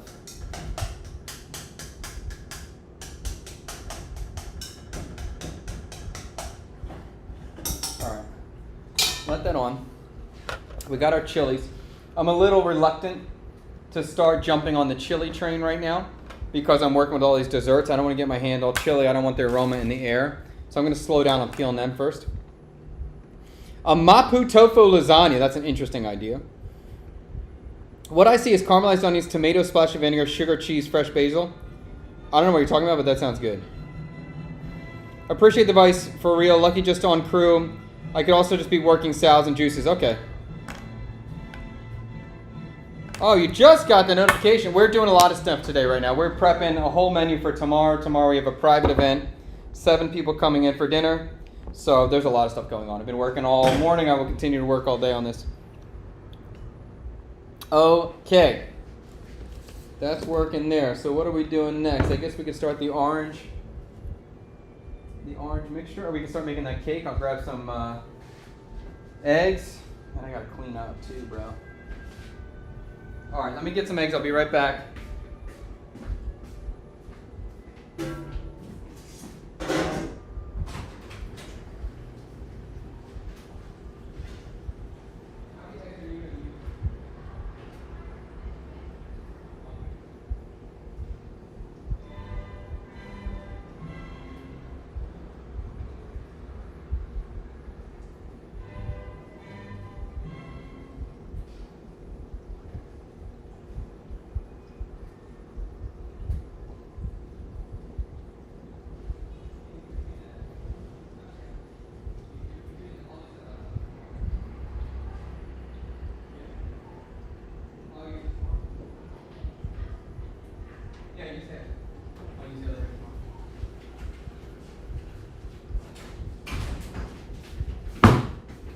Okay, we're back. Don't get stressed. Everything's fine. I don't want you getting worried out there. Shoo! Keep going, keep going, keep going. Heard that.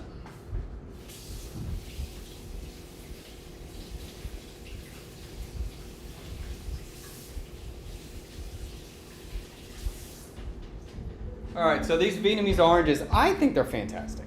I really like them. And I like, they're not that sweet. I like that part. They're tart.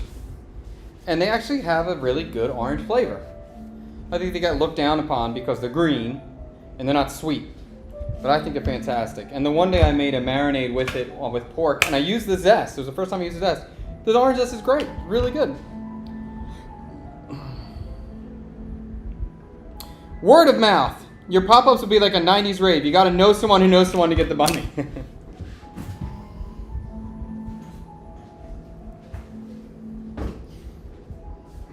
All right, so let's make it quick. Not too quick, but we'll get a marinade going. So I'm going to get this orange zest peeled. I'm going to put the chilies behind me. We'll tackle them later. And we'll just keep making our station more and more dirty. I'm going to have to do a big cleanup soon. I can't keep working like this. It's going to build up. All right, so this zest is quite potent.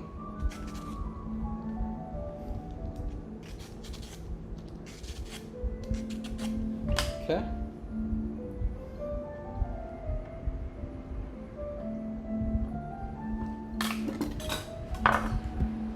What are those? These are green oranges. This is the most common orange you're going to find here in Vietnam. But still quite delicious. Okay. Zest in. I'm going to season this with salt now. Start pulling out some of the juice and the oils from the zest. Bring out some moisture.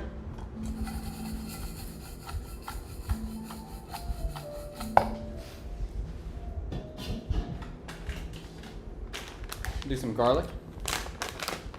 Here, are you in Vietnam? Yes. Yes.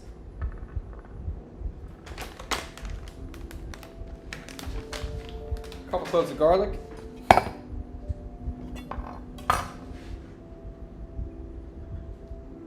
And I want to make sure I just keep coming back.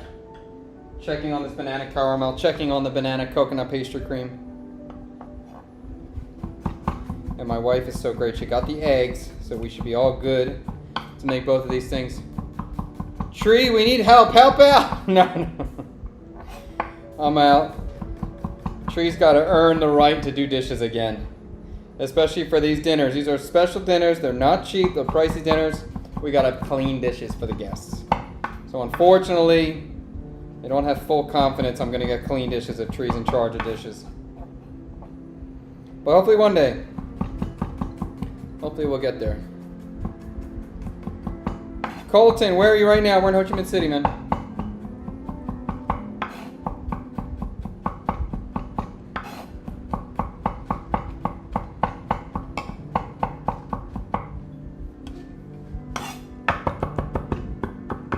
Basically, this kind of marinade, or what I'm thinking about right now, is really just orange, garlic, pepper, black pepper. That's sort of the thought process for this. A little bit of oil, orange zest, orange juice. I don't know if I'm going to use all the orange juice. Maybe. This is going to marinate overnight. So marinating overnight with citrus, you do want to be a little bit aware. You can have times where the citrus can be too strong. Somebody's just staring in the window. I don't know if they know me, if they're trying to get in. No. Okay. Ooh, so aromatic. If you do know where I live, which is not a secret, I think it's pretty easy to find out now. If you knock on my window or say something, I'll wave. But that's it. I'm not opening the door, okay? So don't try to come over here and be annoying. No problem waving, no problem saying hi. But that's going to be it. I'm a busy man. Okay, wipe this down.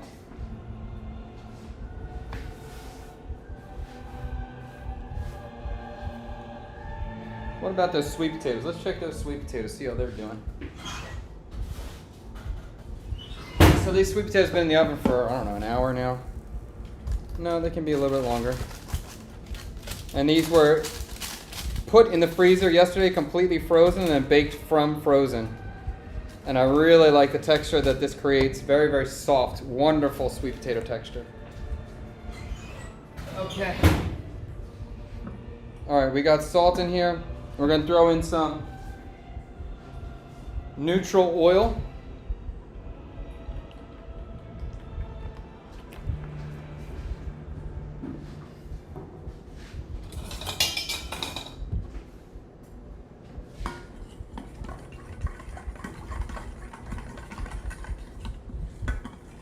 I'm going to get a little bit of shallot in here as well.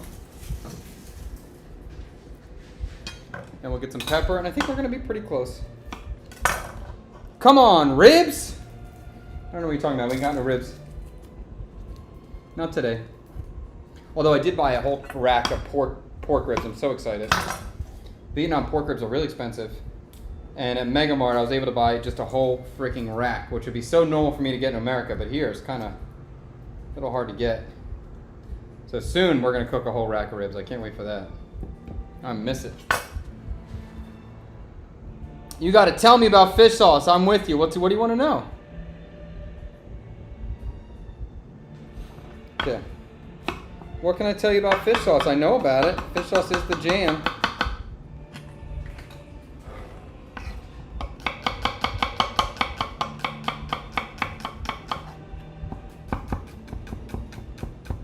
It's the dipping sauce. Yeah, that's true. Fish sauce is anchovies mixed with salt, 4 parts anchovy, 1 part salt, sat inside of a wooden barrel for about 12 months, and then strained. Pretty simple process, but pretty magical ingredient. Shallots are going in the marinade. Let's get some pepper. Do I have black? I don't think so. Man, where's my black at?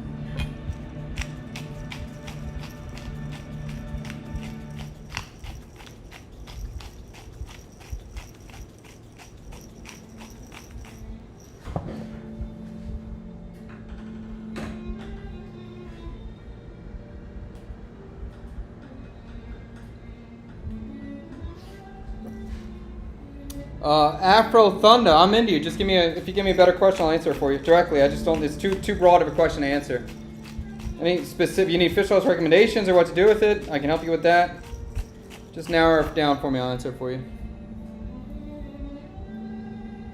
Recently found out Worcestershire sauce is a fish sauce. Yes, it is there is a seafood product in it. That's true. Worcestershire is pretty damn good. Copy that. Heard that. What's easy for you? It's not easy for all of us. I get that. And I'm down to always break everything down. I just need to kind of narrow down the information or the question. Okay, let's get some sugar in here too. We'll get some M to the S to the G.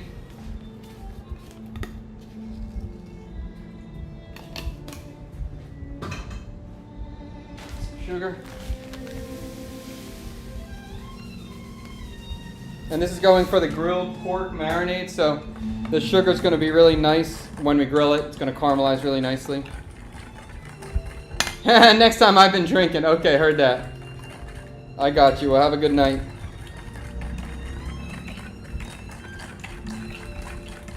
I'm glad you're having a good time.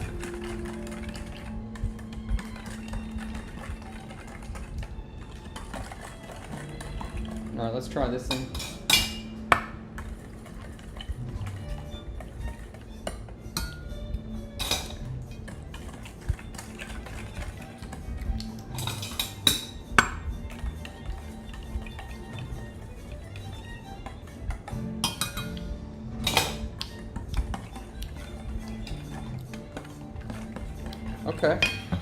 Okay.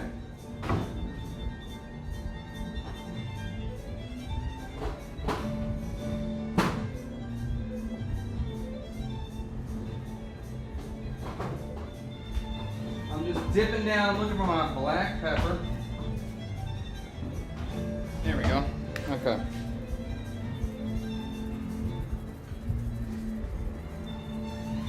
I'm putting a crap ton of black pepper in.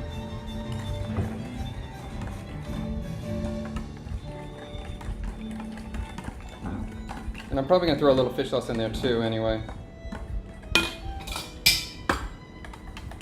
It's actually not... That's better, that's good. Okay.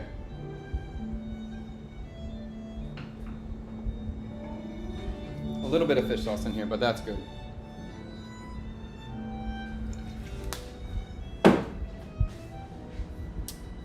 Let's go drink some Tigers tonight, Mr. Coob. I cannot drink any Tigers tonight. I got a tour tonight, and I got a big dinner tonight. Or tomorrow. I can't do that. Tomorrow, I'm going to be drinking some Tigers with the boys here.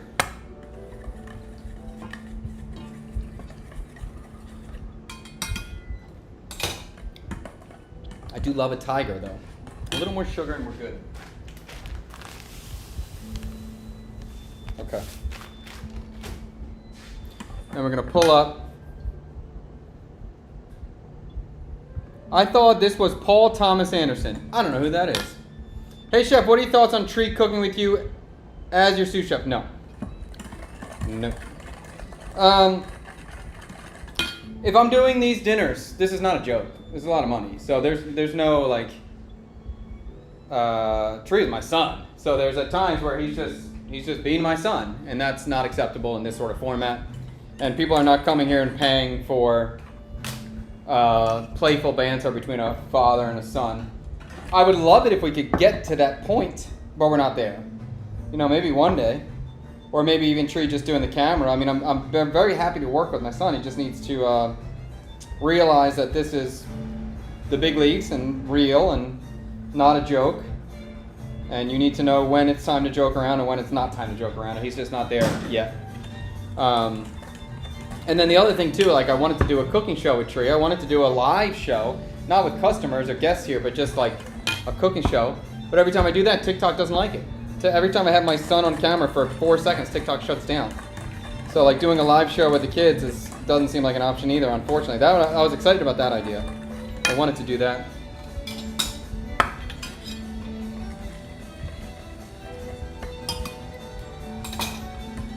Okay, it's good now.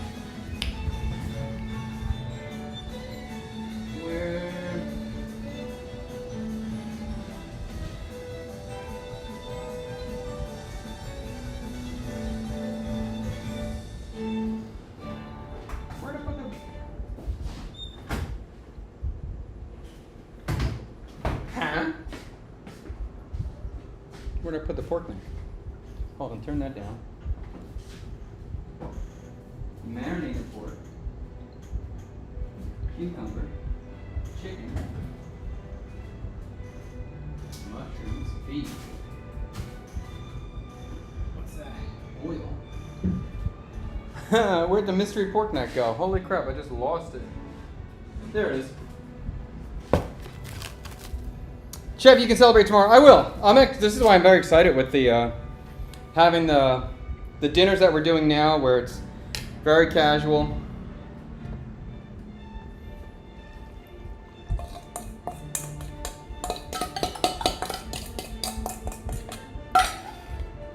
Where the dinners are very casual and it's in my house. So I'll be very happy to take a couple shots with the guests, to drink if they want that kind of vibe. It really depends on the vibe of the night. Depends on the guest.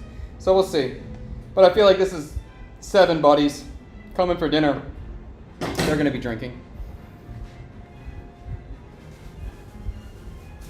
So this is that pork neck or the pork cheek.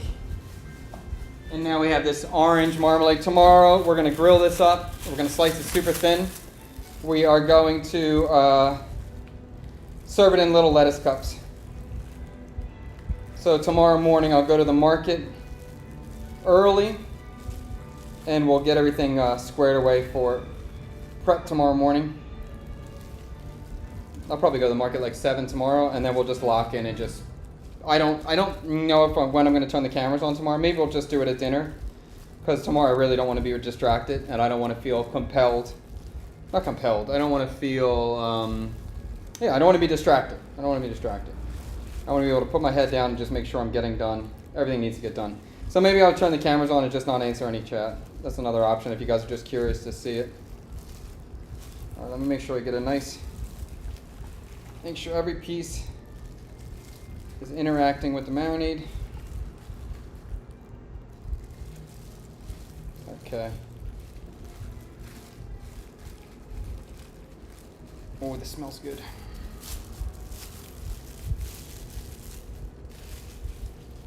Okay. You need to add teaching my son. Okay. What sort of alcohol do you think would pair well with your style of chicken wings? Rice wine, beer. A cocktail. Well, a gin cocktail could work out. A whiskey cocktail could work out with something bright flavors. My food's very bright, aggressive, and spicy. Sour, spicy. So you need things that can hold up to that. All right, so this is the banana caramel that's been developing. Still basically raw banana. No, longer. All right, let's look at this one. Ow. This is the bananas that have been cooked with coconut milk that we're going to turn into a pastry cream. So this has been blanching for a period of time. No sugar or anything in here. Let's blend it. There you go. Oh yeah, I made a mess.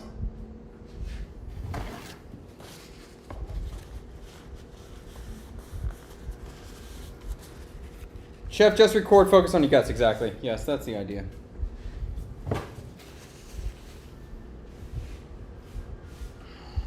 It'll be fun too. It'll be fun when they come in, and this space is such a cool space now. I think people are going to be so excited when they walk in here.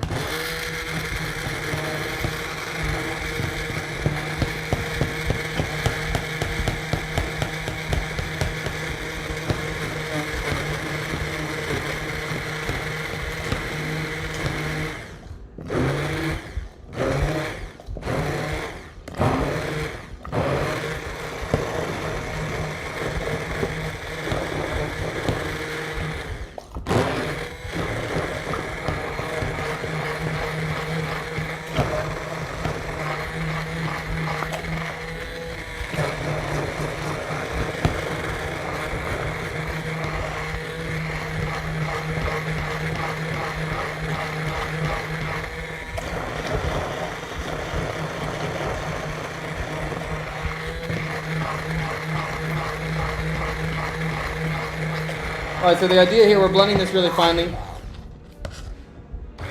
And the idea would be, I want this to be pretty much a pure banana flavor here. So this one's going to be very banana-y, and just kind of a thicker banana custard really with the egg yolks going in. And then the other one, this guy, I want this to be really reduced down and caramelized. So this should be a much darker, deeper flavor. And we'll thin it out with some whipped cream, make it a mousse. So we should have a really dark, rich mousse, caramely banana mousse. And then this guy should be a little bit more pure banana flavor and creamy. So let's try this, see where we're at. And as I said, this is just banana and coconut milk at the moment. And it's good. A little salt. I'm going to add a touch of coconut oil, which is one of my new favorite ingredients, man. I love coconut. This virgin coconut oil is so good.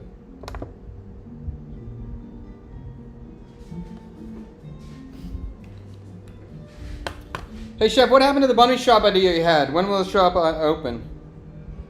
Hold on.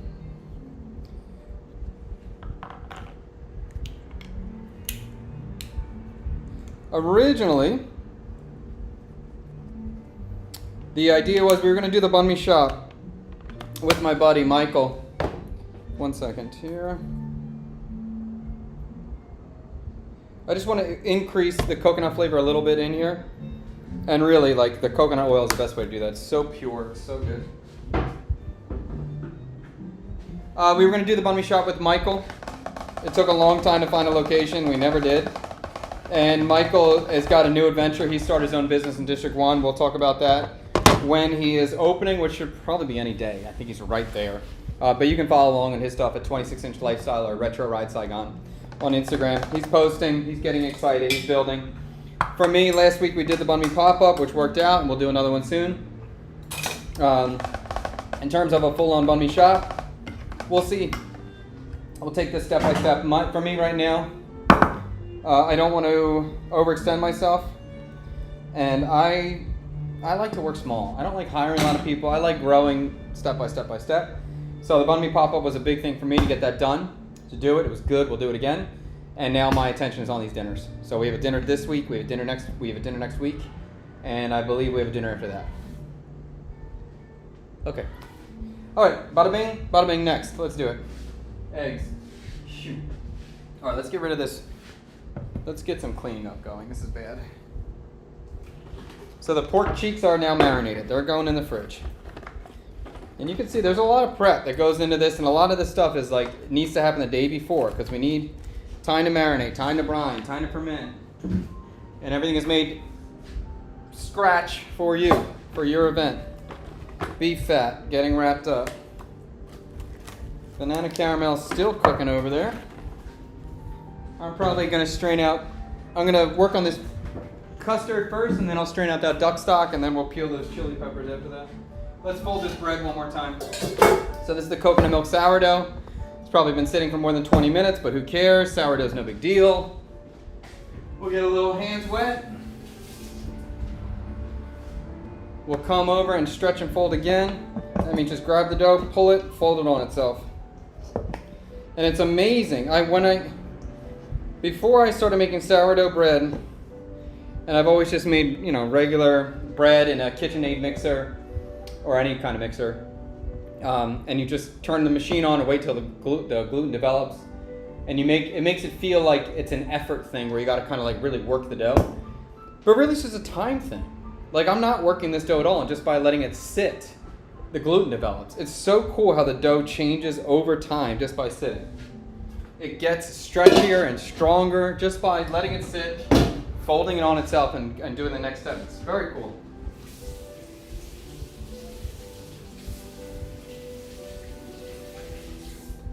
Alright, so the caramel, I'm just going to keep eyes on the caramel the whole time. What's up, Lee? Keep eyes on the caramel the whole time. This, I don't want to let this burn. But it might take a while because I got the heat low. We have a lot of banana in there. It needs to reduce out. Let's get those eggs. Oh, can you take this upstairs?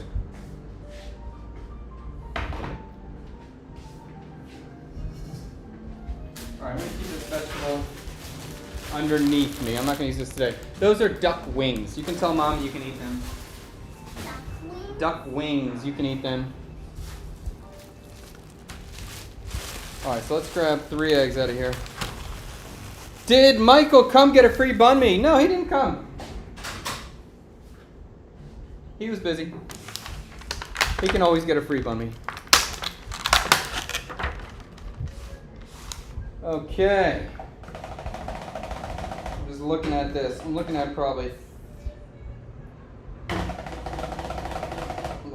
eggs in here.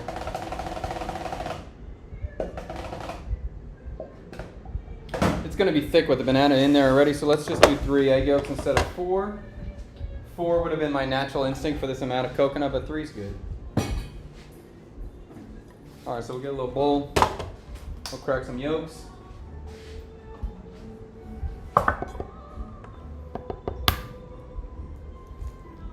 do have a lot of egg whites, though. What am I going to do with all these egg whites? Maybe I'll use egg whites for a pre-dessert.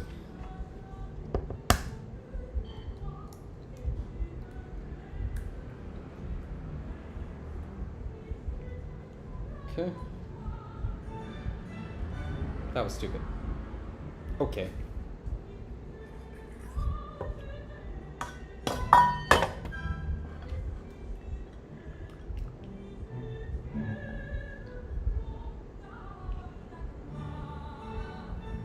Okay, that's better. Chef, what happened to streaming live for your pop-up? The internet connection was too slow. We couldn't do it. We set it up, we had it, we tried turning it on, and the connection just wasn't good.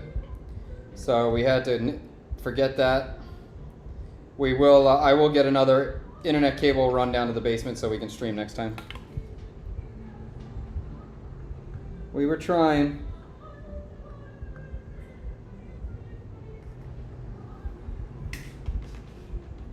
All right, I'm gonna do 4 eggs in here. If it's too thick, I can just thin it out with some coconut milk tomorrow. But I'd rather be a little bit on the thicker side. And let me, I'd rather be thicker and I can thin it out than trying to deal with too thin. Okay. Now we need sugar. So we have 4 yolks.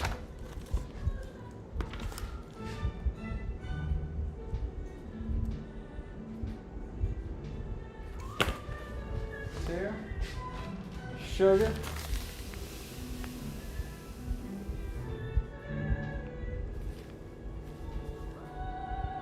I don't want to make this too sweet because the caramel is probably going to be on the sweeter side. So we'll call it there.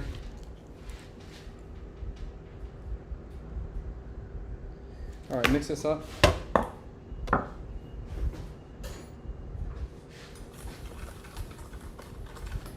And so this is just going to be our egg yolk and sugar mixture. We will be incorporating the hot banana coconut milk mixture into that next. Tempering the eggs, and then we'll bring it back to the stove to cook it.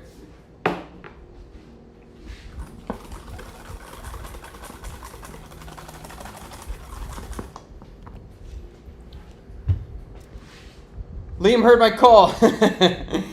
Is there any footage so Tank can upload to YouTube? Absolutely, we filmed everything. So we'll have a full YouTube video for it. Don't worry about that. It was just live that we didn't have it. Is there a going rate for a Bun Me Bros food tour? No. No. But I bet you, Michael, let me talk to him about that. That's a good idea for him. I'll mention it to him. I think he might like that idea. Michael's going to be doing tours soon. He's doing bicycle tours soon. That's one of the ventures he's working on. But he could do like a bun me and bike tour where you ride a bike to 4 or 5 of his favorite bun me vendors. That's a good idea. In the middle of nowhere, eastern Washington State, U.S. Huron, Chad. Thank you. I've heard a lot of good things about Washington State. Oregon and Washington State, I hear. Good vibes over there. That's one of the places, people who know me tell me I should absolutely, they tell me Oregon specifically. They say, you got to go to Oregon, you're going to love it. Maybe one day.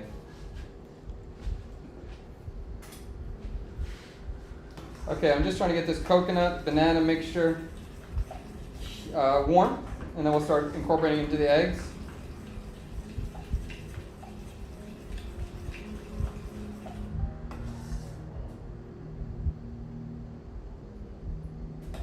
I'm calling this a pastry cream, but it's not really a pastry cream. It's more of a custard. I'm not putting any cornstarch in this. I have no plans for cornstarch in here.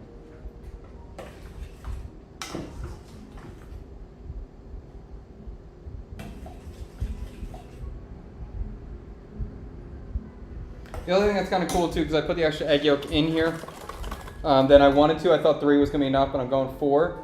So, and also, if this is really thick when it chills, the other option I can do is just to whip it. And then that's whipping it. If you have something that's cold and thick and rich, it's always cool to whip it because you get a little aeration. It gets whiter in color. It's kind of nice. The egg yolk's in here. Okay, so I'm going to add, this is a very thick, hot product. So I'm just going to add a very little at a time because we slowly got to incorporate the heat into the egg yolk so they don't overcook. Do a little bit, incorporate it. More. Incorporate. More. Incorporate. Keep that process going. Every time we add, we can add a little bit more.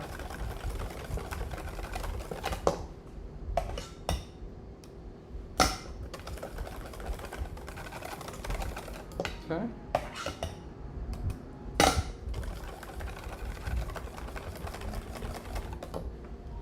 And if I do need more sweetness beyond what I added, I think the next thing I'm going to reach for is sweetened condensed milk.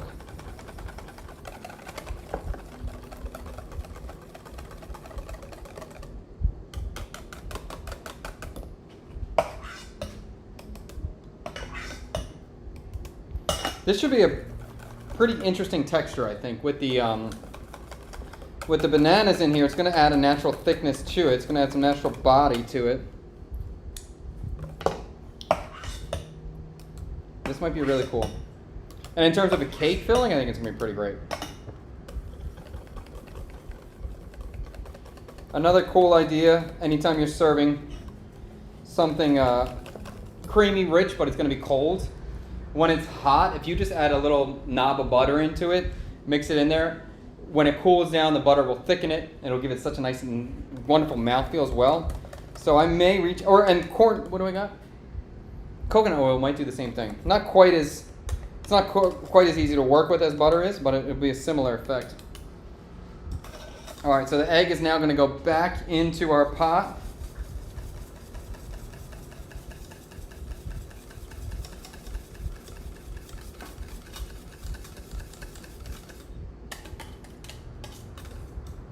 Very interesting.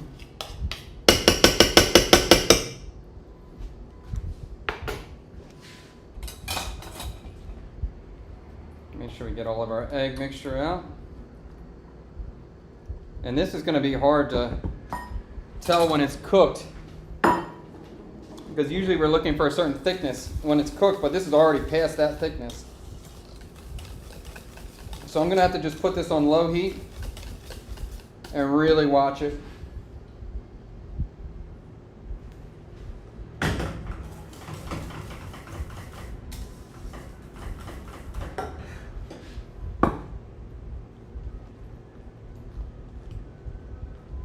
And this banana caramel that I'm working on here as well. This one I just got to keep stirring it. Keep stirring it. Put it back on the stove, let it go, come back and stir it up. It's a very thick product. But we're just trying to get all the water out of the banana, so it takes some time. Add some more coconut milk to this. I don't like how thick this is.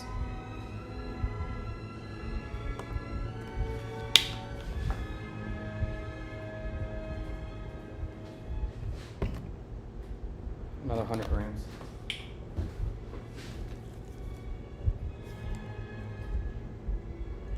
Okay.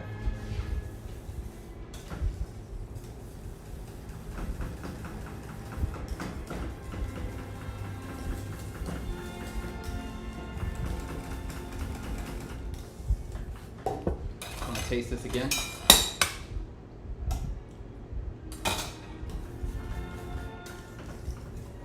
Very thick. That's pretty cool. Hopefully you do another Bun Me pop-up second week of September. Maybe. Possible. Plenty good restaurants and cocktails and lounging in Walla Walla Valley. I'm bored out here, dude. Oh, I am tanked a man. I'm so glad you love it. What are you making, Chad? We're making so many different things. Or why? I got a lot of different stuff on the stove. We're working on a coconut oil pound cake that's going to have a caramelized banana mousse and a coconut and banana custard on the center of it. That's going to be the dessert. We have some duck confit cooking, some duck stock cooking. All of our meat is now marinated. We got done with all the marinated meat, and we're about to peel some chilies that we're going to stuff with some crab and cream cheese. Have you seen banh mi sliders in Vietnam? Yes, they're here, but not that common. I've been following you for years. TikTok ain't pushing your video on my FYP. It's sad because I love your videos. Daniel, thank you. And you're right. TikTok is not pushing my videos on the FYP. That's a true statement. But I'm glad you liked it. All right. We're going to keep cooking this out until the egg yolks kind of get activated here. And I'm probably going to hit it with the stick blender again. I want it to be a little bit smoother in texture. You know, another thing too, when you have warm stuff that you're going to serve cold and you want thick mouthfeel, even if I put some white chocolate into this mixture, it'd be pretty freaking good too. Make it more of a ganache. That would be kind of nice.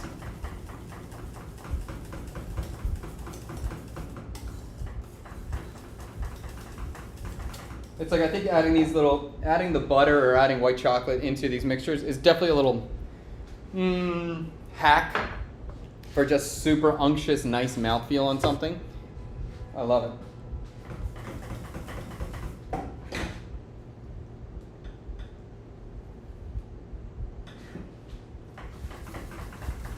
I just want to get this banana thing finished before I move on, because there's a chance of burning this or messing it up, and I would prefer not to.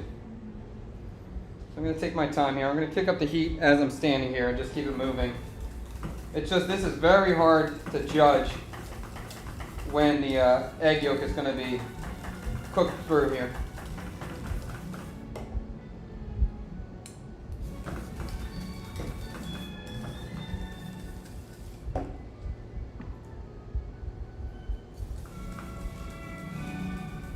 Even this could be an ice cream base.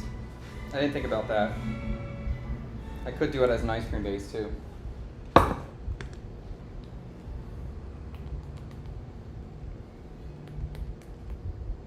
Okay, so this caramel mixture is getting really hot now, so that's going to start actually going quick.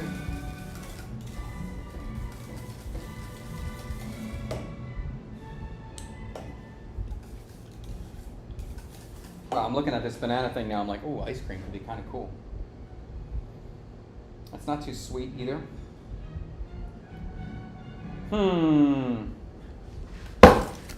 Alright, I just saw a bubble.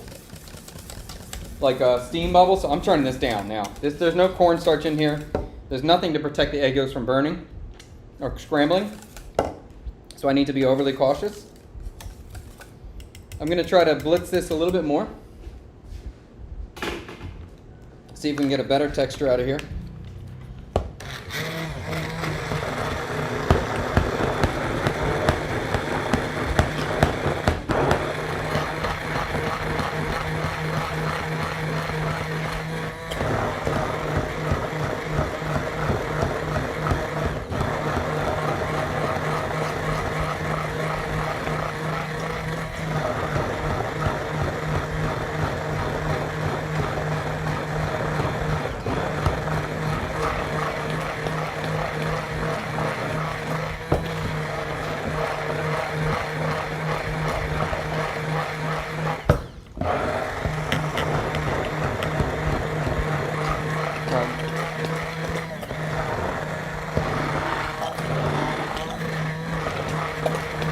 All right, this is looking nice. This texture is nice. I think I am going to add. The white chocolate into here. That's going to be cool. Ooh. Okay.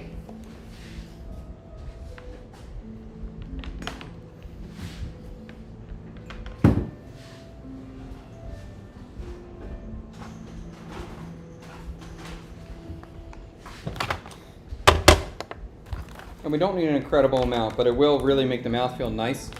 And judging by the thickness that it is now, knowing there's egg in there, knowing there's coconut oil in there, I think this texture is going to get really thick in a good way. So let's add 50 grams of white chocolate. Perfect. Okay. I think it's going to get really thick. I think tomorrow I'm going to have a ganache type texture. And then maybe it'll be wonderful as is, or maybe I'll whip it after that. And I would love to be able, like you can see that right now the color, oops, wrong one. There it is over here. The color's not unbelievable, you know. This is a cooked banana, so the color's not incredibly magical. But with the addition of white chocolate, and if I can be able to whip this tomorrow, I will get a more white product because the aeration will happen, and visually the color will probably be nicer. So I'll take that. And at the worst, if the color's terrible, it'll go in the center of the cake. I'll put it in the center. And then I'll just put something on the outside to cover it up. But I think it's going to be really cool. If I pull out all these different cake components for the dessert, and then I assemble a layered cake right in front of them and pipe it all out, they're going to love it.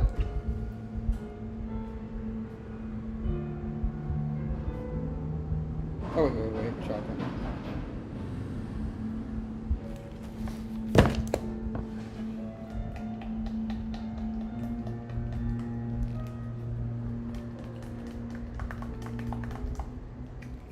All right, let's see what the white chocolate did to this.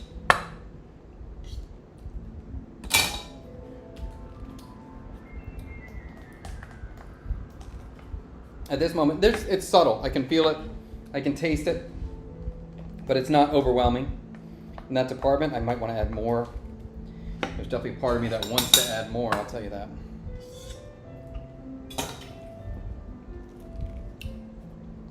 Let's do another 25 grams. Let's call it 75 on this thing.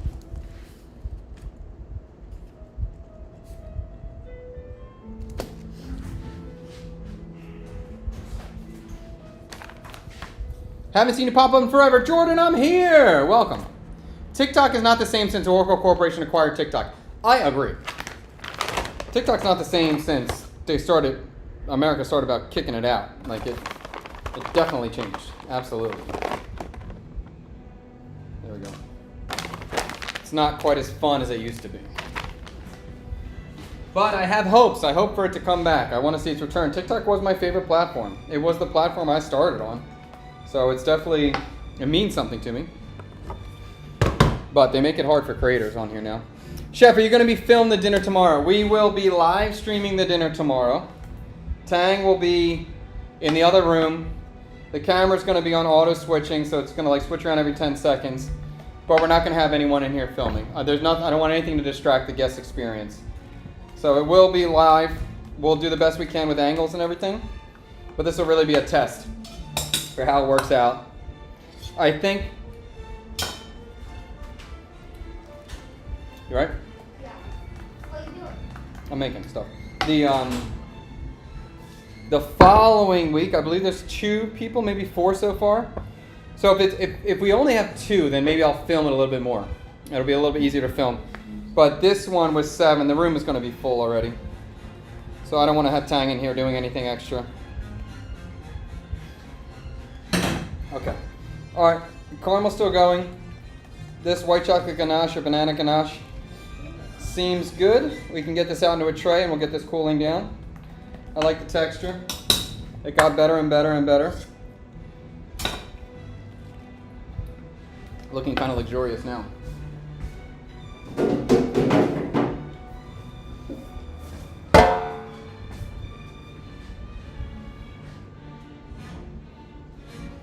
Always a good idea to strain anytime you're moving.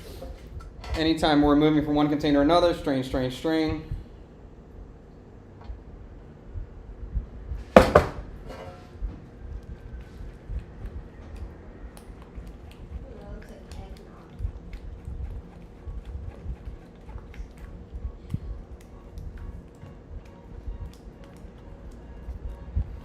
Need a ladle.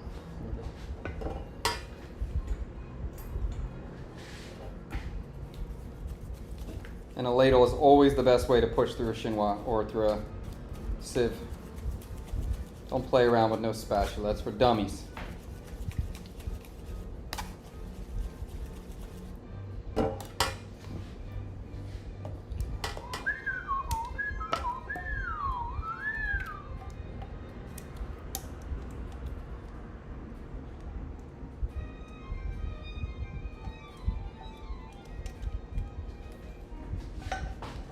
Maybe I just play this soundtrack and repeat the whole shift. That'll be fun. What are you making for the show? A lot of stuff. Okay.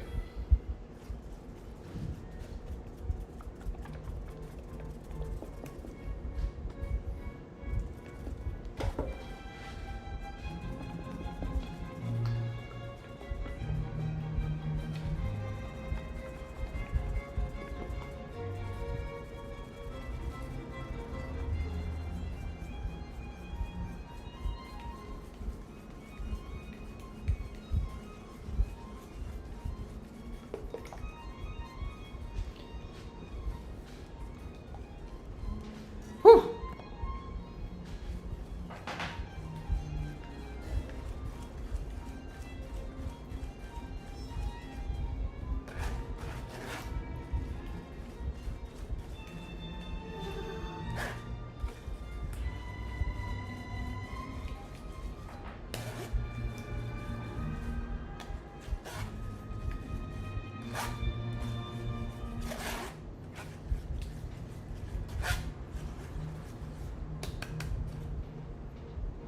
All right, so this looks much nicer.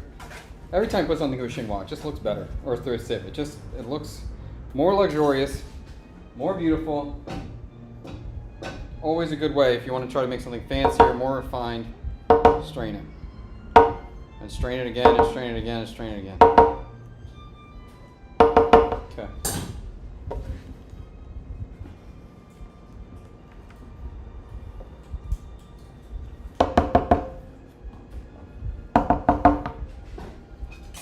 Taste this again. That's pretty cool. Okay. It's rich, but it's still fruity. That part I think is good. Cover this.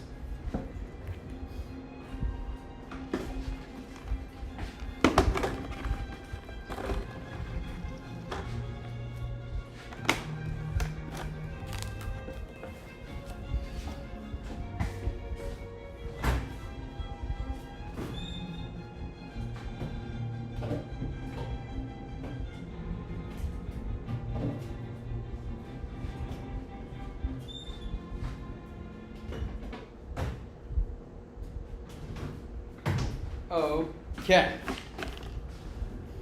We're gonna make the coconut oil pound cake next. I'm not gonna bake it, but I'm just gonna make it. I'll bake it tomorrow. Okay. Why don't you take all these dishes up there, young man? That would be very helpful. We'll stir this banana caramel. And you see, this is going to take hours, this thing. I'm going to just keep going with it. Right now, it's weird how it works. It gets so fluffy. It gets, like, as you cook it, it kind of fluffs up. And it slowly gets darker in color. You may want to do that in more than one trip, bro. You all right with that? Okay.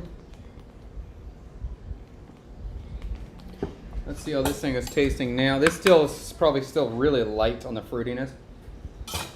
Yeah.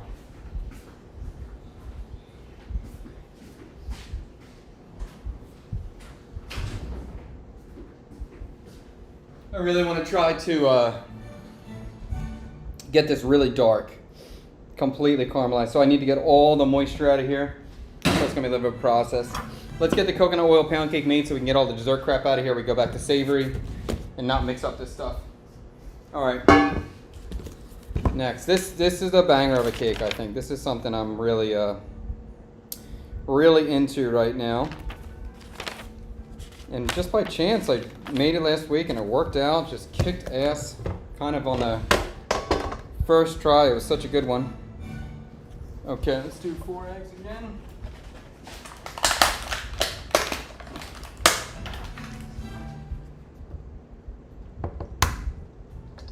One,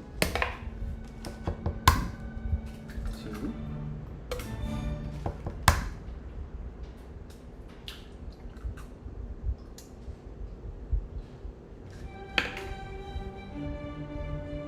Oh, this is a good song.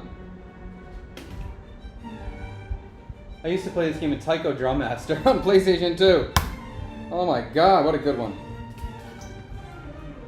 This is the kind of thing I might want to, if I know the guests are coming at 7 tomorrow, I might try to make this, start baking this cake, let's say around 6:30 even.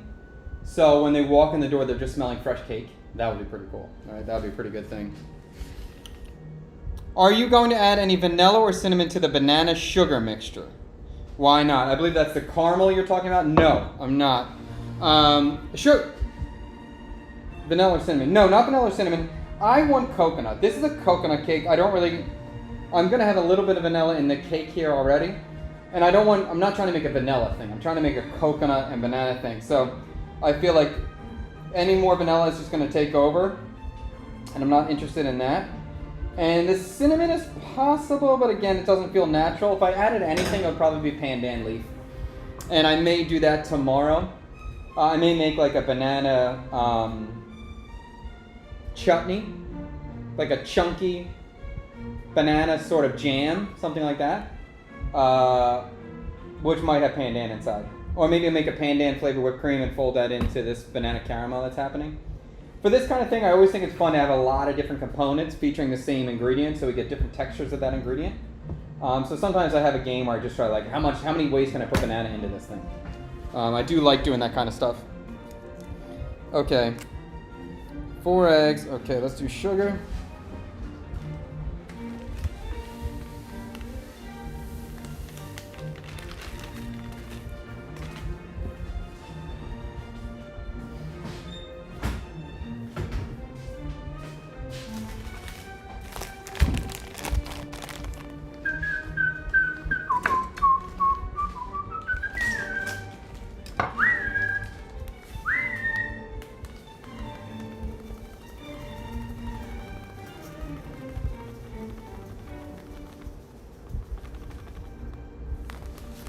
Okay. And then we have some palm sugar in here as well. I'm really liking this palm sugar. I've been using it a lot lately. I've been loving it. It's so good.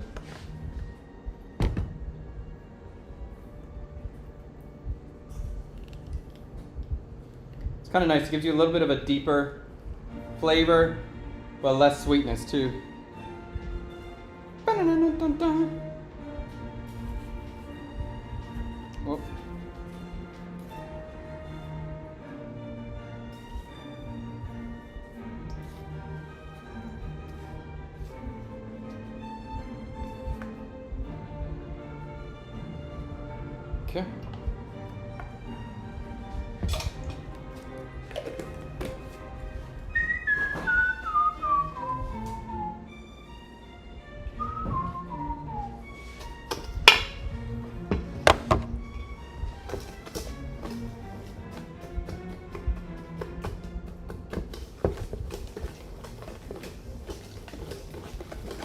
So I just want to mix the sugar up into the egg yolks before we, or into the whole eggs before we move forward.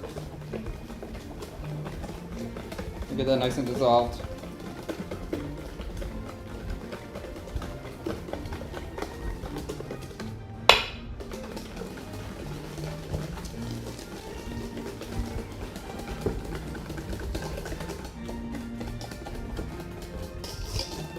Let me run up and get coconut water upstairs. I'll be back in a minute.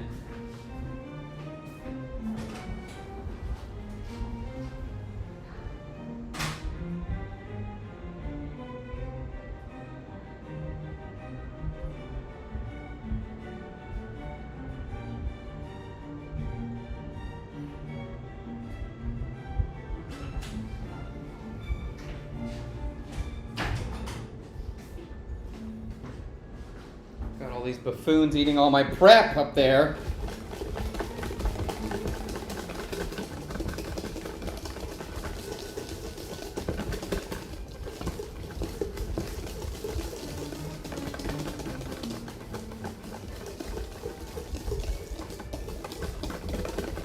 Okay. All right, let's get the coconut oil in. And this whole recipe is based around the coconut oil. That's how this thing whole started.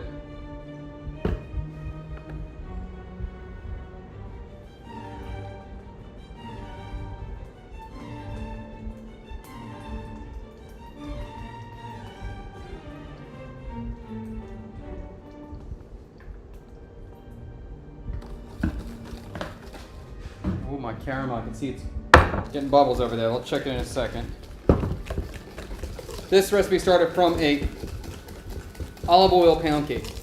So that was the original base recipe that was tweaked. And then it became a coconut oil pound cake. Looks fantastic. Okay, we're eggs, we're sugar, we're salt. Let's go 5 grams of salt in here.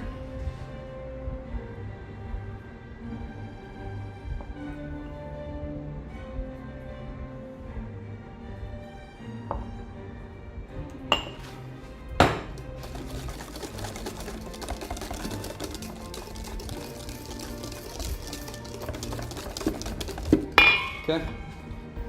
And we'll do vanilla in here too.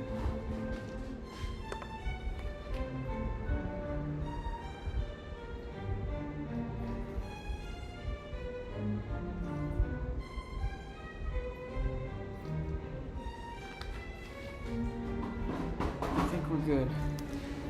Palm sugar, baking powder. Thank you, baking powder. Do that in a second.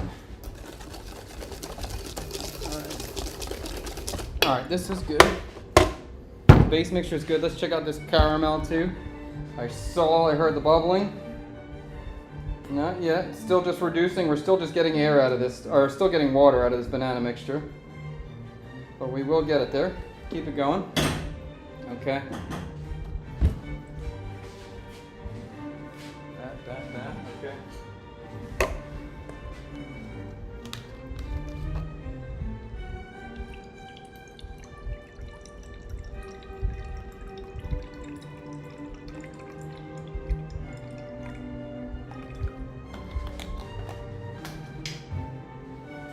That's coconut water. We're gonna get some flour as well, all-purpose flour.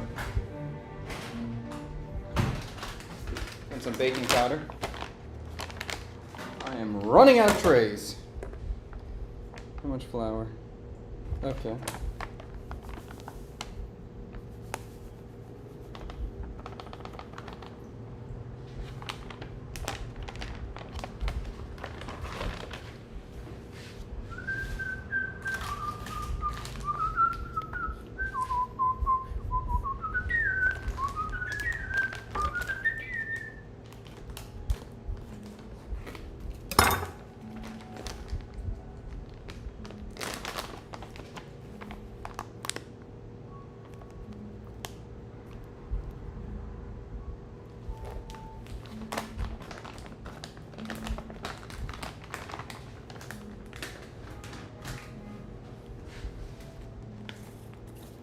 Baking powder.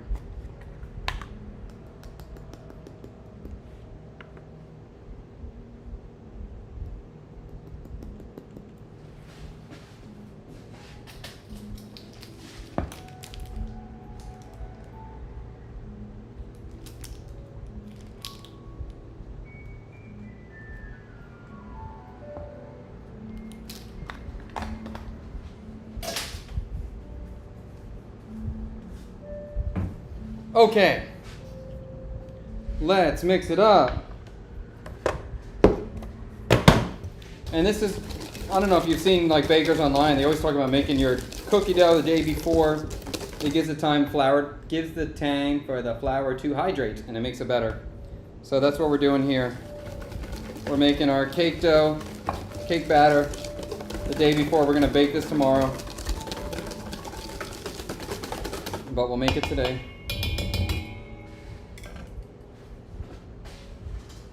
Sift this flour baking powder.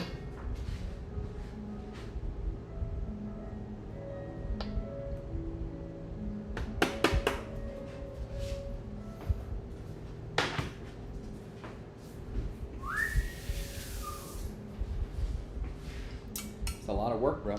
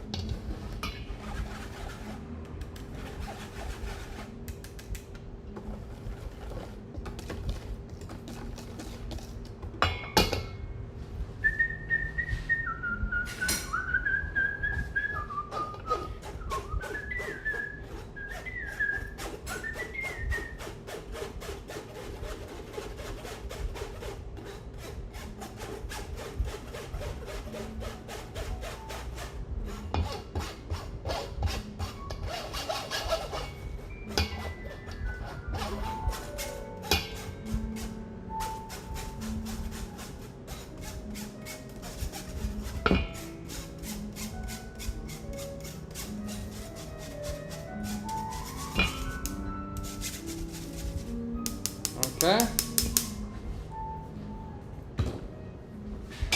What time is it? 2 o'clock. Oh, shizer, dude. We're getting close. Crap. Uh-oh. Uh-oh, this ain't no joke now. Uh-oh, I feel the pressure. I feel a sense of pressure.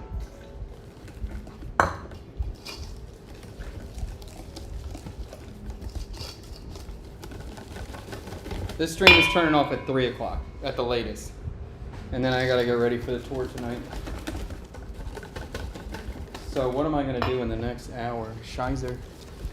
Alright, cake management. I gotta peel those chilies. At the minimum, I gotta peel the chilies. I gotta strain the duck. Oh my god. Okay. We gotta finish this banana thing. Alright, this is done. Let's get rid of this.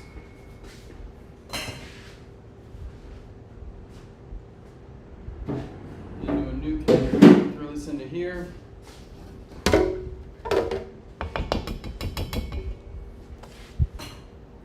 And I gotta clean up the studio too. Crap!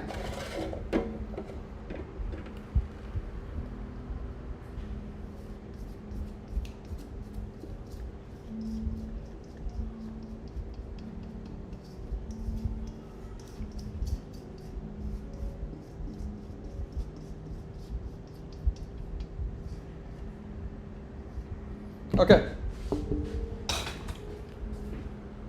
Good. This will be for tomorrow. We'll bake tomorrow. Let's check our sweet potatoes to see if they are good to go.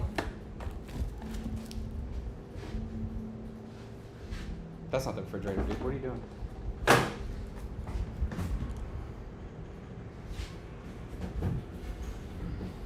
Okay. Caramel still needs time. Probably be better if it was in a bigger pan, but we're in now. The duck confit. Let's check that out. Yeah.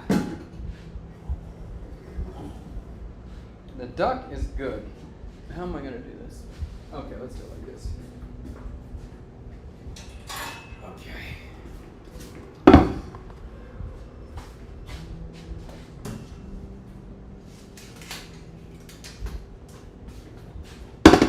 Strain that.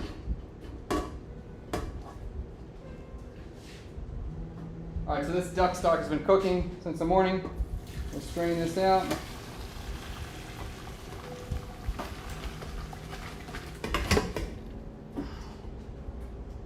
I'm going to keep the duck confit cooking longer. So I'll just fill this back up with water, bring it back up to the boil, and keep steaming that duck confit out. And this duck stock will strain this again.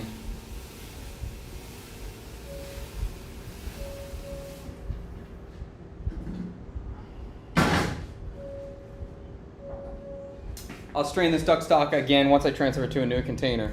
I'm so confused. Are you swearing in German? Sounds like, I don't know how to say that, Schirba. I do say Scheiser a lot. I don't know if I just did, but I do say Scheiser. So that may be very accurate, Kevin. I don't know where Scheiser came from.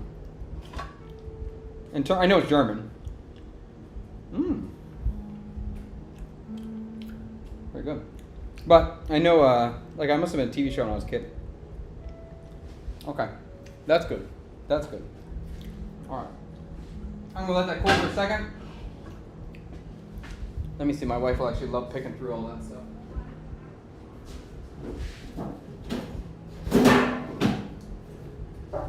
And there's like duck feet in here. She's gonna be happy.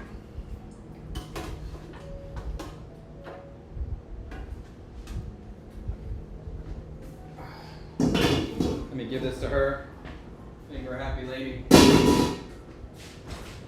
Oh, you want to pick through some duck bones?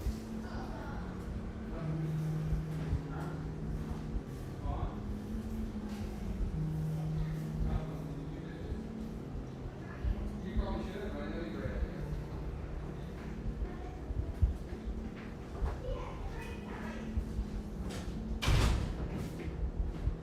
Okay, duck stock is good. Duck confit's gonna keep ripping. Caramel. Let's peel these chilies next. Or let's check the sweet potatoes first. Man, the day goes fast. Holy crap.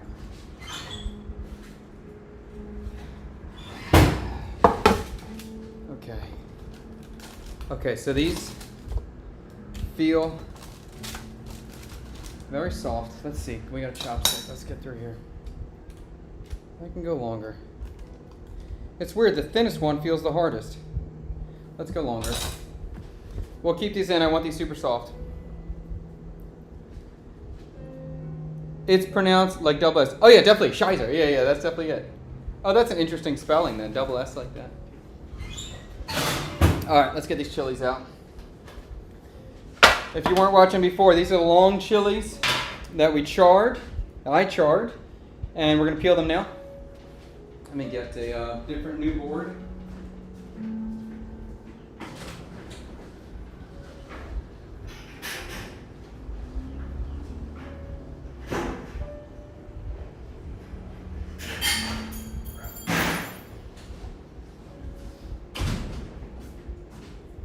And the game plan for these chilies, we're going to peel them. We're going to remove the seeds.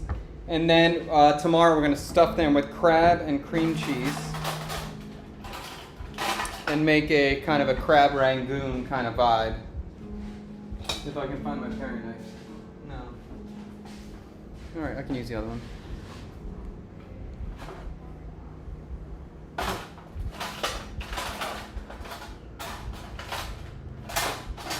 Alright.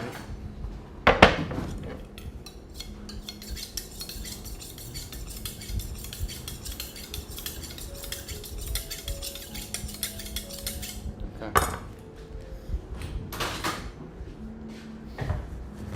203. Okay. Doing okay. Doing okay. Would love to have more time, but we'll get through it. So with these guys, I'm just going to scrape them down. First, I'm going to scrape them all, and then I'll go back and clean them, or remove the seeds, right?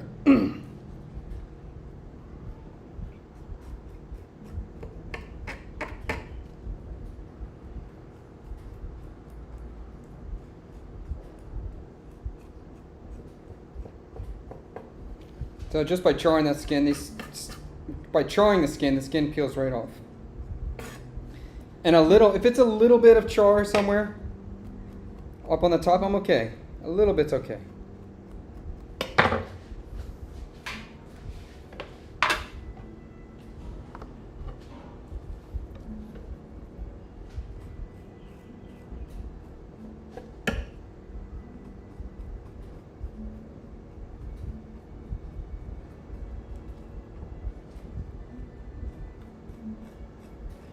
And I don't know if you can see or not, but I have like a little wet paper towel here.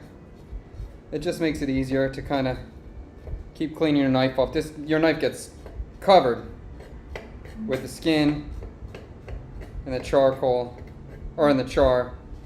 So you want to keep your knife clean while you're doing this, and this seems to be a fast way for me to do it. Just keep a towel here, I can keep rubbing. Okay.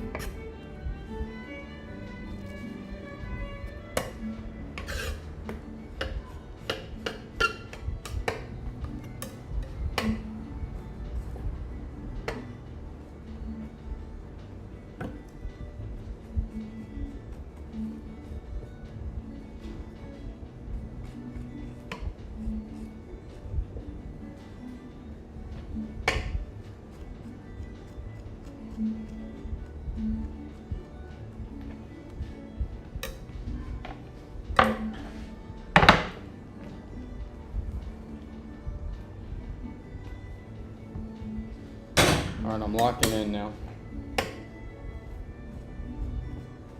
If I can answer any questions, if you guys let me know. Otherwise, I'm just putting my head down and getting this done. I'm locked in.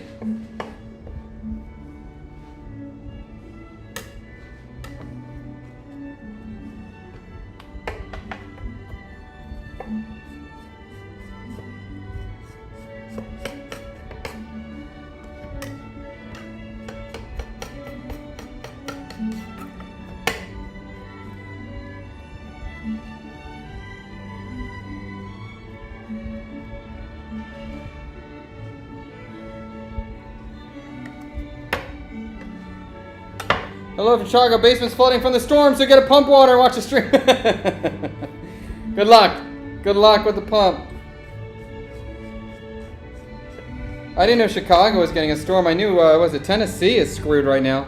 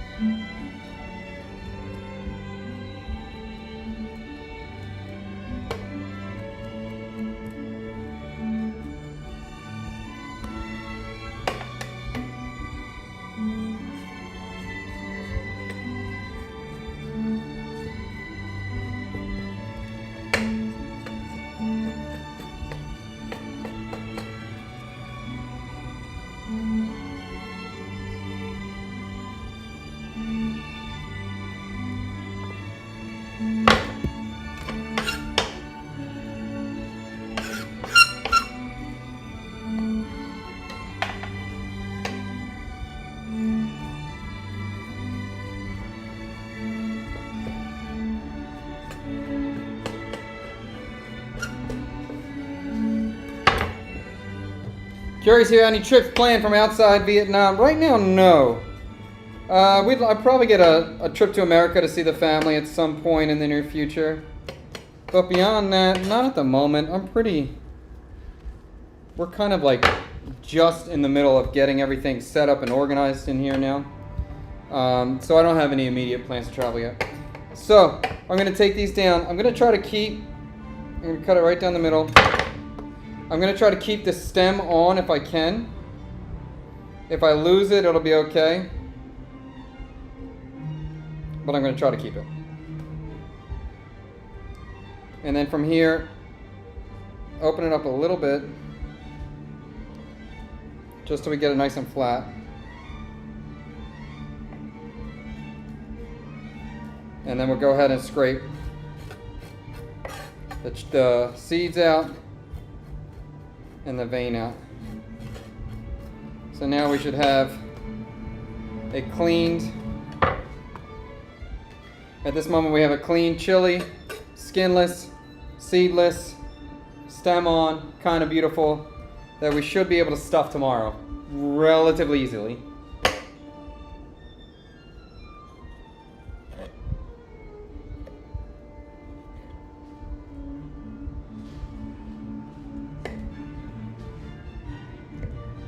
This is the kind of food I am into now, is like this sort of, definitely a little bit upscale, nice, but like not afraid of flavor. Like this is gonna be a spicy dish. And I love cooking this kind of higher end stuff that's got some heat to it, because you never see that. Everyone that's cooking fine dining keeps cooking everything so light because they want to pair it all with wine. But I don't give a shit about wine.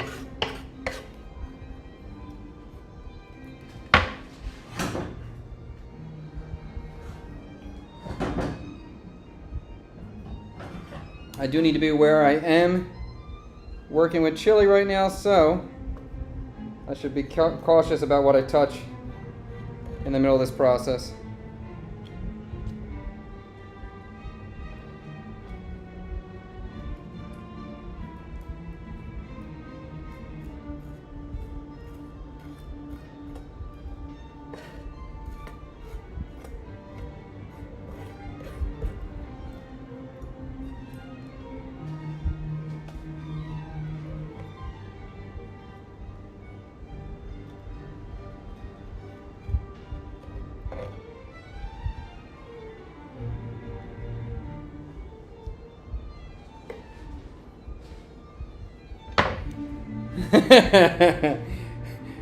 BT Murphy, I was thinking the exact same thing. If I had somebody next to me that I was like working side by side with, I would have done the 10 IC. Absolutely.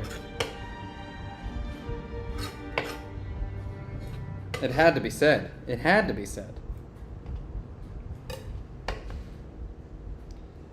I did something like this before on a pop-up for the, what was it called? The band one? Tasty Licks. Tasty Licks pop-up. For the Red Hot Chili Peppers, I made a stuffed chili pepper. I think I did it with cream cheese, I'm pretty sure. And that's what this is inspired by that previous dish I made. And it was a banger. People loved it. So that one had like a red pepper coulis, or red pepper puree on the bottom, a watercress salad, and this fried... Oh, it had a kumquat dressing on the watercress too, and fried garlic. And then this fried chili on top. So that's going to be a similar idea. I might do almost the same thing. I don't think I'm going to eat the red pepper dressing though. I don't think it's necessary. But I like the watercress. I thought that was a cool idea.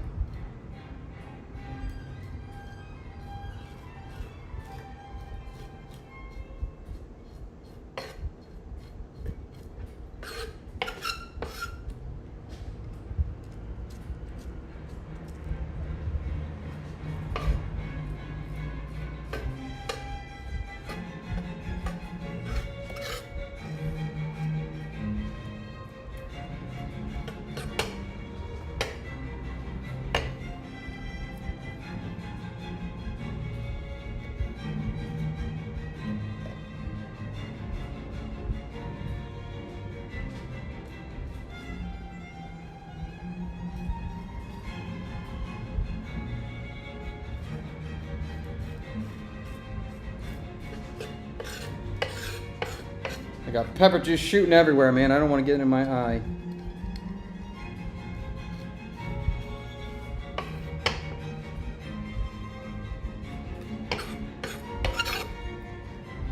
I'm thinking about making a calamansi syrup tomorrow to put on top of this right now. As I'm prepping, I'm always thinking, I'm always eating it in my head. I'm just imagining.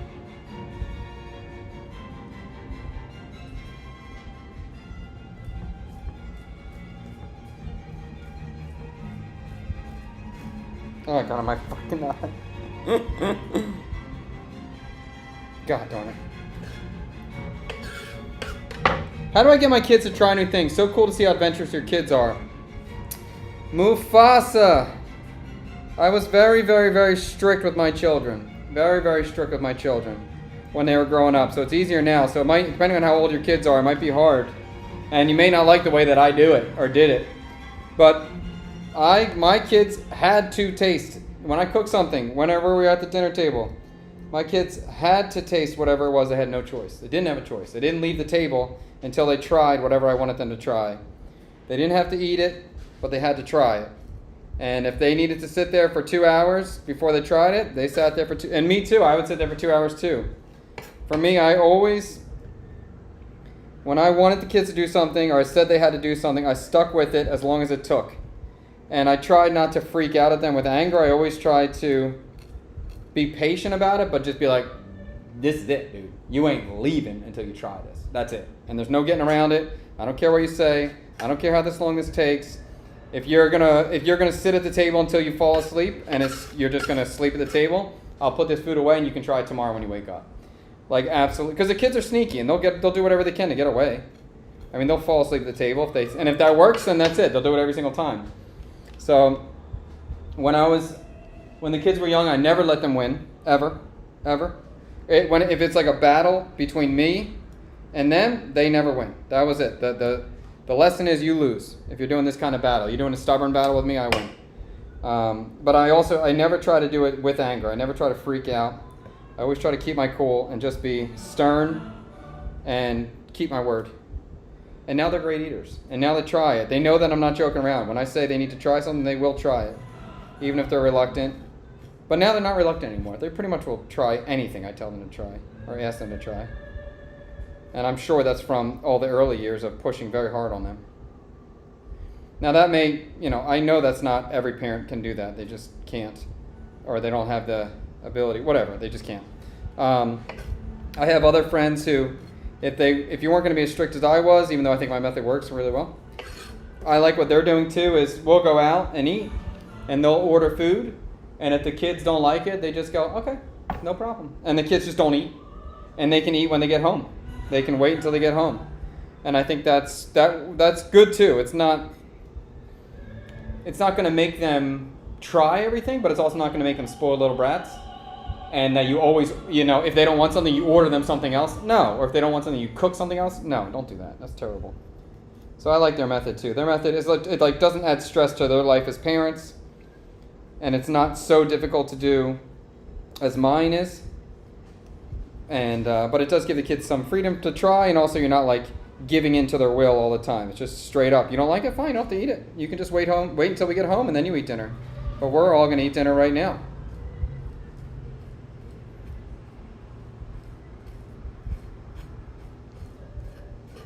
Okay, last one.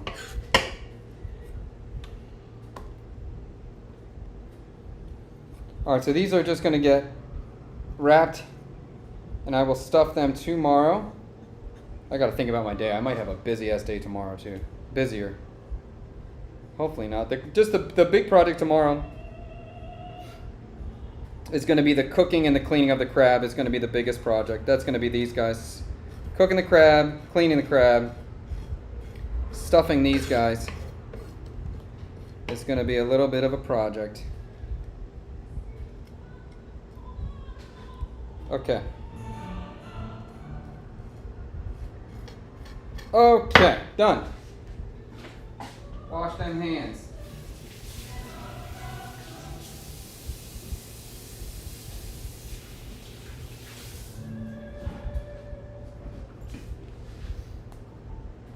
All right, let's get rid of this.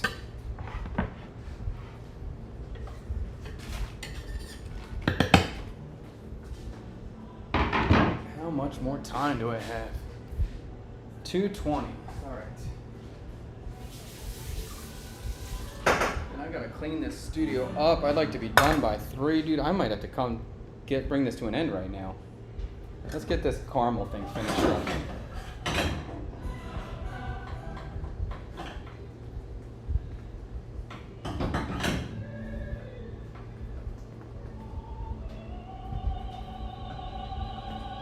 So like my last thing I'm gonna do today, I don't have much more time.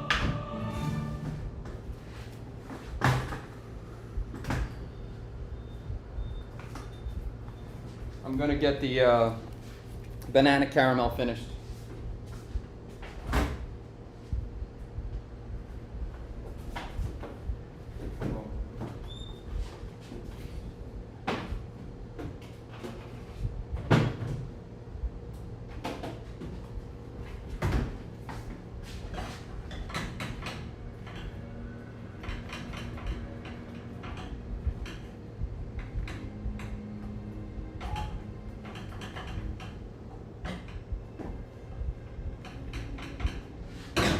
All right, so we'll try to kick this heat up on the banana caramel, get that done as quick as we possibly can.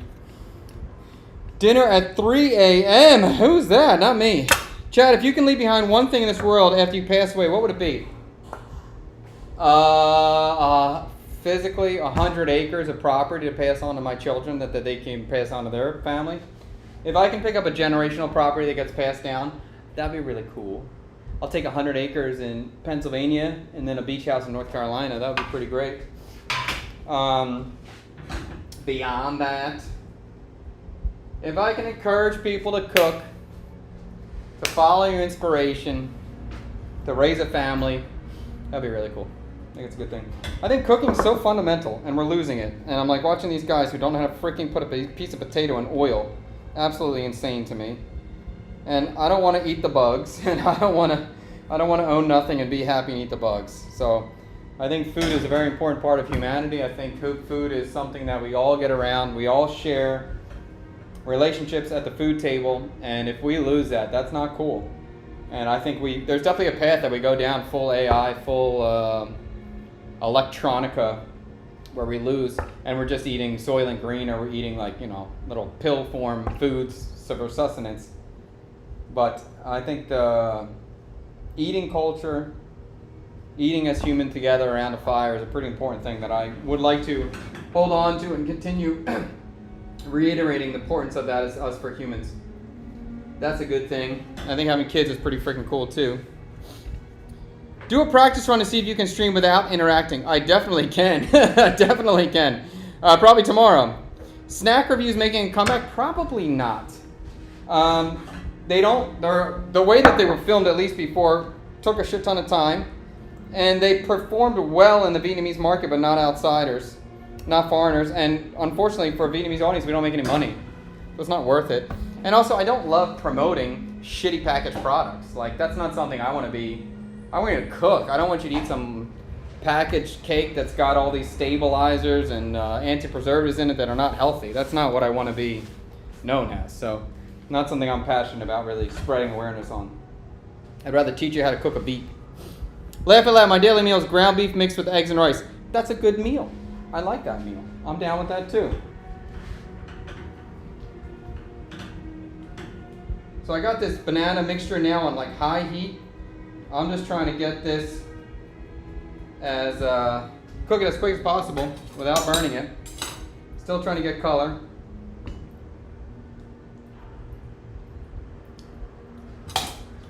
Very bright still. There's not that much sugar in it, honestly. I'm gonna add some more sugar. Where's my sugar at, bro? Yeah, this place is a mess. Here. That banana caramel is really not very sweet at all at this moment. So, I'm gonna add a little bit more sugar, sweeten it up, and then we'll also get some more caramelization too. That'll give me a better texture later.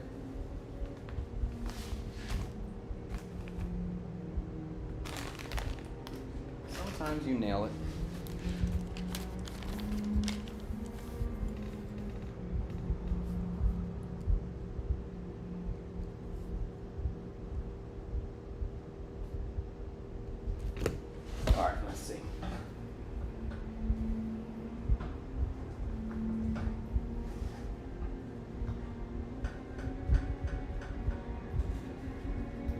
Oh, I gotta make the lime sorbet though. I can do that when I get home. I can do that when I get home. Or maybe I'll do that later. Before I leave. Alright, keep making that. Do you miss any authentic Western food in Vietnam? Kevin, let me think about that. Russet potato. Somebody found a russet potato. I miss a baked potato, that's for sure. Lately, I've been I have been making the things I've been craving. Like I made the chicken lunch meat instead of having turkey. I made chicken lunch meat, so I was getting this cold cut sandwiches that maybe sometimes I crave. But beyond that, I wouldn't say it's really dishes. It's just going to be certain ingredients. So like a russet potato, horseradish, American cheese. That's probably the big ones. This one's too sad, dude. I can't do this one. You're gonna make me cry. There's many families losing their homes due to eminent domain to build power lines from data centers. It sucks. Yes. And that part makes me grateful that I didn't move forward with the purchasing of land. I was ready to buy land before, but I didn't. And I'm a little bit happy about that because I just want to see what states are actually protecting their land. It's unbelievable. I could go spend, my life savings on 100 acres somewhere, and then the government's just going to be like, hey, we want the data center. No, sorry. Oh, man. I don't know. If I'm buying land and I start building on it, that's my life project. That's it. I'm focused on this piece of property forever. And for the government to just come over and be like, oh, we're taking it. I don't know if I'm going to go down without a fight. I'll tell you that. I might be, I've always had this dream of getting this big piece of land that I build on. And basically, I'm doing what I do now. But I have a property where we grow everything, and everything is produced, and everything is organic, and it's all healthy, and my family's building multiple houses, and we got tree houses everywhere, or everything. Like I want to live off the land. And for me to dedicate my life to a piece of property and the government's going to try to take it, I don't know if that's something I'm going to be accepting or not. And I may be willing, it may be, okay, I'm willing to die on this hill. Like I'm not losing this. That's great, brother, and some onions and garlic that has probiotics.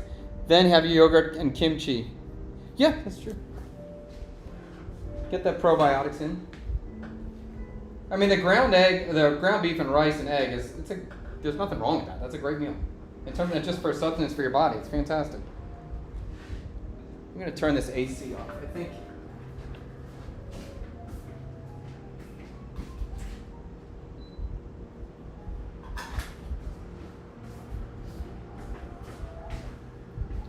I think the AC's blowing right on this burner, so I'm not getting full heat on this caramel mixture. That's why it's taking so long.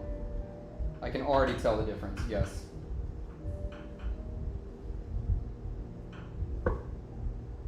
Alright, so I'm going to get this caramel finished and I'm going to bring this stream to the end. Do you guys have anything else you want to bring up, talk about? Now would be the time. Our local Viet spot just went fully vegetarian out of nowhere. Would have been bummed in the past, but after watching your videos, pumped to try the new stuff.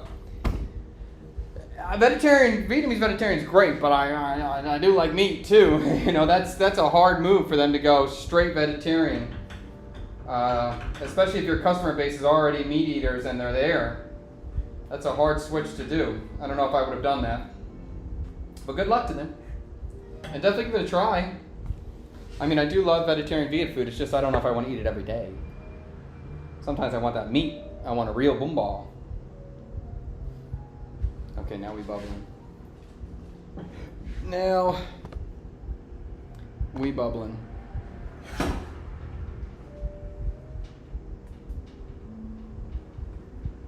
We're gonna just keep caramelizing, keep cooking this down.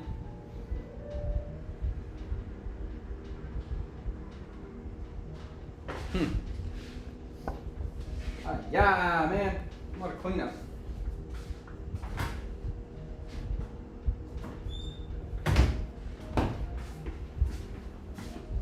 Gotta make a prep list when I get home tonight.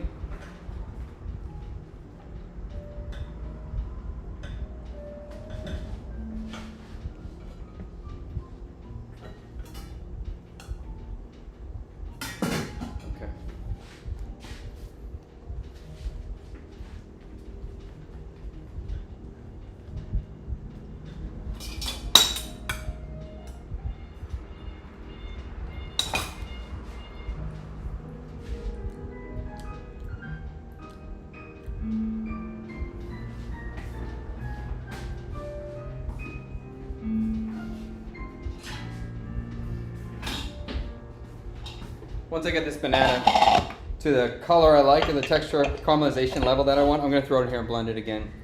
Try to get a nicer puree on it.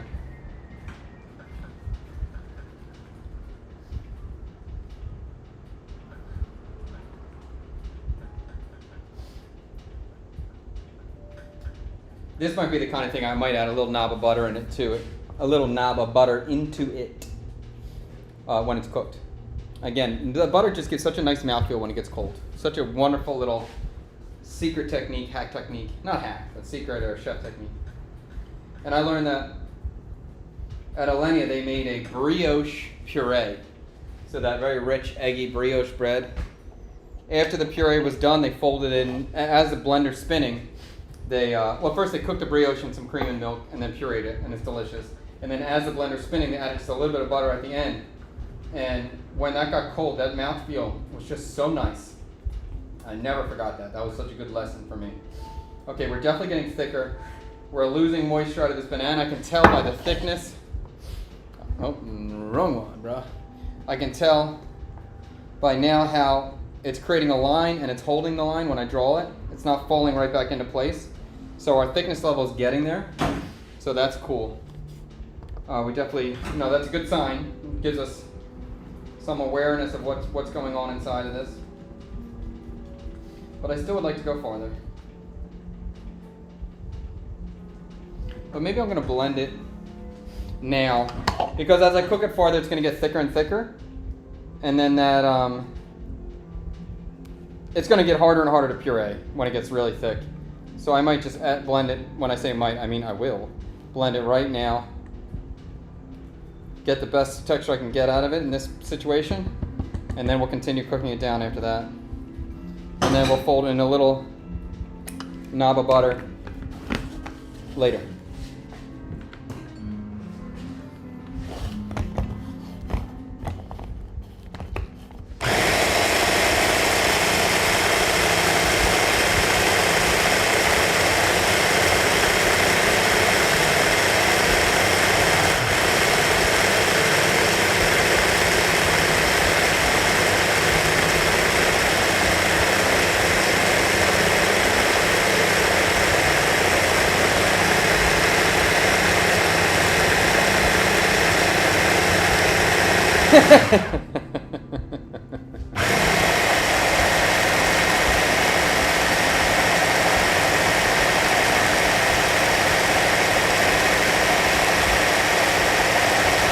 Let's look at it. Better. Now it looks like applesauce, texture-wise, thickness-wise.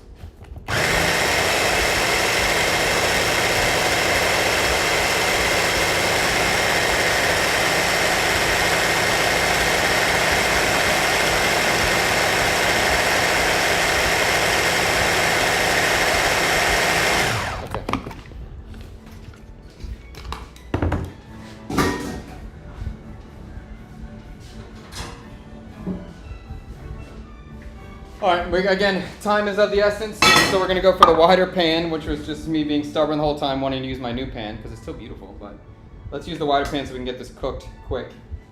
Get it cooked ASAP.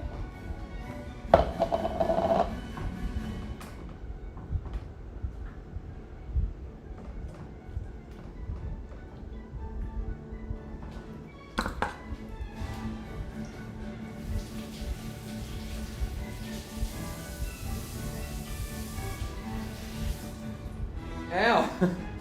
Somewhere I got chili on my fingers. I'm tasting this stuff. It tastes like chili.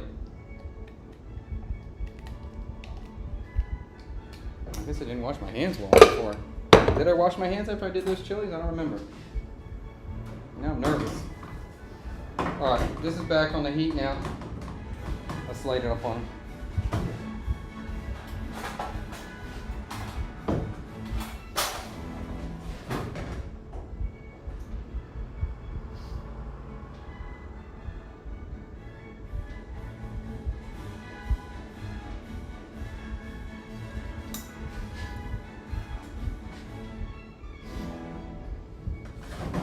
Alright, we'll throw it on the big burner. Big pan, big burner. We'll get this done quick now.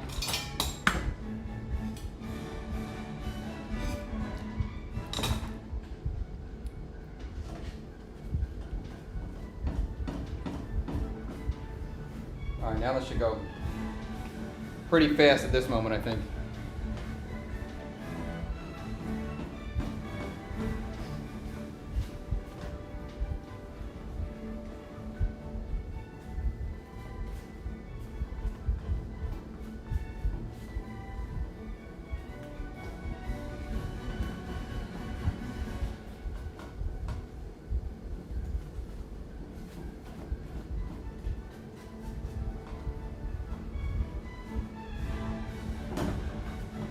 Really, I'm just looking for a nice darker color. I want to see almost caramel looking. Right now we're kind of brown. I want to get that deep caramel, but obviously this is now working well in this pan. I should have done this the whole time. I was just being stubborn. But we got no time to kill now. No time to waste. So I should see this start to get really thick, really start pulling away. And it's doing that.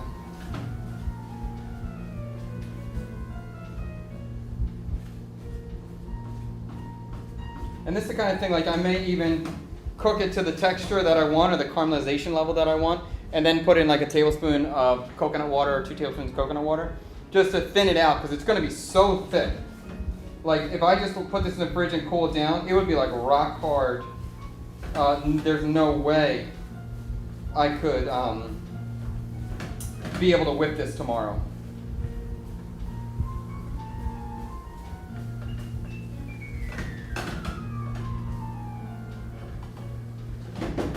But this is something now we got to be careful and watch this.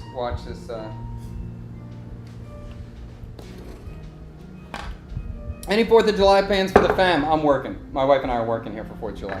That's what the dinner is. What brand of frying pan are you using? This one is just one I got a while ago. TI Cook. But this other one, which I got yesterday, I really like it. La Gourmet. It feels nice. I love the gold handle. It's actually like a nice pan. Price $20. I'm freaking into that. That was good. I wouldn't get too stuck up on the brand of a pan though. If it feels heavy, it feels good, that's good. There's definitely great pans out there. I'm not going to say there isn't, but like it's not like you need it to do anything. Most of the pans will work out quite fine for you. The one thing I do really like, my black pan's gone, right?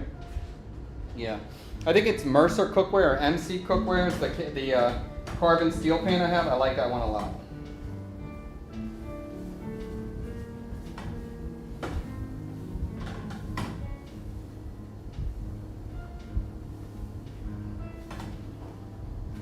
Now this thing definitely has some apple butter vibes.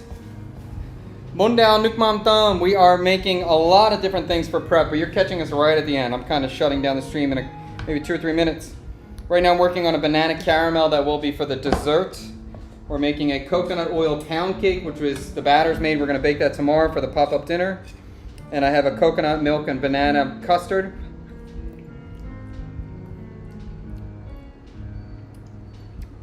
And this one's going to be like a banana caramel.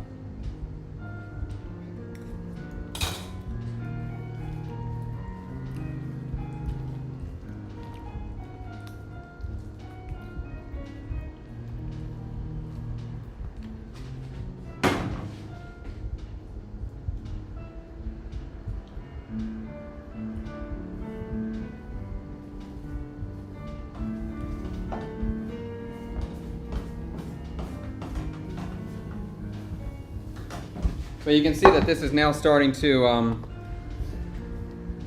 you see the edges there, it's getting nice and caramelized and brown.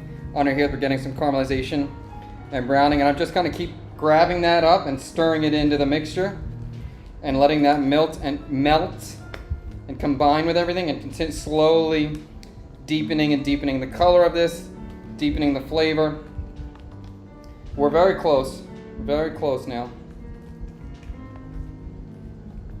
Close enough that I have to be super careful.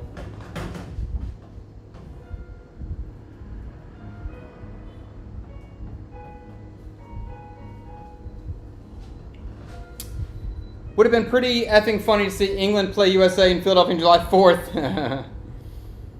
Before you go, what is your very first Vietnamese dish you cooked? I'm gonna guess it was goi kun. I think that's probably the first thing I ever made. I think probably wrapping a goikun. And that was before I came to Vietnam.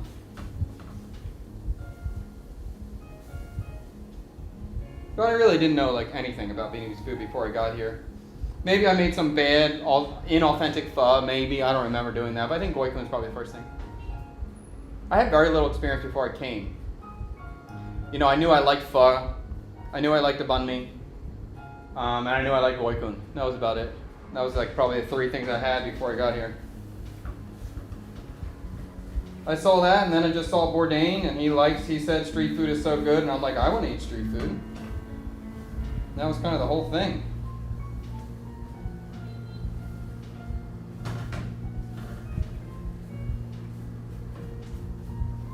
Okay, this is really starting to get caramelized now. We can see like it's sticking to the bottom completely, right? But that's okay.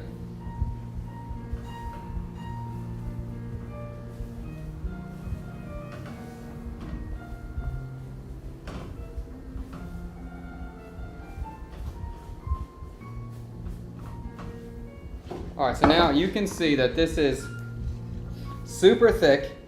We got this very deep fond sticking to the bottom of there, and which is no big deal. Like I could either add a little bit of liquid and deglaze it, or I can just kind of like smear this on top. And without the heat, oh my hand hurts. Without the heat, it will be able to be picked up as I keep stirring it in there, because it's not like frying on there anymore. Now it's sort of steaming, and the steam will release that fond, and I can scratch it up and pull it up in there, because I don't want to lose that. That's part of the flavor. I want that caramelization. That's what I've been trying to get the whole time. Let's see where we're at now.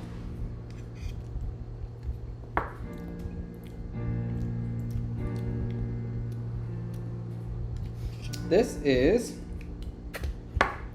not too sweet. Banana-y.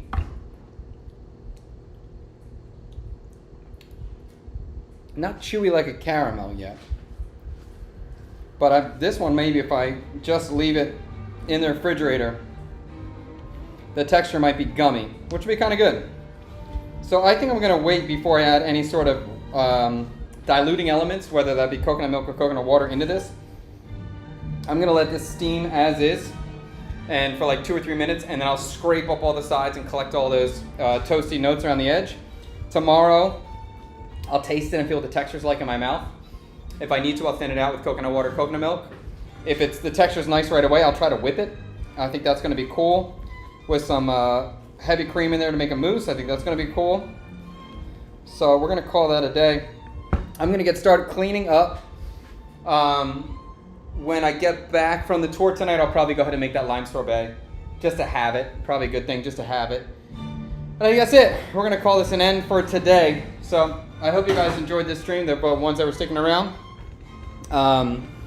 This will be, you know, from now on, if I'm doing a pop-up dinner on a Saturday, our Friday is going to be like this for me. It's going to be an all-day prep, and probably in the future Fridays will be even longer, because this one's only getting cut short because I have a stream tonight, or I have a tour tonight. I'd rather just work, honestly, but we got a tour, so that's great.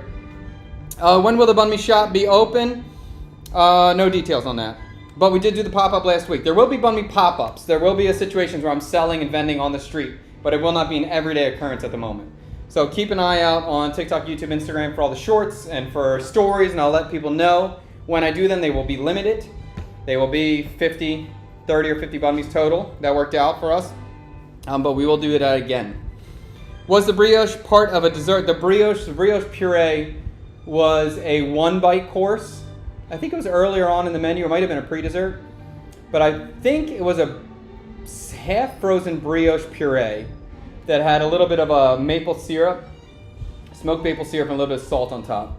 And it was like a lozenge, so it was kind of frozen on the bottom, creamy on the top. It's pretty freaking good. French team football is the best, have you? Have you seen Chef? Daniel? Oh, the movie? Yeah, I've seen the movie. Yeah. Good luck with your dinner. Thank you so much. Henriette, great to see you. All right, I'm going to start cleaning up. I'll put this away. Tomorrow we will be live at the latest 7 p.m. Indochina time, aka 8 a.m. Eastern Standard Time. I may turn on the stream Actually, that's not true. I got to clean up the whole studio and get ready. No, I won't turn on the stream until 7 p.m. Indochina time, 8 a.m., aka 8 a.m. Eastern Standard Time. And if you want to pop in and see what that vibe is like for dinner, and hopefully these guys will enjoy this meal. That's it. Call it a day. Thanks so much for watching. We will